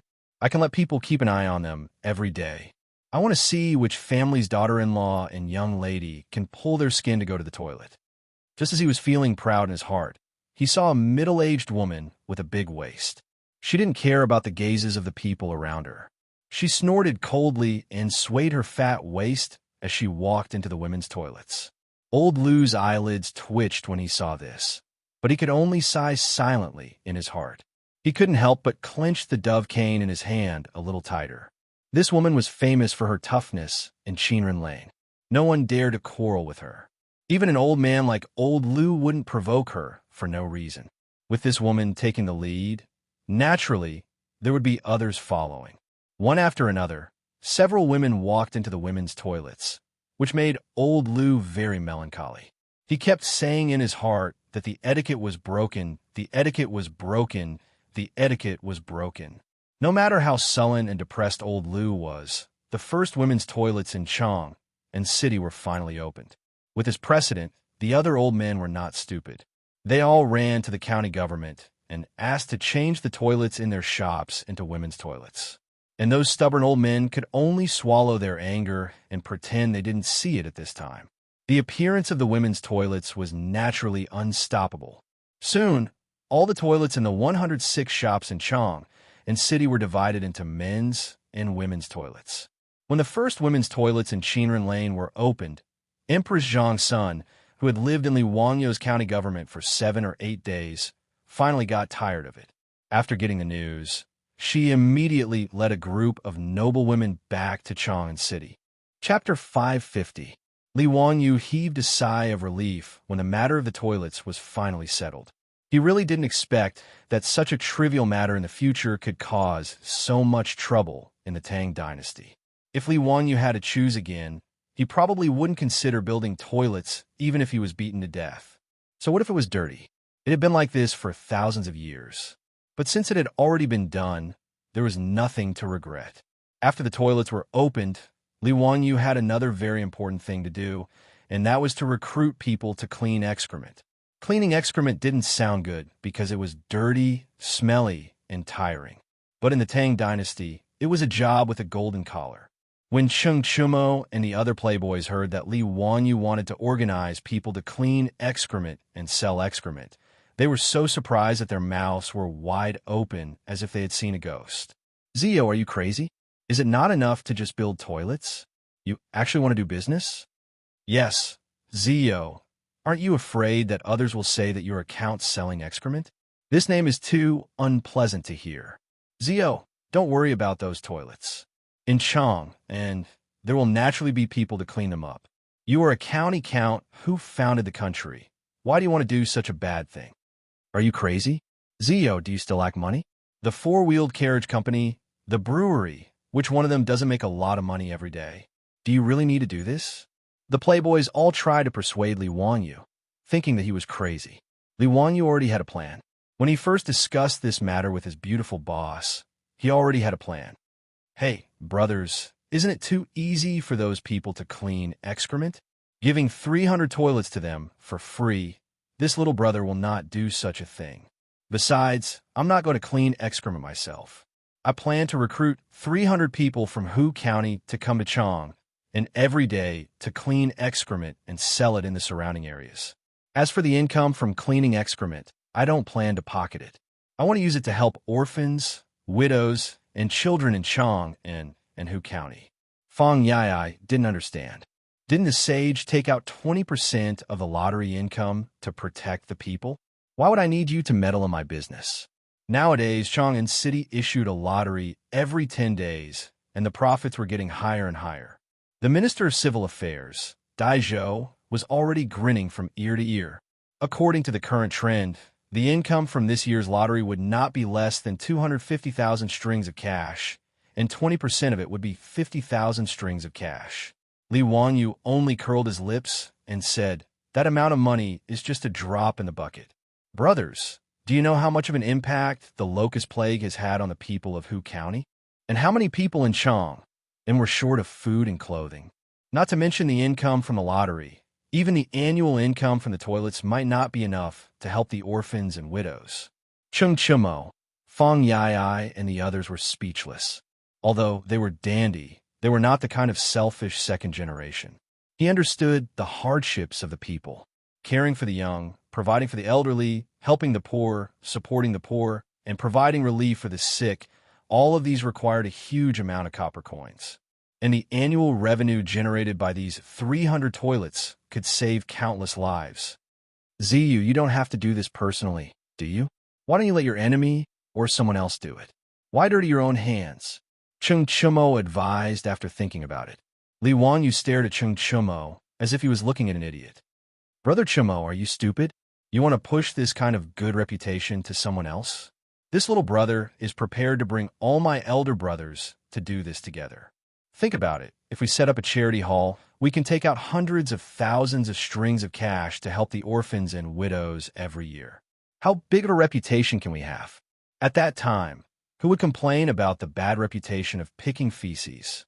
If all of you are not interested, then I will find someone else. Xianxia was stunned by his words, and his mouth opened wide. Ziyu, what did you say? Hundreds of thousands of strings of cash? Just by picking feces? The group of dandy swallowed their saliva. Hundreds of thousands of strings of cash. Ziyu, are you kidding? Picking feces can make so much money? Li Wanyu laughed. Why else do you think I put in so much effort? Do I have nothing better to do? I have calculated that the profit will only be high, not low. Back then, the junior supervisor of the junior supervisor's office suggested to Pai Lupi that he hoped to sell the officials cow and horse feces. He estimated that the annual income would reach 200,000 strings of cash. Pai Lupi disliked the bad reputation and rejected this business, but the value was real.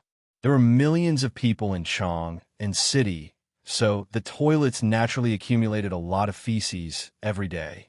Li Wanyu estimated that one toilet could make about 2 strings of cash by selling feces every day. 300 toilets would be 600 strings of cash, and this was just one day's income. In a year, it would be 200,000 strings of cash. Excluding the expenses of hiring people to pick feces, it would not be a problem to make more than 100,000 strings of cash by selling toilets. After Li Wanyu explained the benefits to the silk pants' eyes lit up. Zio, this is a great idea. We must do it. Fang Yai patted his chest shamelessly. Isn't it just picking feces to make money? I don't mind the stinky money. I am willing to do it for the people. The group of playboys gave Fang Yai a bunch of middle fingers in unison to show their praise for his shameless spirit. The dandy originally thought that it would be good if they could make tens of thousands of strings of cash by picking feces every year. They did not expect that there would be such a huge profit. Li Wanyu was even willing to take out all the profits to open a charity hall to do good deeds. It would be used to care for the young, support the old, relieve the poor, and relieve the sick in Chang and city. This was a big deal, so how could they not be tempted? How much reputation and benefits could it bring to the people by taking out more than 100,000 strings of cash every year to do good deeds? The dandy did not care about money. As for official positions, as long as their fathers were still in the imperial court, it would not be their turn. At most, it would be a nominal position. But reputation was something that everyone loved. Previously, in order to overthrow the old officials in the imperial court, they had spent a lot of effort. Wasn't it because these old officials were reputable? But when the charity hall was opened, wouldn't the dandy be worshipped by the people of Chang and city as living bodhisattvas? With more than 100,000 strings of cash, how could they not have any reputation? If they encountered such a situation again, they would not have to waste any effort. The people of Chang and city could drown those old officials with their saliva. However, Chai Lingwu poured cold water on them. Zio, everyone, I'm afraid this is not appropriate. Taking out such a large sum of money to relieve the orphans and widows is naturally a good thing. I'm afraid that we will be impeached by people with ulterior motives, saying that we are trying to buy people's hearts. That would not be good. Li Wanyu glanced at him with an exasperated look on his face. Of course, we can't just rely on us. Since the land to build the toilets was provided by the saint, the charity hall naturally has to be led by the royal family. I will invite the Empress to be the manager of the charity hall. We will follow the Empress and be in the charity hall in name. In this way, who will have anything to say? Are we going to impeach the Empress for buying people's hearts? The Empress and the saint will naturally be worshipped by the people, and we will also have a good reputation. It's killing many birds with one stone. The dandy was stunned. Then they clapped and laughed. Wonderful, really wonderful. Zio, you're indeed smart. Haha, this matter is settled. We must take part in it.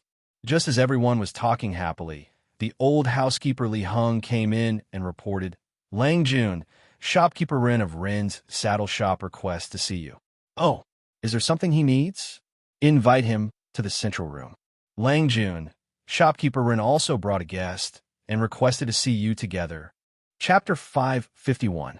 Li Hang's words puzzled Li Wanyu. It was understandable that Shopkeeper Ren wanted to see him, but bringing a guest with him seemed to be against the rules. Li Wanyu did not care about status, nor did he have any prejudice or discrimination against merchants. But in the eyes of the Tangs, it was already very generous of a merchant like Shopkeeper Ren to be able to enter his residence and meet him, the county count of Hu County. It was overstepping his authority to bring in an unfamiliar guest without informing him first. Li Wanyu thought for a while and felt that Shopkeeper Ren was not someone who did not know the severity of the situation, so he nodded. Bring them to the central room. I will be there in a moment. Chung Chumo and the others laughed. Zio, you are too easy to talk to. For a merchant like him to be able to enter the residence of a county count like you, he must have burned incense in his past life. It is not a good thing that you are still indulging him like this. This is Shopkeeper Ren. Last time when I entered the prison, he also helped me a lot, so we could be considered friends. Brothers, please take a seat. I will go and see what is going on. Li Wanyu smiled and walked to the central room in the front yard. Wait for me. I will go with you. The sooner we send them away, the sooner we can go to the palace to find the Empress and settle this matter. Hee hee. The rest of our lives depend on this charity hall of yours. Chung Chumo laughed and followed. In his eyes, nothing was more important than this charity hall. Let's go, let's go. The playboys all cheered and laughed as they clustered around Li Wanyu and walked to the main hall. Li Wanyu was still in Chong and had not returned to Zhou Village because he wanted to settle the matter of the charity hall. He naturally understood the playboys' anxious thoughts. This group of playboys usually ate, drank, and played. It was not as interesting as running a charity hall. When they arrived at the main hall, the guests had been waiting for a long time.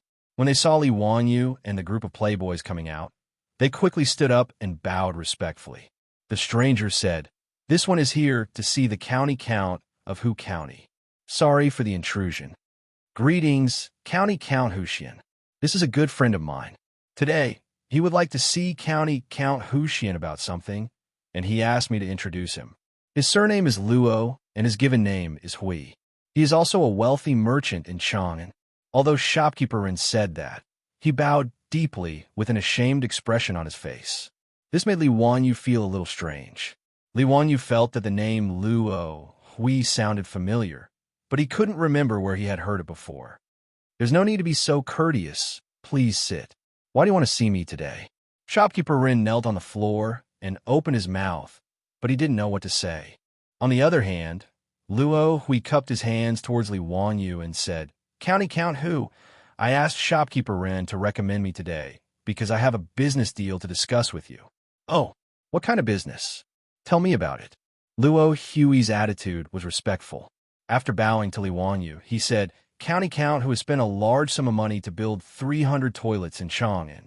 I admire you very much. However, these toilets also need someone to take care of them. Otherwise, after a long time, the filth will overflow, making them unsightly. That would be a waste of County Count Hu's painstaking efforts. I have many people under my command who are skilled in this field and can endure hardships. Thus, I would like to take the liberty of asking County Count Hu to let me take care of the 300 toilets. Let him take care of the toilets? Li Wanyu was stunned. Then, he suddenly remembered who Luo Hui was. In Chang, and this person called Luo Hui made a living by picking excrement and made a fortune from it. There were records of this person in the history books. Chang and is rich, and Luo Hui makes a living by picking excrement. In the history books, it is said that he made a lot of money by picking excrement. Luo Hui also makes a living, and his family is very rich. Not only did he make a lot of money by picking excrement, but he was also recorded by the Secretary of History. This Luo Hui could be considered a talent. After Li Wanyu's 300 toilets were put into use, the wealth they contained was something that others could not see. However, Luo Hui, who used to pick excrement, knew very well. Actually, Luo Hui had long wanted to build toilets in Chang, but he could not do it. Toilets were easy to build, but land was not. Every inch of land in Chang was worth an inch of gold. Li Wanyu could build it because Pai Lupi waved his hand and the government provided the land for free. How could Luo Hui have such ability? Although his family was rich, his status could not even compare to that of a merchant. Naturally, he could only dream about it. After the 300 toilets were built in Chang, and Luo Hui was very envious. The benefits involved were too great. Luo Hui was able to accumulate a lot of wealth by picking excrement, so he naturally had his own unique skills. Notice Chang had a population of 1 million. Among them, there were hundreds of people who picked excrement. Originally, in order to fight for territory, there were many fights. However, Luo Hui was very capable and his methods were very clever. Through various methods, such as roping in, suppressing, bribing the Yamen runners and marquis, he was able to gather all the excrement pickers in Chang and under his command and formed a large force. Now, all the excrement pickers in Chang and had to pay Luo Hui a varying amount of copper coins according to their assigned area. In this way, he only needed to sit in his mansion and he would have a large amount of copper coins every day. Moreover, he had gathered a team of hundreds of people. These excrement pickers were strong and listened to him. This made Luo Hui's ambition expand a lot. However, Chang was the heart of the Tang dynasty. There were nobles everywhere in Chang. Whether it was the princes and princesses, hundreds of officials and nobles, aristocratic families, eunuchs, imperial guards, or playboys, they were not people that Luo Hui, who used to pick excrement, could provoke. However, the ordinary merchants in Chang became the target of his humiliation. He used excrement pickers as an excuse to collect high fees from them. Naturally, the merchants did not want to pay such a high price. As a result, Luo Hui did not allow anyone to pick excrement in the merchants' manors and shops.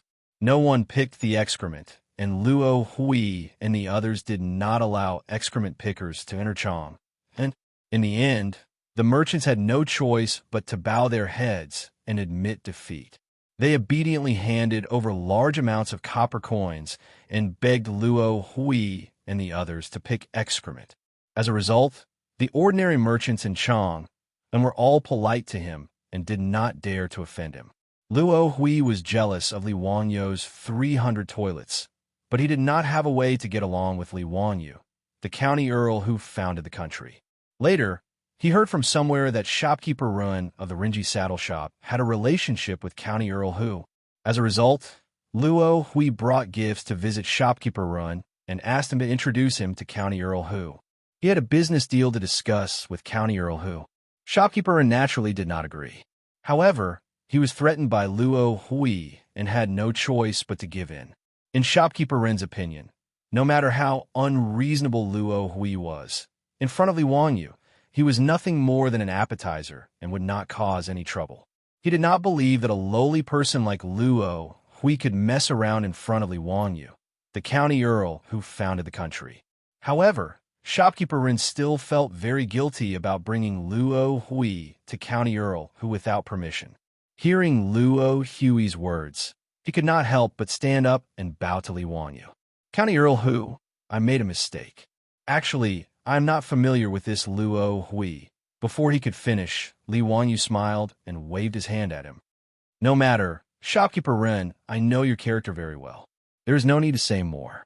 He turned his head to look at Luo Hui with a faint smile. How do you plan to cooperate with me? Tell me. Chapter 552.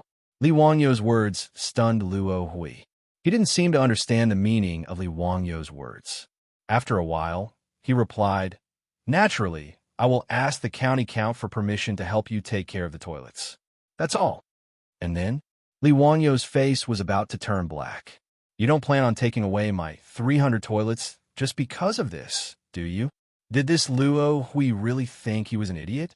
He actually wanted to take away the 200,000 strings of cash every year. In fact, it wasn't impossible to give these toilets to a professional like Luo Hui to take care of. In any case, the goal of Li Wangyu and the wastrels wasn't to remove excrement, but to make money from this business and use it to open a charity hall. As for whether to recruit people from Hu County or give them to Luo Hui, it didn't make much of a difference. If Luo Hui knew what was good for him, This person who delivered himself to his door could save him and the wastrels a lot of trouble. However, Luo Hui's words just now made Li Wanyu a bit angry. Did this Luo Hui think he was an idiot who didn't know anything? Even the wastrels on the side couldn't help but laugh when they heard this. Cheng Chumo was rocking back and forth with laughter. Wahaha, you scoundrel, you're quite good at scheming. Luo Hui originally had this idea. In his mind, how could a noble like Li Wanyu understand the benefits of removing excrement? Moreover, he shouldn't be interested in this stinky business. He thought that Li Wanyu was only building toilets on a whim and would dislike them for being filthy and too lazy to take care of them. With his silver tongue, it would be very easy for him to trick the young county count into giving him the right to take care of the 300 toilets. However, when he heard Li Wanyu and Cheng Chumo's conversation, he immediately understood that the county count knew the benefits involved. This humble one didn't explain clearly and caused the county count and the young dukes to misunderstand. What this humble one meant was that the county count and this humble one would each take half of the earnings from removing excrement. County count who didn't need to worry about anything. All the dirty and tiring work was taken care of. Every month, the profits would be sent to county count who's residents on time. What do you think, county count who? After Luo Hui finished speaking, before Li Wanyu could say anything, Cheng Chumo grabbed Luo Hui's collar and said, "You bastard, what a good plan. You actually want to take half of the profits? Do you have such a big appetite? Lousy can answer you on behalf of county count who. Those toilets can be handed over to you, the Tianxia knew, to take care of, but I will give you 10% of the profits, and the remaining 90% will be sent to county count whose mansion. What do you think? Are you going to do it or not?" Cheng Chumo's words made Luo Hui's face turn ugly. How could 20,000 strings of cash a year be what he wanted? Even if he were to sit at home and do nothing, he would still earn tens of thousands of strings of cash a year. Naturally, he would not be interested in a mere 20,000 strings of cash. This young duke is making things difficult for me. Picking excrement was also money earned through labor. It was smelly and tiring. The young duke was kind-hearted. How could he bear to let those who worked hard suffer losses? This portion is really too little. Cheng Chumo spat at him. "Bah, you bastard, you really have a big appetite. 20,000 strings of cash a year. What kind of person can't ye invite to pick excrement? In short, are you going to do it or not?" Luo Hui's face became uglier and uglier. "Young duke, forgive me for not being able to comply." He wanted to continue complaining, but he heard Cheng Chumo directly ask Li Wanyu to leave. "If you don't want to do it, then don't be long-winded. Get out. Niu Yong, Niu Wu, help your Lang Jun throw this guy out the door." Regarding Cheng Chumo's decision, Li Wanyu did not even lift his eyelids, silently agreeing with his words. Niu Wu and Niu Yong naturally understood. They walked forward with a smile and patted Luo Hui's shoulder. "Go, don't annoy the young duke. You won't have a good time." Luo Hui did not dare to say anything more. His face turned red, and he could only obediently stand up. He bowed to Li Wanyu and the others before turning to leave. However, before he left, he was still very unwilling. He turned to Li Wanyu and said, "County count who? I am leaving sincerely and sincerely. I want to help county count who with your worries. Otherwise, those 300 toilets will not be cleaned and will be filthy. At that time, I'm afraid that county count whose face will not look good. I asked county count who to reconsider." Li Wanyu did not even raise his eyebrows, and he was too lazy to say anything more to Luo Hui. He could also see that Luo Hui's appetite was not small. He was surprised that he could not be satisfied with 20,000 strings of cash a year. Although he had read in the history books that Chang and was rich Luo Hui, and his family was very rich, he did not expect that this guy only relied on picking excrement. He did not even care for 20,000 strings of cash a year. After Luo Hui was driven away, shopkeeper Ren was very embarrassed. He stood up and bowed to Li Wanyu. "Can I count who? I was rash today. I was forced by Luo Hui to the point that I had no choice but to bring him to my residence. I asked for county count whose forgiveness." "Oh, is this Luo Hui very overbearing?" Isn't he just a person who picks excrement? Fong Ei asked curiously after hearing shopkeeper Ren's words. Shopkeeper Ren smiled bitterly and told them everything about the Luo Association. Li Wangyu and the group of silk pants shook their heads repeatedly when they heard this. Damn it, if I had known, I would have beaten him up to vent my anger. A person who picks excrement actually dares to bully others like this. Does he really think that Chang and City is his? Cheng Chumo was furious. He slammed his fist on the table, causing the teacups to clatter. Brother Chumo, he's just a local tyrant. What's there to be angry about? Li Wanyu smiled. I originally wanted to save some trouble and just let Luo Hui take care of the toilets. Since he's so ambitious, then forget it. We'll just recruit people from Hu County.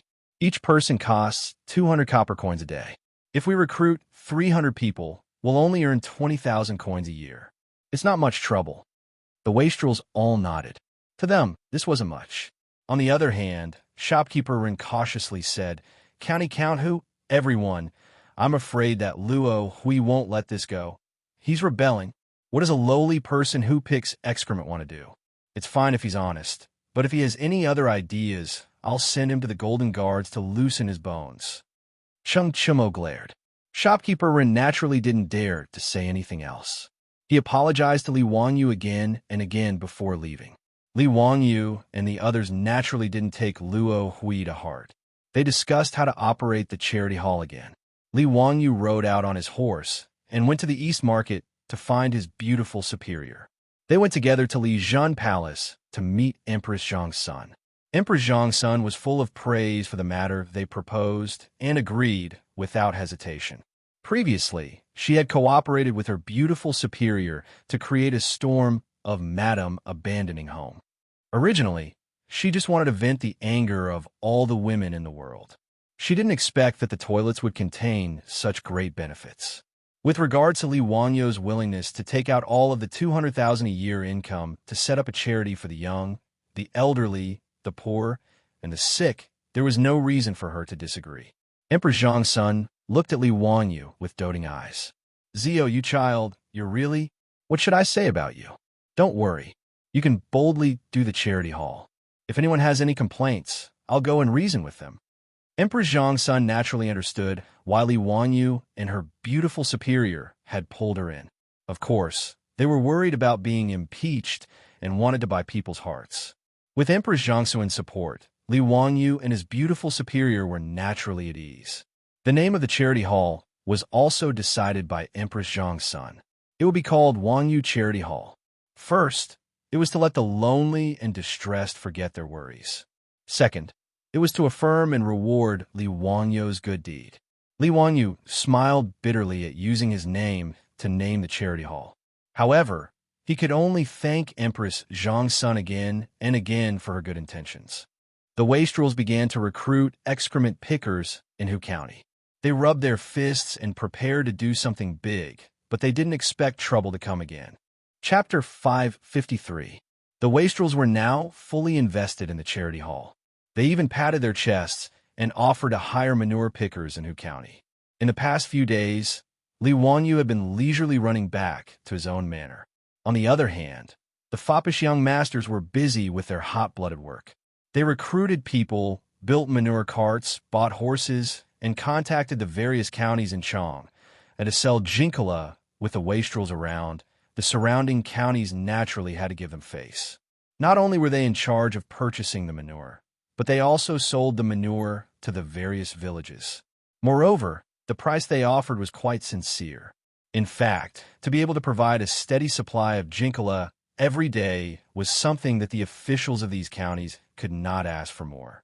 In an era without fertilizers and pesticides, jinkala was an important resource that affected the yield of every moo. Jinkala could not be used as fertilizer immediately. It needed to be composted and fermented, otherwise it would burn the roots of the crops. Every state, county had a site dedicated to composting. After fermenting, the jinkala would be sold to the various villages as fertilizer. After solving the problem of sales, the wastrels were even more motivated. It was even easier to recruit manure pickers in Hu County.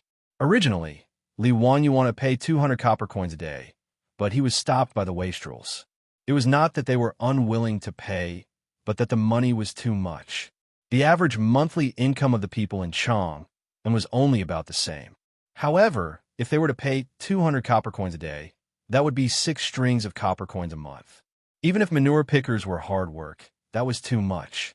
In the end, the salary for manure pickers was set at 100 copper coins a day. Even so, that was 3 strings of copper coins a month, which was comparable to the monthly salary of a 5th-rank court official. The wastrels asked Yang Quan to let the bailiffs go to the various villages to inform them. Hearing that they would be paid 100 copper coins a day and 3 strings of copper coins a month, even the bailiffs were tempted. They could not wait to take off their clothes and sign up themselves. This news shocked more than 100 villages in Hu County. On the day of registration, thousands of people rushed to the county office to sign up. If it weren't for the fact that Yangzhou was prepared for this and told the bailiffs to only recruit middle-aged men with strong bodies who knew how to drive carriages, and that those who were poor would be given priority, there would be even more people signing up. After being busy for a few days, the arrangements were finally almost done. The first batch of nearly 100 farmers to remove manure was also arranged and ready to drive the manure cart into Chang and to remove manure. However, something happened to these farmers on their first day in Chang, and when they drove their dung carts into the city. On this day, Li Wanyu slept until he woke up naturally. Since he had nothing to do, he simply called Niu Wu over. The two of them rowed a small boat and leisurely fished in the lake of his mansion to pass the time. As soon as he caught a lively red carp, he heard someone shouting for him from ashore. "Zio, something's happened. Don't fish anymore. Come back quickly. You brat, we're worried sick, and you're still in the mood to fish. Come back quickly, something's happened." The ones jumping and shouting on the shore were precisely the group of silk pants. Li Wanyu was baffled. What had happened all of a sudden? Seeing how anxious the silk pants were, he didn't dare to delay. He threw the red carp back into the lake and called Niu Wu to quickly row the boat to the shore. As soon as the boat reached the shore, Cheng Chumo directly jumped on. "Zio, you're still in the mood to fish? Something's happened. Come with us to Chang'an." Li Wanyu hadn't steadied himself on the boat yet. The boat immediately swayed left and right as Cheng Chumo jumped on. If it weren't for Niu Wu's quick reflexes, he would have fallen into the lake. "Brother Chumo, why are you panicking? The sky won't fall. Tell me what's going on." Li Wanyu rolled his eyes at Cheng Chumo. Cheng Chumo's face was full of anger, but before he could say anything, the group of dandy gathered around and began to explain to him what had happened that day. Li Wanyu's head started to swell as he finally understood what had happened to make the dandy so angry. Today was the first day the farmers from Hu County entered Chang and to remove manure. More than 100 farmers drove 40 to 50 dung carts into Chang and early in the morning. These dung carts were modified based on 4-wheeled carriages by the silk pants craftsmen. 2 farmers were assigned to each dung cart. Not only did they have to remove manure, but they also had to clean the toilets. Then they had to drive the dung carts to the counties around Chang and sell them to the farming officials. It wasn't complicated, so the farmers naturally didn't think it was a hard job. Compared to lying on the ground with one's back facing the sky and a drop of sweat falling into 8 pieces, it was a really easy job. Removing manure was smelly and tiring, but compared to their monthly salary, the farmers didn't dislike it at all. Instead, they enjoyed it, being selected to remove manure in Chang. And these farmers were envied by many people. There were even many who couldn't find a wife because of their poverty. After being selected to remove manure for Hu County, there were many who took the initiative to propose marriage. This made the simple farmers of Hu County so happy that they couldn't close their mouths. Many farmers couldn't sleep last night because they had to drive into Chang and to start work. Although Hu County was right next to Chang, and many farmers were nervous because it was their first time entering Chang, and 40 to 50 manure carts lined up for inspection and entered Chang and through the illustrious Virtue Gate. Then they dispersed according to the areas assigned to them by the rich playboys, preparing to remove manure from the toilets in the alleys and streets. But before the farmers could drive the dung carts to the toilets, something happened. Lu Shi was the 11th child in his family. He had 10 elder brothers and sisters above him, so he was named Lu Shi. Most commoners in the Tang dynasty were illiterate, so they gave their names like this. They gave their names casually. They even thought that the more lowly the name, the easier it was to raise them. Lu Shi was the youngest child in his family. But after the chaos at the end of the Sui dynasty, only his crippled elder brother and his 4 married sisters survived. His parents had passed away, leaving Lu Shi and his crippled elder brother to rely on each other. They were very poor. Although the 4 sisters often subsidized their younger brother, their own family's living conditions were also tight, so they couldn't help much. This time, Li Wanyu had asked the Silk Pants to recruit manure pickers in Hu County. Lu Shi had signed up with a fluke mentality, but he hadn't expected to actually be selected. This made his family overjoyed, and they felt that there was finally hope for their good days. Today was his first time entering Chang and to remove manure. Lu Shi was excited and nervous. He was so focused on driving the dung cart that he didn't even dare to talk to his companions for fear of an accident.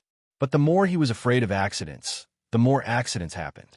The dung cart had just turned a corner and was about to drive into the inner district when Lu Shi heard a scream coming from beside the cart. He was so scared that his heart almost stopped beating. He quickly pulled the reins and stopped the cart. He and his companions looked in the direction of the sound. They saw an old woman lying beside the dung cart. Her head was covered in blood, and she was holding onto the shaft of the cart tightly, as if she was afraid that they would run away. Lu Shi's heart skipped a beat. He thought to himself, "We've hit someone." Chapter 554. In the Tang dynasty, there were clear laws and regulations regarding traffic accidents. In the Tang dynasty's law, it was clearly stated, in the streets and alleys of the city, anyone who drives a carriage without a reason shall be whipped 50 times, and those who kill for a reason shall be reduced by 1 level. Killing for a reason was intentional murder, and the highest punishment was death. 1 level lower than that was banishment for 3,000 miles. This was the highest level of banishment, one of the 5 punishments in the Tang dynasty. Generally, there were additional punishments, such as 3 years of housework, which was 3 years of labor in shackles. In other words, if there was a traffic accident in the Tang dynasty, the driver of the carriage would be whipped 50 times. If someone was killed, then he would be banishment for 3,000 miles and work in shackles for 3 years. The punishment could be said to be quite severe. Lu Shi's whole body trembled when he saw that the carriage he was driving had actually hit someone and caused her head to bleed. He couldn't even speak. He didn't know how he bumped into this old woman. He had been very careful when he turned the corner of the dung cart. The other companion on the dung cart was also frightened to the point that his hands and feet were cold. However, he was still somewhat calm. He quickly jumped off the cart and supported the old woman. "Granny, how are you? Are you okay?" "Granny, I'm sorry. We didn't mean to. We really didn't see you." This commotion naturally attracted the attention of the surrounding crowd. It was not that they wanted to watch the fun, but in the Tang dynasty, it was also illegal for passers-by to turn a blind eye to what was happening around them. In the Tang dynasty's law, it was clearly stated, those who can help but don't do so will be whipped 80 times. There were many similar laws, such as, when people see a fire, they should report it but don't report it, they should save but don't save. When people in the neighborhood are robbed and killed, they should report it but don't help, they should be whipped 100 times. If they hear it but don't help, they should be reduced by 1 level. If they don't have the strength to help, they should report it to the nearby court. If they don't report it, they should also be considered as not helping. In the face of fire, crime, and other situations, passers-by had the obligation to help in time, otherwise it would be illegal. The laws of the Tang dynasty punished those indifferent people who could have helped but turned a blind eye to it in times of crisis. Therefore, when they saw the old woman knocked down by the dung truck, many passers-by immediately gathered around and asked if they needed help. The old woman's head was bleeding profusely, and she seemed to be severely injured. She pulled on the shaft of the carriage and shouted, "Someone, we've hit someone. That damn coachman had hit someone. Help!"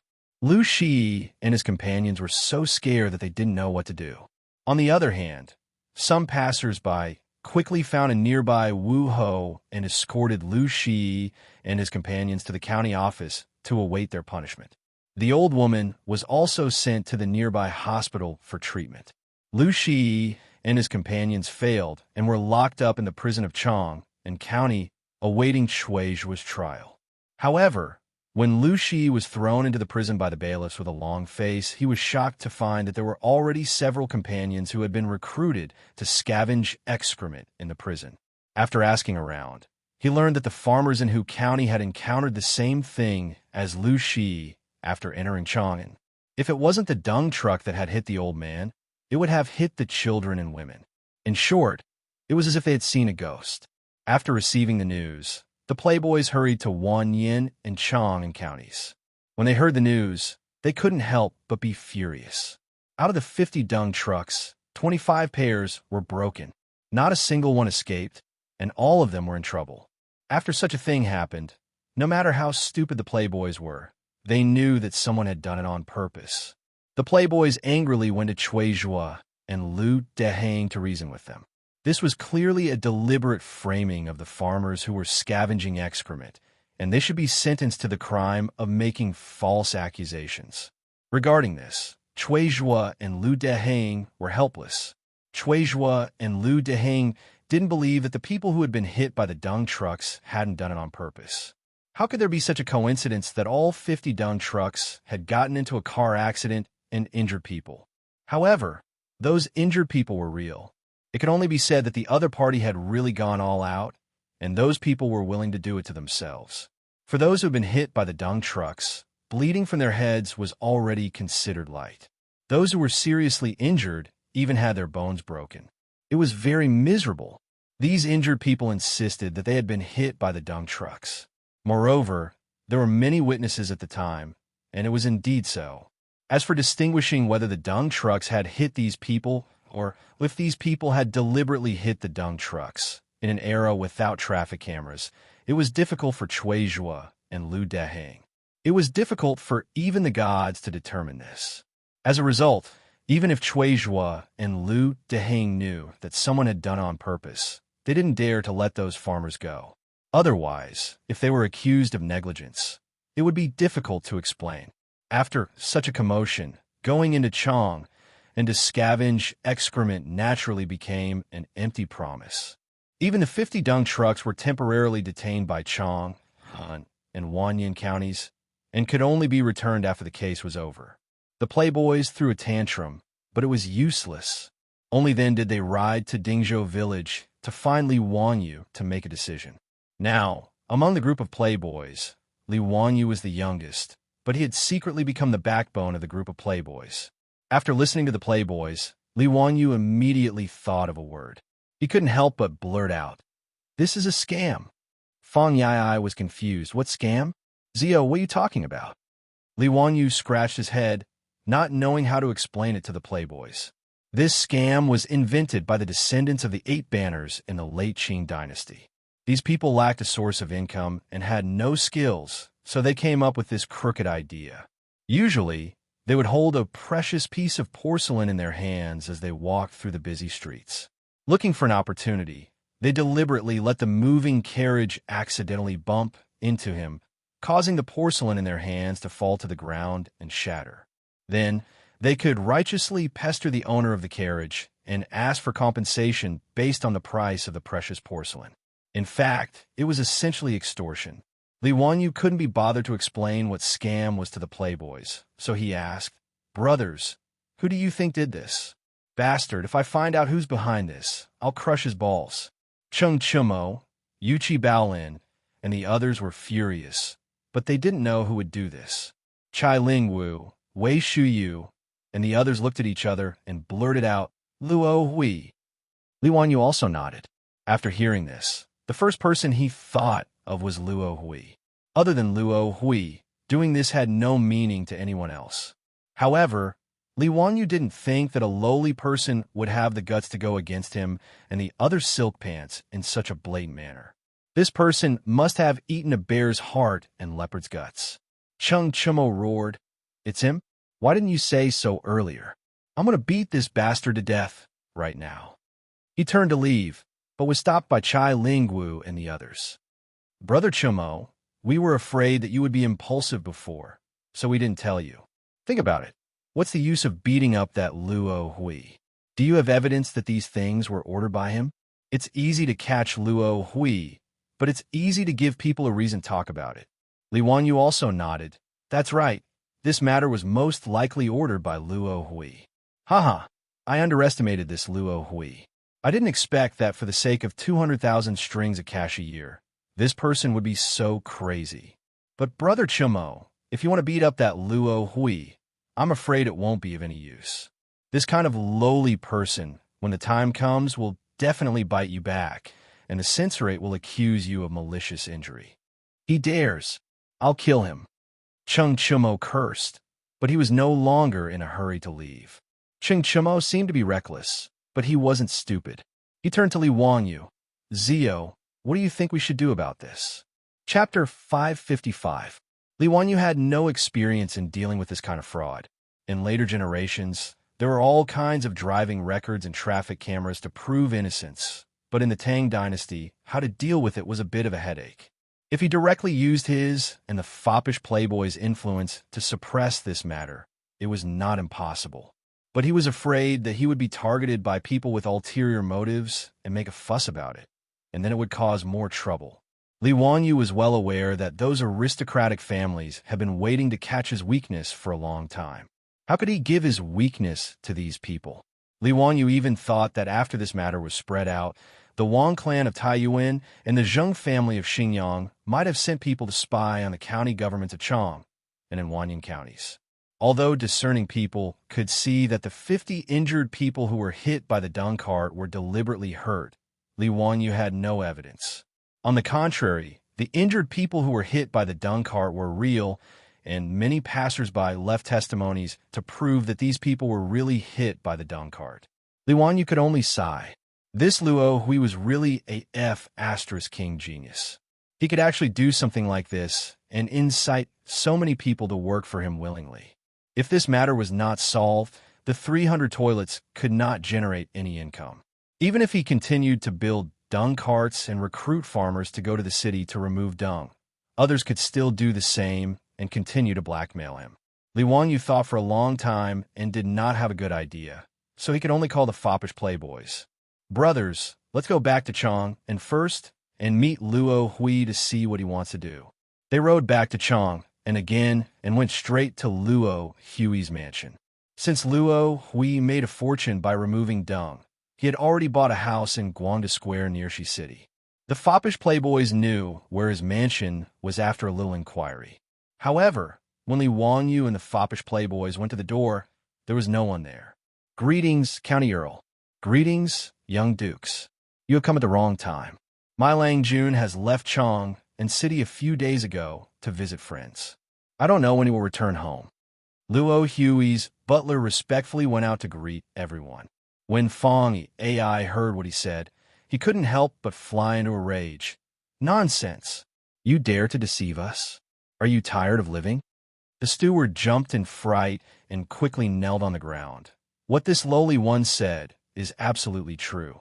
Would the young duke please examine it clearly? I don't dare to speak the slightest falsehood.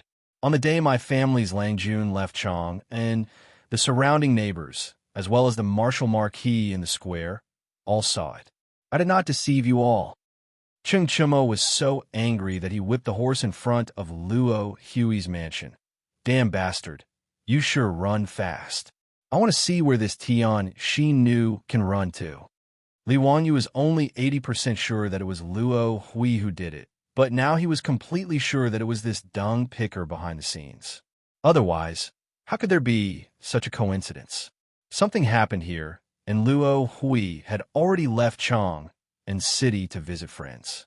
This was obviously to avoid the wastrels finding trouble with him, and to continue hiding behind the scenes to do things. Brothers, let's go back to my mansion first.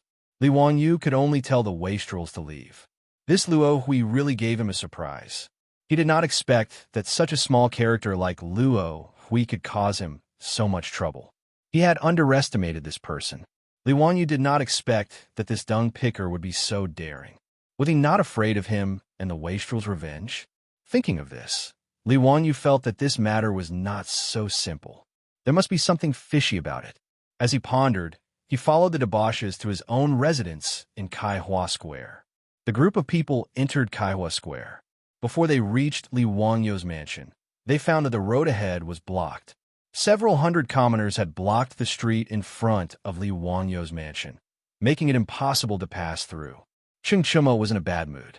He impatiently shouted from his horse, "Out of the way! Out of the way! What are you all doing here? This is the Hu County Count's mansion. You think you can come here?" It would have been better if he had not shouted. Once he finished shouting, the crowd of commoners in front of Li Wanyu's mansion all began to crowd around them. "Hu County Count, your carriage hit my aunt. Is a noble person like you going to do nothing? We are looking for you, Hu County Count. Please, Hu County Count, give us commoners a way out. My eldest son's leg was broken, and he has no livelihood. How can our family live? Everyone come and see. My poor old mother was hit by Hu County Count's carriage. Her head is bleeding. How pitiful. If you don't give us an explanation today, we won't leave. Hu County Count, you are a noble person, so we commoners naturally don't dare to act rashly. But you can't condone your subordinates and humiliate us commoners like this. My father is 63 years old this year, but he was hit by your carriage and broke his arm. If you don't give us an explanation today, we won't leave." These several hundred commoners were carrying the door planks. Lying on top of the planks were people who had been injured in today's racketeering. Li Wanyu and the wastrels were all dumbfounded by this scene. What was going on? Were these people addicted to racketeering? They actually came all the way to his mansion to demand an explanation? But in the face of these several hundred agitated commoners, Li Wanyu was also a bit flustered. He had never imagined that Luo Hui would have such a backup plan waiting for him. Seeing that the commoners were getting more and more agitated, Niu Wu and his troops subconsciously drew out the she blades at their waists. They looked at the crowd nervously, afraid that they would suddenly charge forward and threaten the safety of Li Wanyu and the silk pants. "Let's go, don't fight with them. Let's go back to the mansion first," Li Wanyu shouted. At this time, he didn't dare to let Niu Wu and the others attack. If they accidentally killed a few more people, then it would really be a big joke. After hearing Li Wanyu's order, Niu Wu and his troops did their best to separate the angry crowd and escorted Li Wanyu and the wastrels into the mansion. After Li Wanyu and the others entered, the mansion's gate closed with a bang, leaving the crowd of commoners outside to continue their clamor. Xianxia was so angry that he kicked over a flower pot in the courtyard. "Bastards, are these people crazy?" Fang Yai was so angry that he almost rushed out to beat them up, but he was stopped by the wastrels. Li Wanyu didn't say anything. His mansion being surrounded was really out of his expectations. But this matter confirmed one of his conjectures. Behind Luo Hui, there was definitely another faction causing mischief, a mastermind behind the scenes. Otherwise, how could a lowly person like him dare to oppose him, the county count who founded the country, and a bunch of wastrels? Li Wanyu didn't believe that he had such guts, not to mention that he had incited these commoners to cause trouble in his mansion. Moreover, he didn't see the marquises of Kaihua Square or the bailiffs of Wanyan County come to drive these people away. He didn't believe that Lu Deheng and the marquises of Kaihua Square didn't know that so many people had gathered here. It was clear that someone was exerting pressure on Lu Deheng and the colonel of the marquises to make them stand by and allow these commoners to surround his mansion. Li Wanyu thought to himself, the Wang clan of Taiyuan, the Zheng clan of Xingyang, the Duke of Luho Junji, and the Duke of Chongping Zhongliang. In this half a year, the only people who had enmity with him were these few. Any one of them, or even several of them, could have instigated Luo Hui to do this. This was interesting. It seemed like these people had suffered a loss and were very unwilling to accept it. Chapter 556. The commotion in front of Li Wanyu's mansion lasted for more than 2 hours before Marshal Marquis finally came to disperse the crowd. After the crowd surrounding his mansion dispersed, Li Wanyu ordered people to open the mansion door. He walked out and looked at the mess on the ground, then looked at the group of Marshal Marquis standing in front of the mansion door with their hands hanging down. He could not help but sneer. "Everyone, I will remember today's matter and will definitely repay you in the future." Li Wangyou's words immediately scared the Martial Marquis into kneeling on the ground. Count who? Please calm down. It's not that we want to be negligent. The Martial Marquis commander couldn't speak clearly. He really felt sullen. Both sides were big shots, masters he couldn't afford to offend. Xianxia strode out and didn't try to reason with them. He arrogantly said in a loud voice, "What are you all doing? Speak. Who ordered you to do this? If you can't explain, this old man will put this on your heads." The Martial Marquis gloomily looked at each other. This was a fight between immortals, and mortals suffered. They hesitated for a moment, but before they could speak, they saw the two brothers Cheng Chubi and Cheng Chuyang standing on either side of their brother. "Big brother, it seems that our Duke Lu Mansion's reputation is not enough." They are not afraid at all. Yuchi Bao Lin and Yuchi Bao Qi also stood out. "If you think that the Duke Lu Mansion is not enough, then add my Duke E Mansion. And my Duke Qiao Mansion. My Lai Mansion will advance and retreat with the County Count Hu Mansion. Duke Liang Mansion also has the same attitude. Duke Zheng Mansion also has the same attitude." Niu Zhengping dragged his lame leg out.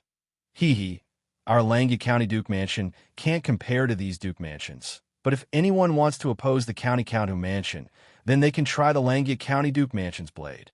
The words of the wastrels finally made the Martial Marquis clearly remember the power behind these wastrels.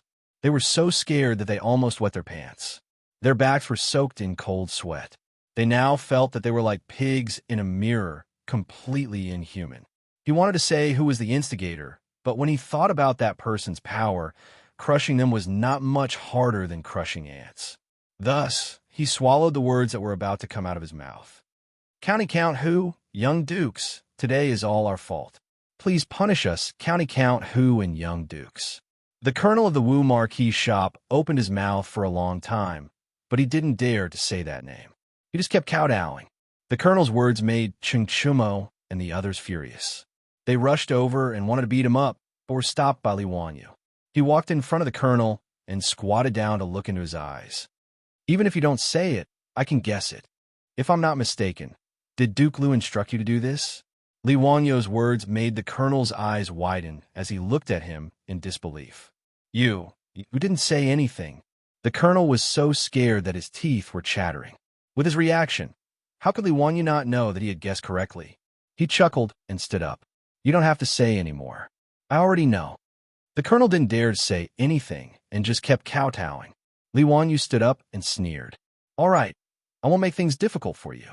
But as Wu Marquises of the Tang dynasty, you are not the servants of a certain family. Don't make a mistake."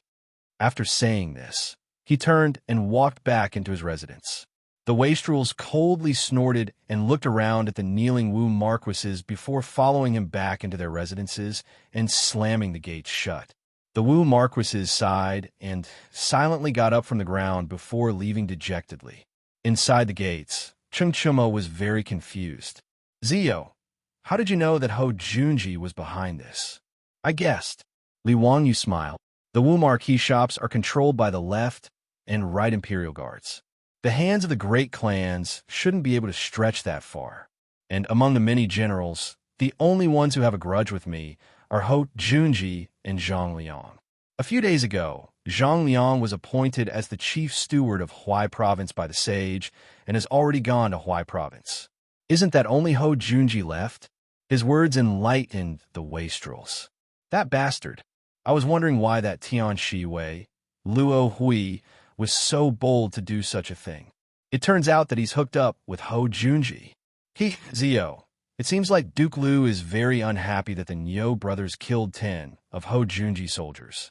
He's come to take revenge. What's there to be afraid of? This Ho Junji only knows how to play dirty tricks behind the scenes. What a scoundrel. After pondering over today's matter, the wastrels began to curse Ho Junji. Li Wanyu lowered his voice and said, "Brothers, have you thought of a problem? How could a lowly dung picker like Luo Hui have a relationship with a duke like Ho Junji?" His words left the wastrel stunned. "Yes, a lowly duke like Luo Hui and a duke like Ho Junji were like the difference between the clouds and mud. How could a proud person like Ho Junji collude with someone like Luo Hui? Confused, the wastrels turned to Li Wanyu and said, "Zio, speak. Don't keep us in suspense." Li Wanyu chuckled. "Brothers, have you forgotten what kind of shady business Luo Hui is in? Dung picker. What's wrong?" "It's nothing. Little brother, I just remembered something that Eunuch Dai told me. He said that the junior supervisor of the junior supervisor residence once suggested to the saint that the horse dung of the various government offices and imperial army camps should be collected and sold.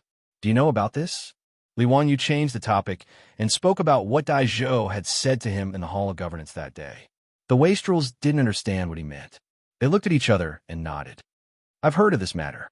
It seems that the saint didn't want his reputation to be good, so he gave up. What does this have to do with anything? Zio, why are you making me more and more confused?" "Zio, don't keep us in suspense. Speak clearly." Li Wanyu rolled his eyes at them and said, "The horse dung of the imperial army.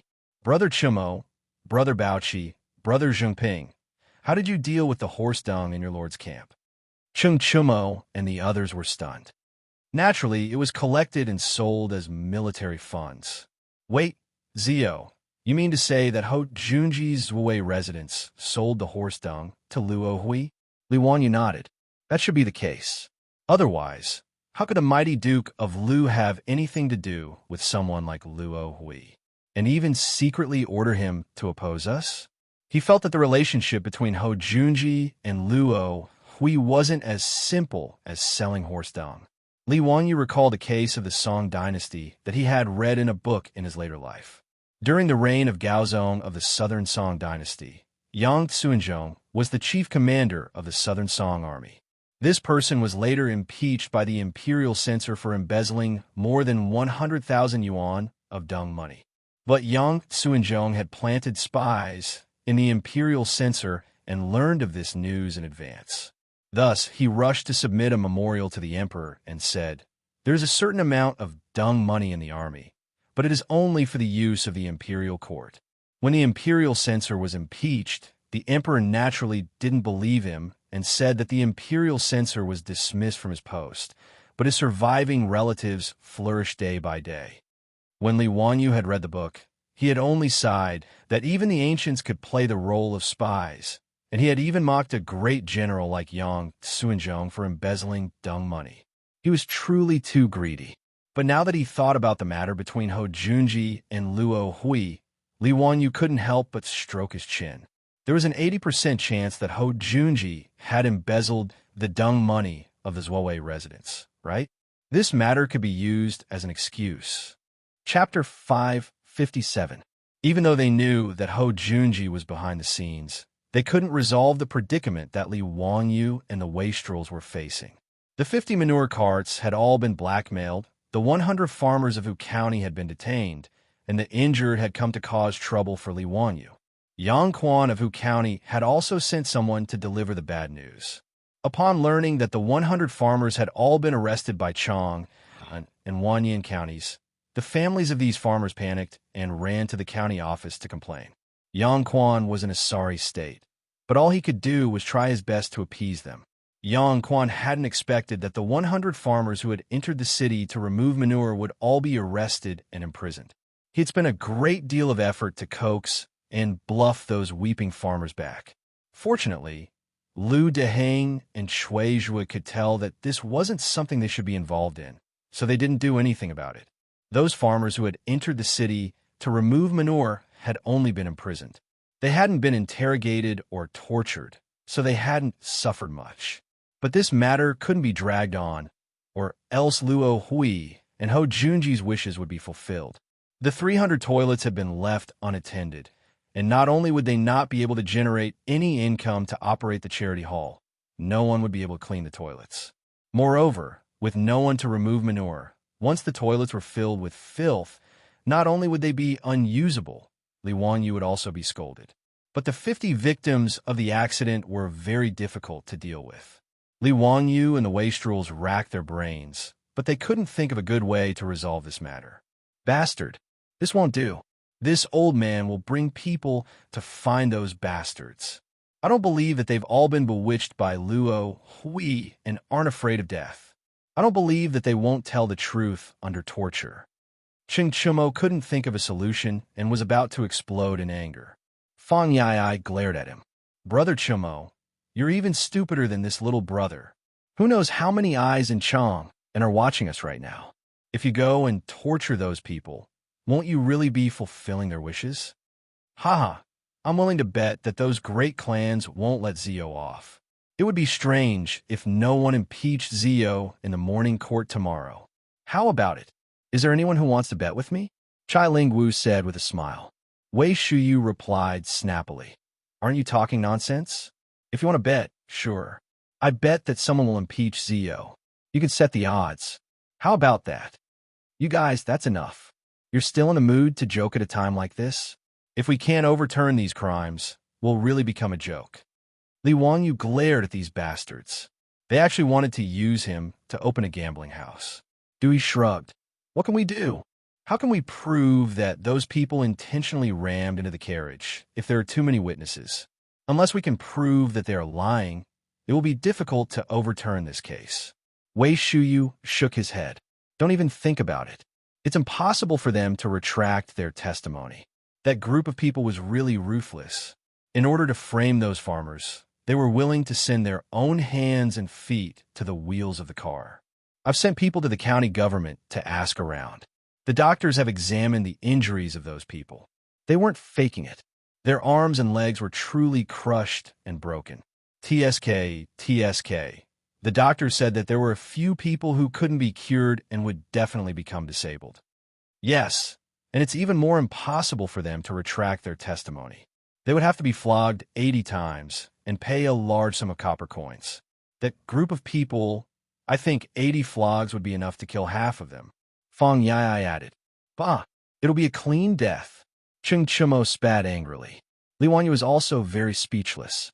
This group of scammers were much more dedicated than those who pretended to lie on the ground in the future. They really dared to risk their own lives. Everyone was at a loss about this situation. Wei Shuyu, Du He, Du Go, and Fang Yai even made a trip back to their own houses to ask for their father's opinion.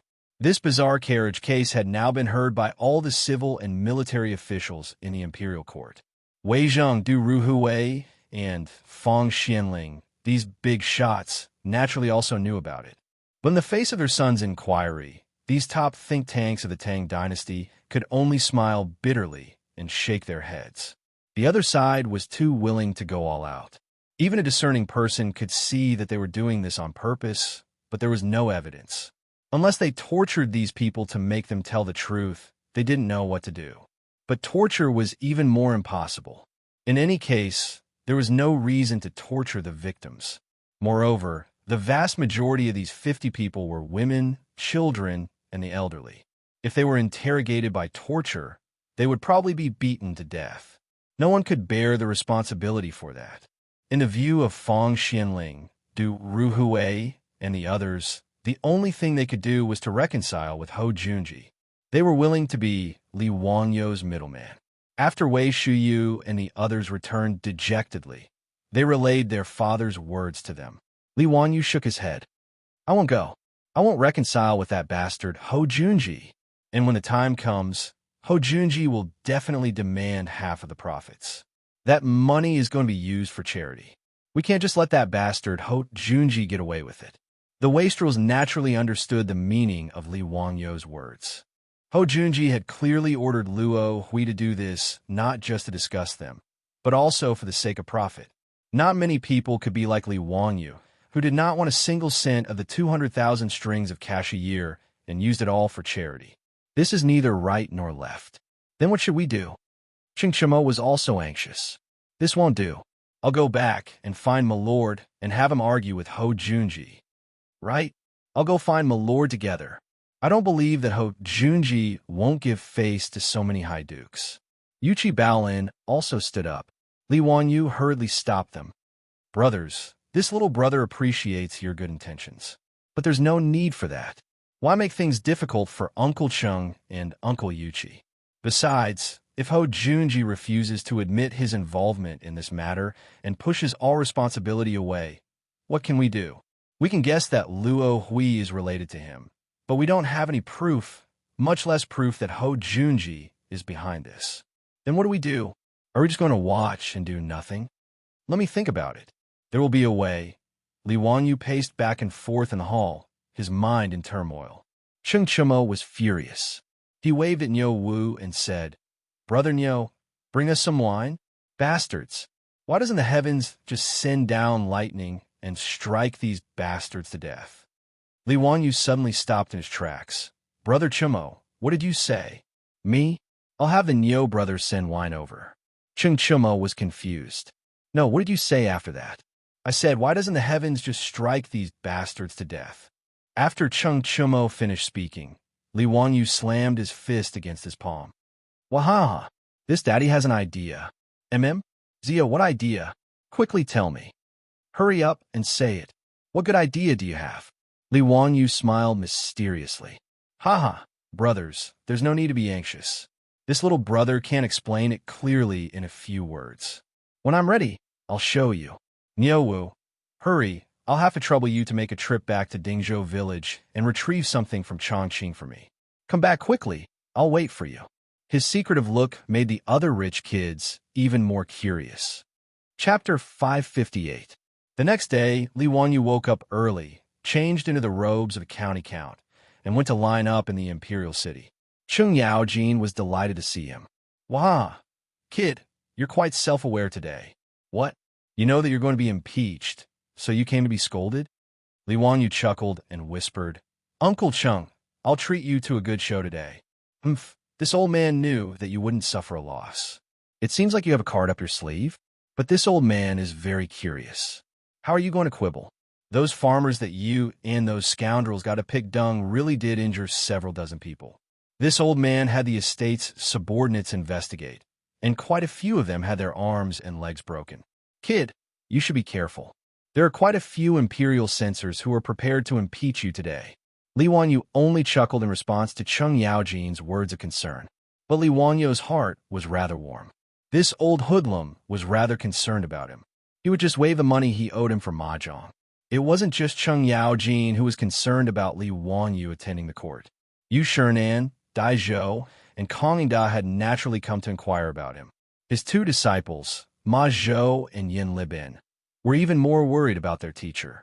But Li Wanyu only smiled in response to their questions, saying that he would prove his innocence today and telling them not to worry. As everyone was chatting and waiting for the court session to begin, Ho Junji strode over. When he saw Li Wanyu, he couldn't help but smile. "County Count Huxian, long time no see. I hear that you recruited quite a few farmers to pick dung in Chong, but all of them came in carriages? TSK, how careless." Li Wanyu didn't even bat an eye at Ho Junji's jeering words. "Many thanks for Duke Lu's concern. Those farmers truly are ignorant and don't understand the sinister nature of people's hearts. One can know a person's face, but not his heart. Isn't that right, Duke Lu?" "Oomph. Count Huxian truly has a sharp tongue. I hope he could do the same later." Li Wanyu's sarcastic words caused Li Wanyu's face to go stiff. With a cold snort, he left, not intending to waste any more words with Li Wanyu. Within his wide sleeves, Li Wanyu raised two middle fingers at Ho Junji's back. This hypocrite had despised him. When it was time for court, the officials lined up and went up to the palace to pay their respects. Pai Lupi walked up the steps and sat on the throne. When he saw Li Wanyu among the officials, he couldn't help but frown. Pai Lupi naturally knew about the bizarre traveling horse case that happened in Chong and yesterday. Of course, he wouldn't believe that all of this was just a coincidence. Only a fool would believe that there could be such a coincidence. 50 dung carts had entered the city, and within an hour, all of them had run over and injured people. This was a naked humiliation to the intelligence of the officials. But this laughable trick had become an unsolvable problem because of the infighting between the officials. Those imperial censors from the noble clans had even used this as a weapon to impeach Li Wanyu, not caring if this matter was absurd or not. Pai Lupi could only sigh in helplessness.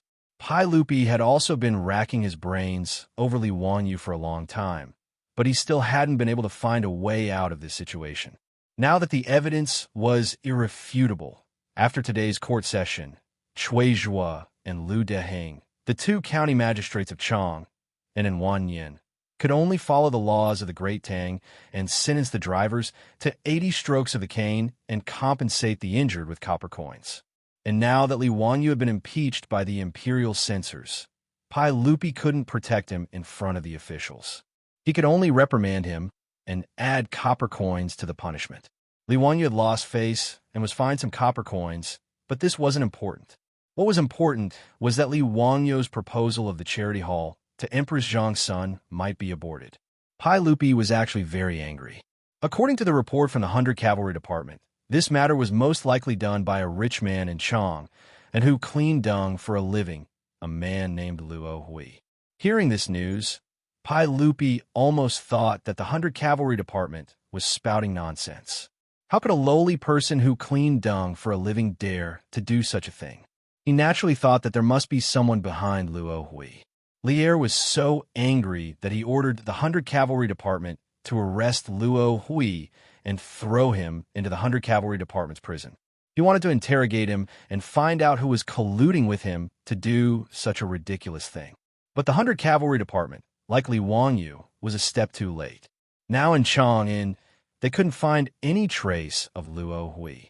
Pai Lupi even reprimanded me Tuo for half a day, but in the end, he could only helplessly give up. The court session had just begun when a few imperial censors stepped out and bowed to Pai Lupi. Your Majesty, we would like to impeach County Count Li Wanyu. Oh, what is it? Pai Lupi had to pretend to cooperate, but he was very tired of it. Yesterday, County Count who allowed his subordinates to drive carriages and horses in Chang, and for no reason, injuring more than 50 people in a row. This caused the people of Chang and to feel insecure. We ask Your Majesty to severely punish County Count who, and order him to compensate the injured people. Pai Lupi naturally had nothing to say to the imperial censors. He could only look at Li Wanyu. Zio, do you have anything to refute the words of these imperial censors? Li Wanyu stood up and stepped out. Your Majesty, I have been wrongly accused. This matter has nothing to do with me. These imperial censors have wrongly accused me.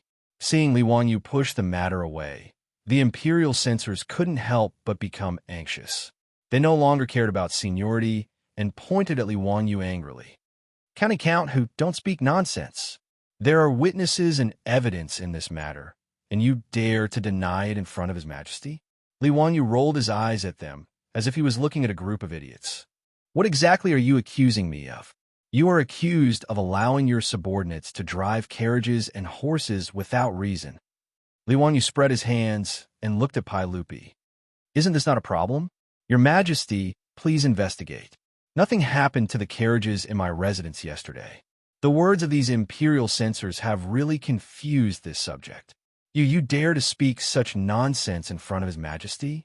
Do you dare to say that the carriages that injured 50 people in Chang and City yesterday didn't belong to you?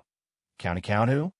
A young imperial censor also became anxious and pointed at Li Wanyu angrily. Li Wanyu shrugged. They really didn't belong to me. Everyone, I'm afraid you found the wrong person. You, County Count who? Do you dare to say that those manure carriages weren't going to your toilets to remove manure? That's true. It's good that you admit it. Li Wanyu smiled and waved his hand.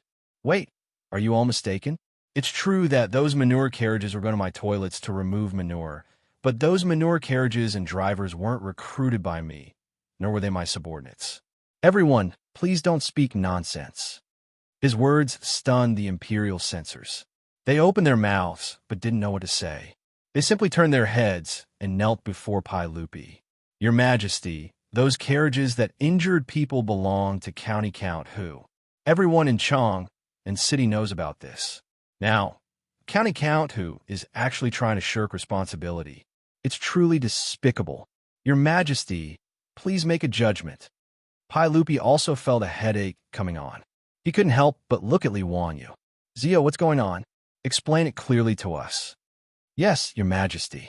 Those manure carriages were indeed going to this official's toilets to remove manure, but the manure carriages and drivers have absolutely nothing to do with this official. Li Wanyu smiled very easily. Oh, then these imperial censors have misunderstood you? Who did those carriages belong to? Li Wanyu smiled even more happily. He had been waiting for these words. Pai Lupi really was a good supporting actor. Reporting to your majesty, those carriages and coachmen were all created and recruited by Cheng Chumo, Cheng Chuliang, Cheng Chubi, Yuchi Baolin, Yuchi Baochi, Du He, Du Go, Fong Jun, Wei Shuyu, Chai Lingwu, and Niu Jinping. Li Wangyou's words instantly silenced the hall. Ho Junji, the clan officials, and the imperial censors who had impeached Li Wanyu all began to curse in their minds. Shameless, truly too shameless. Since he could push the blame onto these debauches, Fong Xianling, Du Ruhui, and the others glanced at each other, wondering what Li Wanyu was up to. Chapter 559. Li Wanyou's words left even Pai Lupi speechless. This brat was actually able to throw the blame away so cleanly. It was truly difficult for him. Pai Lupi coughed dryly. Zio, are you sure? Those carriages and farmers belong to Cheng Chumo and the others? Yes, your majesty. If your majesty and the other officials do not believe me, you can summon Cheng Chumo and the others into the hall and ask them. Li Wangyu said casually. They are in my residence in Kaihua Square today. Your majesty can summon them into Taiji Palace for questioning. Pai Lupi nodded. Mi Tuo immediately gestured to the eunuch beside him, and the eunuch immediately ran out of the hall. Cheng Yaojin could not help but laugh out loud, causing the officials in the hall to raise their eyebrows. Pai Lupi coughed dryly. Jijia, don't cause trouble in the court. Yes, your majesty, this subject just could not hold back for a moment. Please forgive me. Cheng Yaojin waved his hand at Pai Lupi without the slightest hint of apology, causing Pai Lupi to roll his eyes. Fong Xianling, Du Ruhui, and the other big shots also reacted and could not help but laugh. Wang Rinyu, Zheng Yuanshou, Ho Junji, and the others all felt like they had been F***ed. Today, the aristocratic families wanted to use yesterday's case of moving carriages for no reason to slap Li Wangyou's face. Although they could not do anything to him, it was still good for them to vent their anger. However, Li Wangyou's nonchalant words left him out of the matter. This was a pain in the ass. If the imperial censors continued to impeach him, they would offend Fong Xianling, Du Ruhui, Cheng Yaojin, Yuchi Jingda, Chai Xiao, and the other big shots. But it was even more impossible to not impeach him. They cannot possibly go to Pai Lupi and say, sorry, we impeached the wrong person. We won't impeach him, right? Cheng Yaojin thought of this and could not help but laugh, mocking the aristocratic families for being humiliated today. None of the imperial censors had expected Li Wanyu to be so shameless. Everyone in Chang and knew that the horse carriage that entered the city to remove dung yesterday belonged to his mansion. But he refused to admit it. What could he do? Not long after, the group of hedonistic sons were led into the Taiji Palace by the servants and had an audience with Pai Lupi. The censors who impeached Li Wanyu were extremely disgusted at this moment, but they could only pinch their noses and ask the foppish lords, General Cheng, may I ask if the carriage that killed someone in Chang yesterday belongs to you? Cheng Chumo nodded his head casually. That's right, that's exactly the case. The faces of the imperial censors became more and more ugly. Director Cheng had tacitly agreed to this matter, making their impeachment today a complete farce. Your Majesty, the carriages of General Cheng and the others are traveling in Chang and city. We feel that Your Majesty should reprimand them to not disturb the people. The censors could only be careful with their words and tried their best to speak to Li Erqi in a tactful manner.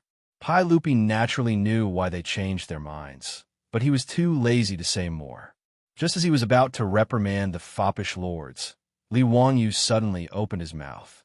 Your Majesty, the imperial censors had impeached me for the same crime, but they had asked Your Majesty to severely punish me and order me to compensate the injured people. Why is it that when it comes to Cheng Chumo and the others, you only reprimand them? What kind of logic is this?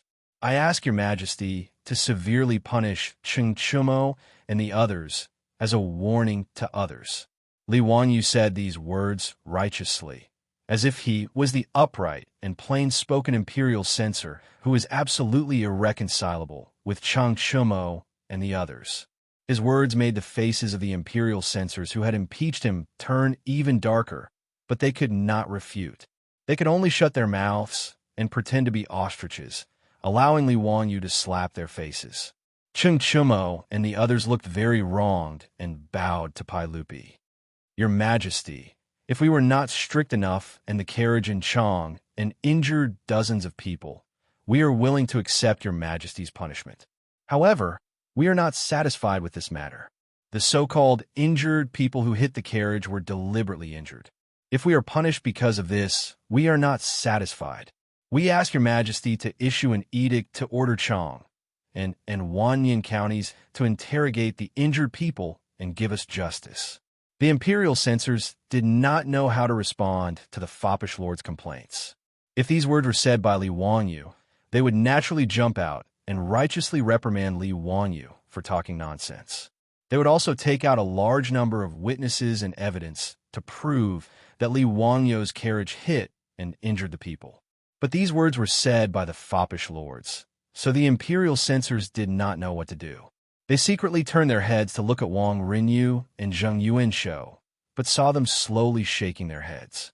They knew that this matter could only be dropped.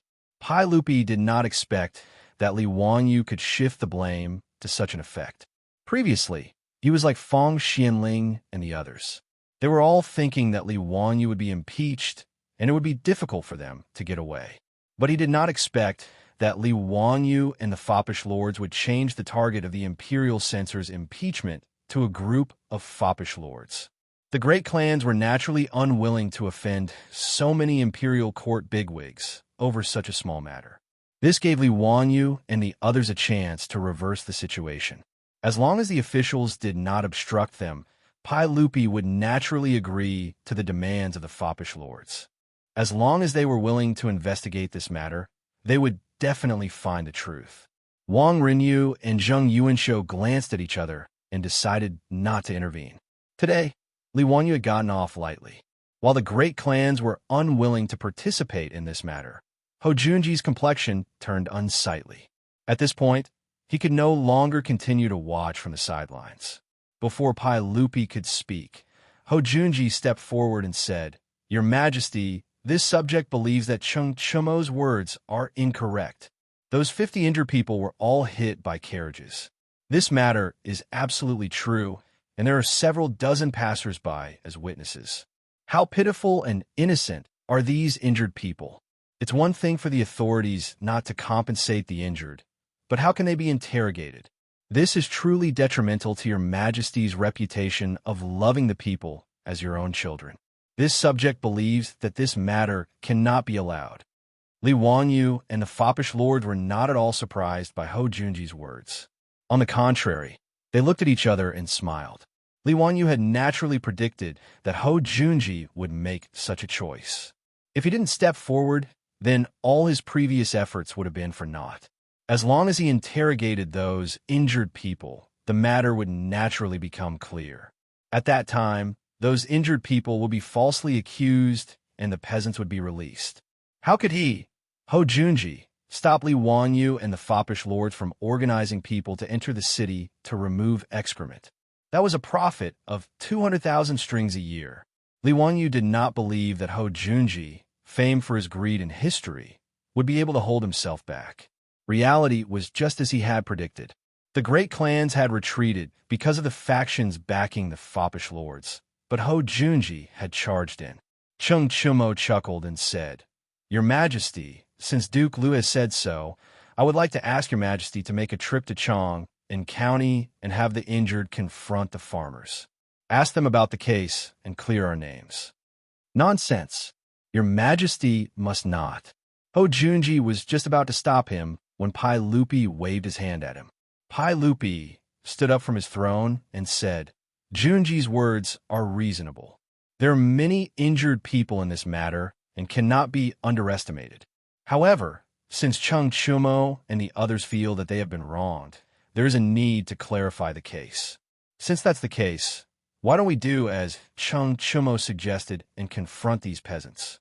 Let's see if they drove the carriage for no reason or if they were framed. Someone sent a carriage to Chang and we will personally interrogate them today. Yes, send a carriage to Chang'an.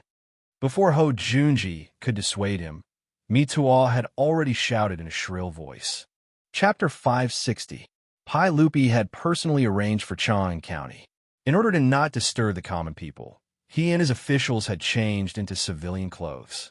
Even so, when Pai Lupi led his officials into the Chang'an County Hall, Chuizhua was still given a fright. Upon learning that Pai Lupi was going to personally interrogate yesterday's carriage case, Chuizhua immediately ordered the bailiffs to summon the peasants to the hall. Lu Deheng, the county magistrate of Wanyan County, was also summoned to Chang'an County. The peasants imprisoned in Wanyan County were also escorted to the Chang'an County Hall so that they could be interrogated together. As for the injured people who had been hit by the carriages, the bailiffs naturally went to inform them so that they could be brought to Chang'an County for a face-to-face confrontation with the peasants.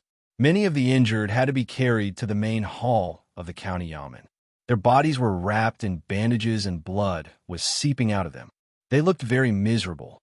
Seeing this, Li Er couldn't help but frown.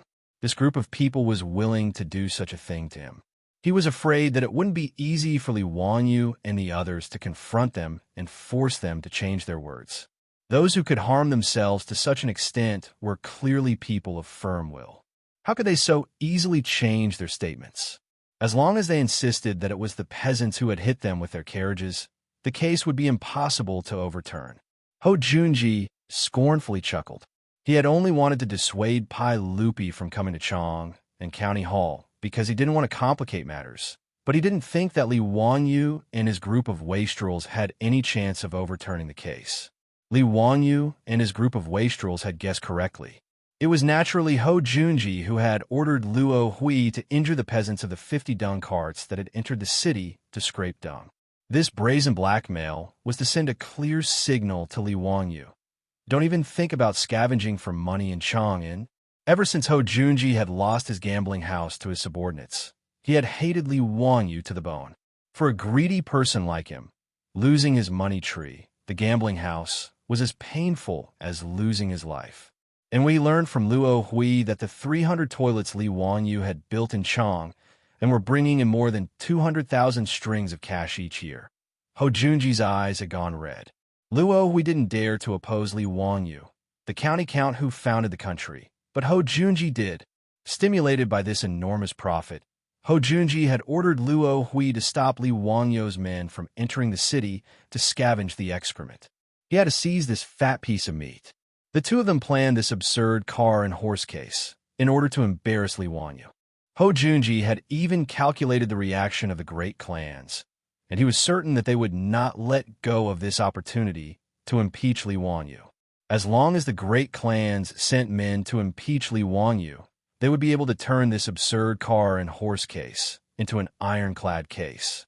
If Li Wanyu could not send men into the city to scavenge for excrement, Luo Hui would be able to openly claim the 300 toilets as his own. He wouldn't even need to share half of the profits with Li Wanyu.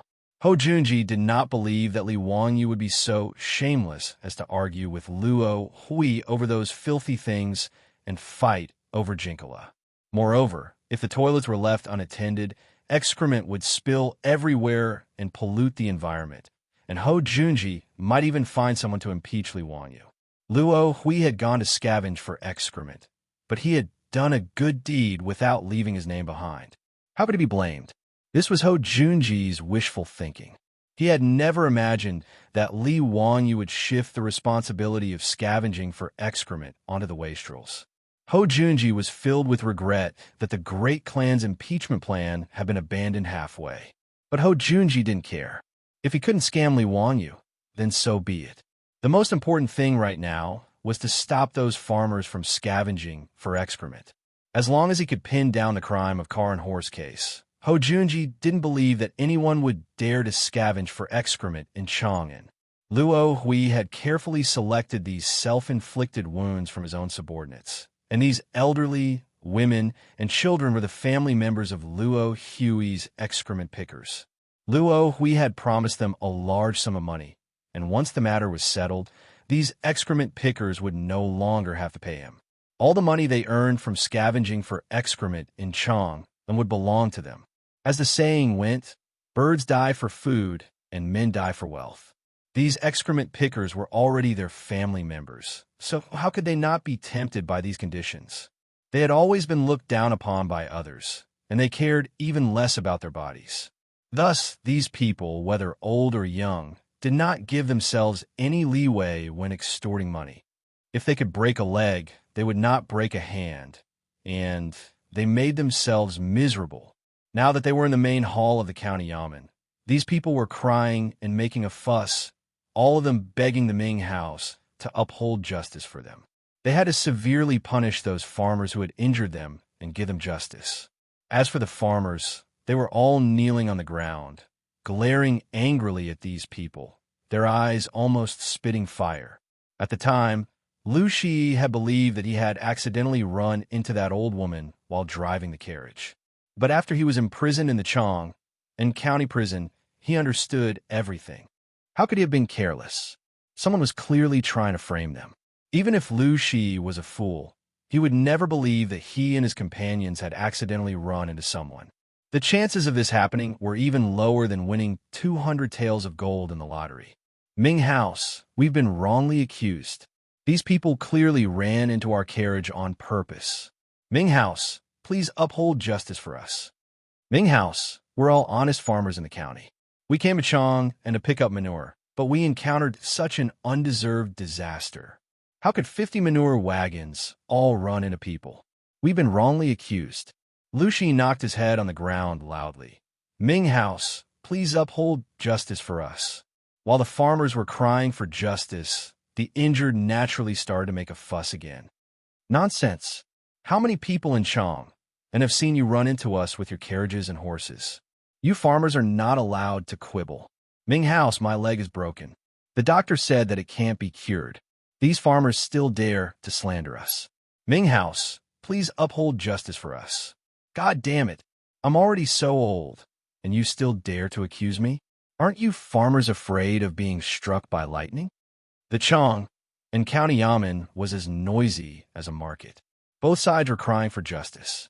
Chuizhua was so angry that he picked up his gavel and slammed it loudly. Only then did everyone shut up. If anyone dares to cause trouble in court again, I'll give them 20 strokes of a cane. After Chuizhua's anger, neither the farmers nor the injured dared to say another word. Lu Deheng looked at Pai Lupi, who was sitting on the side and watching the trial. Your Majesty, oh, Eunuch Li, how do you think this case should be handled? Do you want to call in witnesses? Pai Lupi was non-committal. Do as you see fit. Ho Junji spoke. Eunuch Li, both sides are sticking to their own story. It's clear that someone is lying. There are witnesses and evidence, so these drivers can't quibble. Why don't we use torture? I don't believe that they won't tell the truth. Chuizhua and Lu Deheng were naturally annoyed by Ho Junji's words. They couldn't bring themselves to use torture on these farmers in front of County Count Huxian and all the other hedonistic science.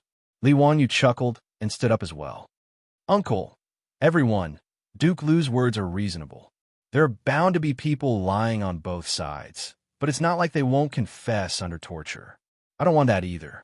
It's easy to tell if they're telling the truth. I have a divine tool that can detect if someone is lying. Since both sides are sticking to their own story, why don't we try my divine tool and use it to detect if someone is lying? Divine tool? Detect if someone is lying? Pai Lupi and everyone else felt their minds go blank. What was the meaning of this? Chapter 561. Pai Lupi was drinking tea, and when he heard Li Wangyo's words, he almost choked to death. There was naturally no such thing as a lie detector in the Tang dynasty, but based on its literal meaning, everyone could understand that it was a test to see if one was lying, right? The officials naturally didn't believe Li Wangyo's words and began to question him. Zio, don't joke around. How could there be such a thing? Haha, this is the first time in this old man's life that I've heard of an object that can detect lies. This is truly interesting. County count who don't mess around. How could there be such a thing? The human heart is hard to fathom. What kind of object can detect if someone is lying? Zio, how can that divine artifact of yours detect lies? Li Wanyo's smile only grew wider and wider in the face of everyone's doubts. Everyone, as the saying goes, if one lies, they will be struck by lightning. This divine artifact of mine is the same. It can distinguish between good and evil. If one lies, they will be struck by lightning. It is extremely accurate. If everyone doesn't believe me, you can give it a try. His words made Pai Lupi and the officials look at each other in dismay. They felt that Li Wanyu was getting more and more ridiculous. That lie detector test had already made everyone feel that it was inconceivable. Why was there a question about being struck by lightning? Could this Li Wanyu really be the reincarnation of an ancient expert? Now that he had recovered his memories, he could even produce such a divine artifact? Ho Junji's heart thumped. He felt that something was wrong and wanted to speak up to stop him. But Pai Lupi lightly coughed and said, "Since Zio says so, then bring out that divine artifact of yours and let us see it." Since Pai Lupi had spoken, Ho Junji naturally couldn't say anything to stop him. He could only watch as Niu Wu led several hot troops into the county yamen and carried a wooden box into the hall. It was a square wooden box with a handle on the side. There was nothing else that stood out about it. Pai Lupi was slightly disappointed. "Zio, this is your divine artifact? It can detect lies? You'll be struck by lightning?" Li Wanyu smiled and nodded. He walked in front of the wooden box and pulled out two thick black copper wires. The two copper wires were connected to two shiny copper plates. He signaled Niu Wu to shake the handle on the wooden box and then gently touched the two pieces of copper together. Pai Lupi and the group of officials were all startled by the sudden pop from the copper plate. What made them even more incredulous was that the copper plate emitted a lightning-like electric light. Although it wasn't as earth-shattering as the thunderbolts, it could be seen that the lightning flashing from the copper plate was very similar to the thunderbolts falling from the sky. Yo, what is this? Electricity. Was that Mo Fei just an electric light? Thou ancestor above, is it really lightning? Are my eyes playing tricks on me? The Tang people naturally didn't know how lightning was formed, but they knew enough about electricity. As the saying goes, sound is thunder, light is electricity, the battle between yin and yang is thunder, and the excitement is electricity. The electricity is the brilliance of yin and yang. These are the ancient Chinese people's understanding of electricity. The word electricity in the oracle bone inscriptions was like a mysterious and frightening bolt of lightning that split in all directions. Li Wanyu pretended to be mysterious for a long time. The thing that he showed off was actually the hand-crank generator that he had built to charge his mobile phone. Niu Wu shook the handle of the generator to generate electric current. When the positive and negative poles came into contact, there would naturally be sparks. Of course, those who studied physics in junior high school would know that this was the phenomenon of electric charge breaking through the air and causing the air to conduct electricity. However, this scene in the eyes of Pai Lupi and the group of officials had a different feeling. Li Wanyu really created electric light in front of them. This was really too unbelievable. A hand-crank generator, a simple discharge phenomenon. To the Tang people, the stimulation was no less than a UFO suddenly landing on the road and aliens walking out. Ho Junji's mouth dropped open in disbelief. Demonic arts. This is demonic magic. Fang Xianling immediately refuted. Thunder and lightning are righteous. How can it be demonic? Duke Lu, don't talk nonsense. How can this lightning be a demonic technique? Duru Hui also nodded. Since ancient times, China believed that thunder and lightning were controlled by the god of thunder and the goddess of lightning. Thunder and lightning had the meaning of punishing evil and promoting good. The god of thunder could distinguish between good and evil in the human world, enforce the law on behalf of the heavens, kill evil people, and uphold justice. After seeing the copper plate of the hand-crank generator emitting electric sparks, everyone present believed that this thing could distinguish good from evil and detect lies. This scene naturally fell into the eyes of the farmers and the injured, and each of them had different reactions. The farmers kowtowed to the wooden box, and their faces were filled with joy. They felt that they would be able to redress the injustice they had suffered. As for the injured, each of their faces was uglier than the last. There were even old women who were so frightened that they started crying. "Uncle, everyone, why don't you try my treasure? Let's see if it can distinguish good from evil and clear the good people's names." Li Wanyu pointed to the hand crank generator and looked at Pai Lupi and the officials. "Sure." Pai Lupi nodded. He was also extremely curious. How can this thing distinguish good from evil? How can it detect lies? It's very simple. As long as you hold these 2 copper plates with both hands and shake the handle, the liars will naturally be struck by lightning. Pai Lupi nodded. "Good, then let them try it. Let's see if this lightning can distinguish good from evil." Li Wanyu said, "This little nephew will have these farmers and the injured people confront each other. Good and evil can be determined with a single test." When Lu Shi heard this, he immediately stood up and bowed to Li Wanyu.